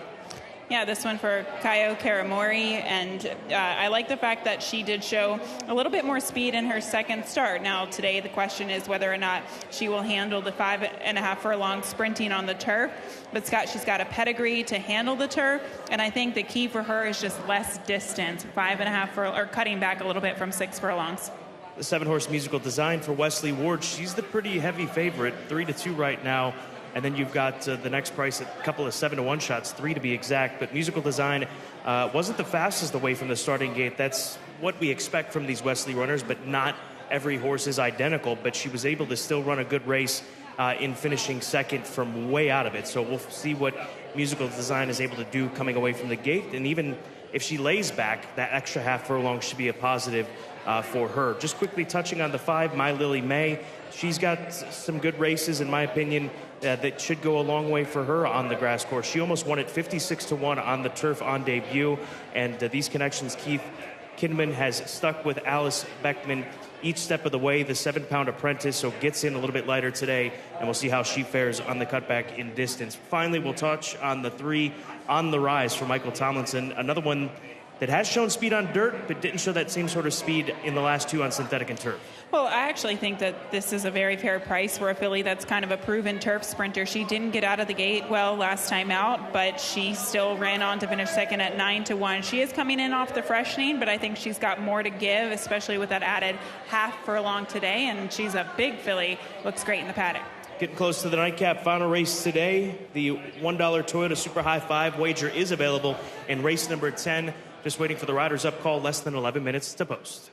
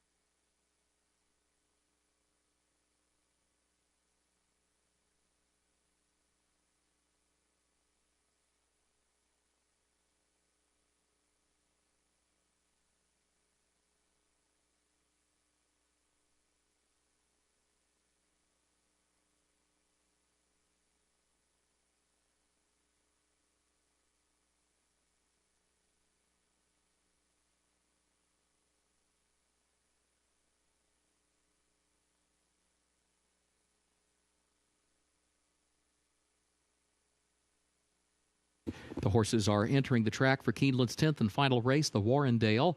Maiden special weight fillies and mares age 3 and up, 5.5 furlongs over the turf, listed good, rail at 15 feet. Scratch the 11, Capital Allocation. Also scratch the 14, Vinegar Veggies, the 15, Lady Be Lucky, and the 16, Troublemaking. Please note, number 13, Honorably, draws into the race. Number 13, Honorably, draws into the race. Jockey change for the 4, Lady Pele, Rafael Bejarano. 4, Lady Pele, the jockey, Rafael Bejarano. No carryover for the Toyota Super High 5. Post time is 6 minutes.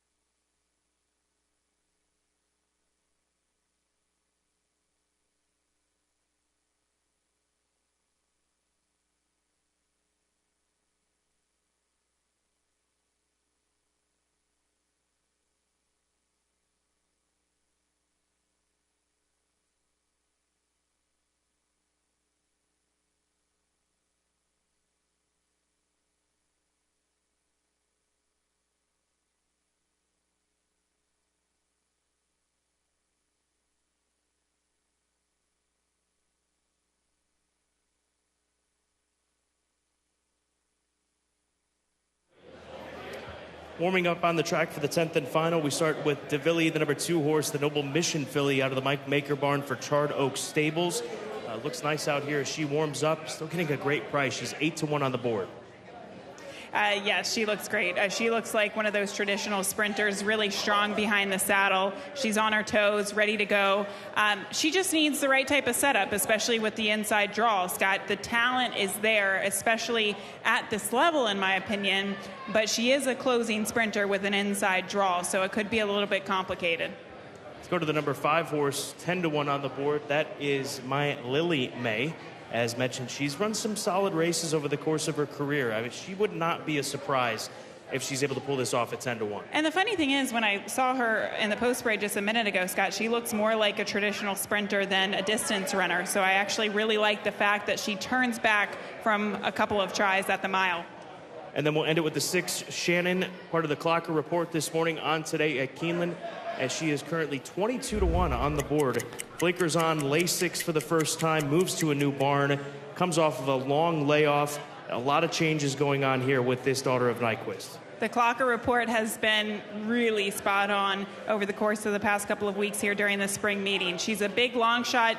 Maybe she won't win, Scott, but she's definitely a horse you want to use in underneath, maybe in an exacta, trifecta, or superfecta. Good luck in the nightcap here at Keeneland.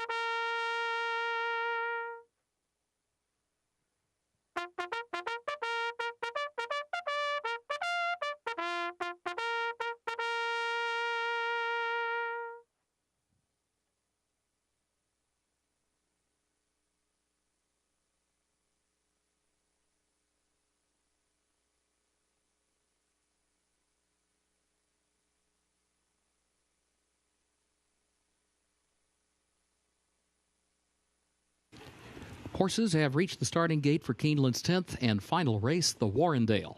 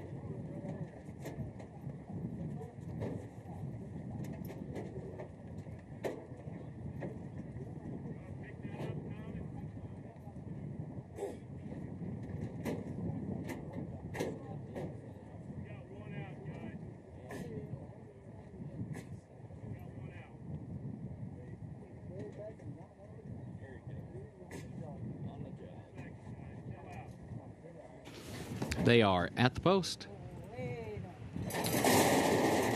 And they're off. There goes Musical Design, out running for the early lead. Jazz Time Girl is away quickly. Ms. Maribel also scoots up down toward the rail. Ms. Maribel to the lead. Musical Design is second. Icy River is third. Jazz Time Girl is fourth. Shannon fifth. Honorably sixth up on the outside. Devilly is seventh back toward the inside. On the rise is eighth. My Lily May is in ninth. Teasing is 10th. And then Lady Pele in 11th. Colonel Abby B. last to the 12 onto the far turn. 21.89 seconds for the opening quarter. Ms. Maribel leading Musical Design only by a half length. As they round the turn, here's Jazz Time Girl trying to angle wide outside of Shannon, who's there in between horses to the top of the stretch. Devilly looks for running room to the inside. Jazz Time Girl has to swing to the outside. Musical Design and Ms. Maribel moving up, and also Shannon right there between horses as well, followed by Devilly, who's in behind horses.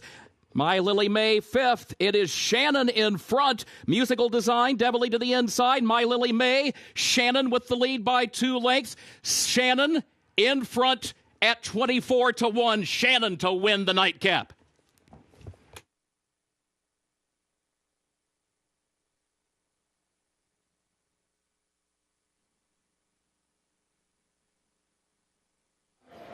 What a comeback for Shannon off the year-plus layoff, last seen December 20th of 2020. The Clocker report said that she was ready to go, and boy, was she ever. Huge price to round out this card. I'm like biting my tongue right now, Scott, because I said maybe she won't win, but she'll definitely hit the board according to the Clocker report, and she won. She did it at 24-1. That is an incredible training job by Ignacio Correas. First time blinkers on, getting the victory here off that long layoff. Bombs away in today's finale.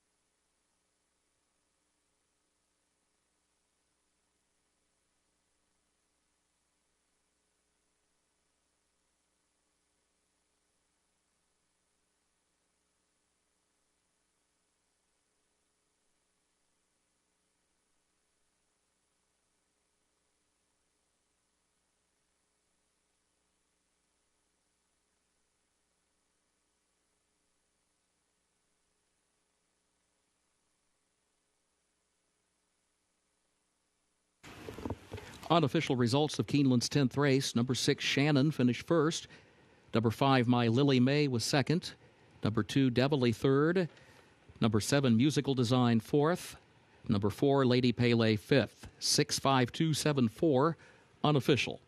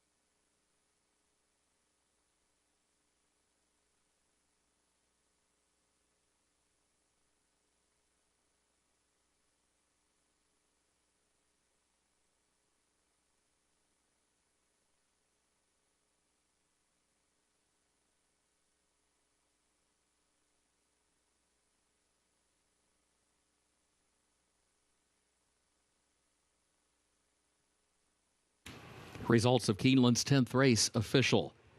6-5-2-7-4, the official results.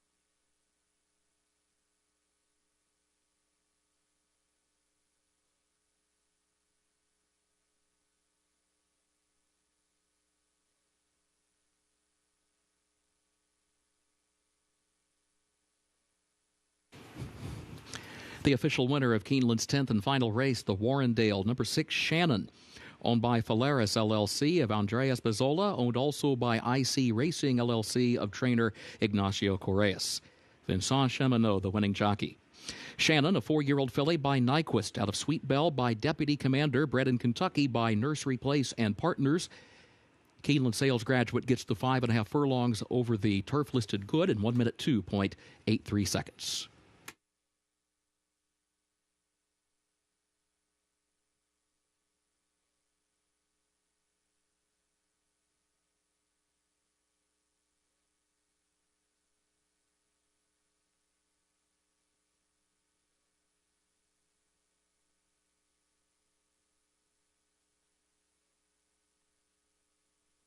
At Keeneland, the pick 6 pays on 6 of 6 with a consolation 5 of 6.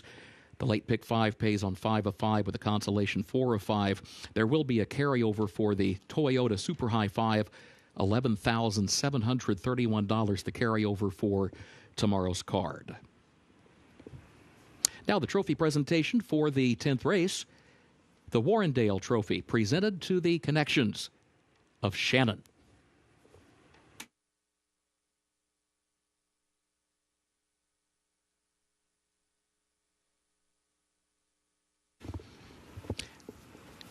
The second floor grandstand, including the sports bar and the mezzanine bar, will remain open for simulcasting for another 30 minutes.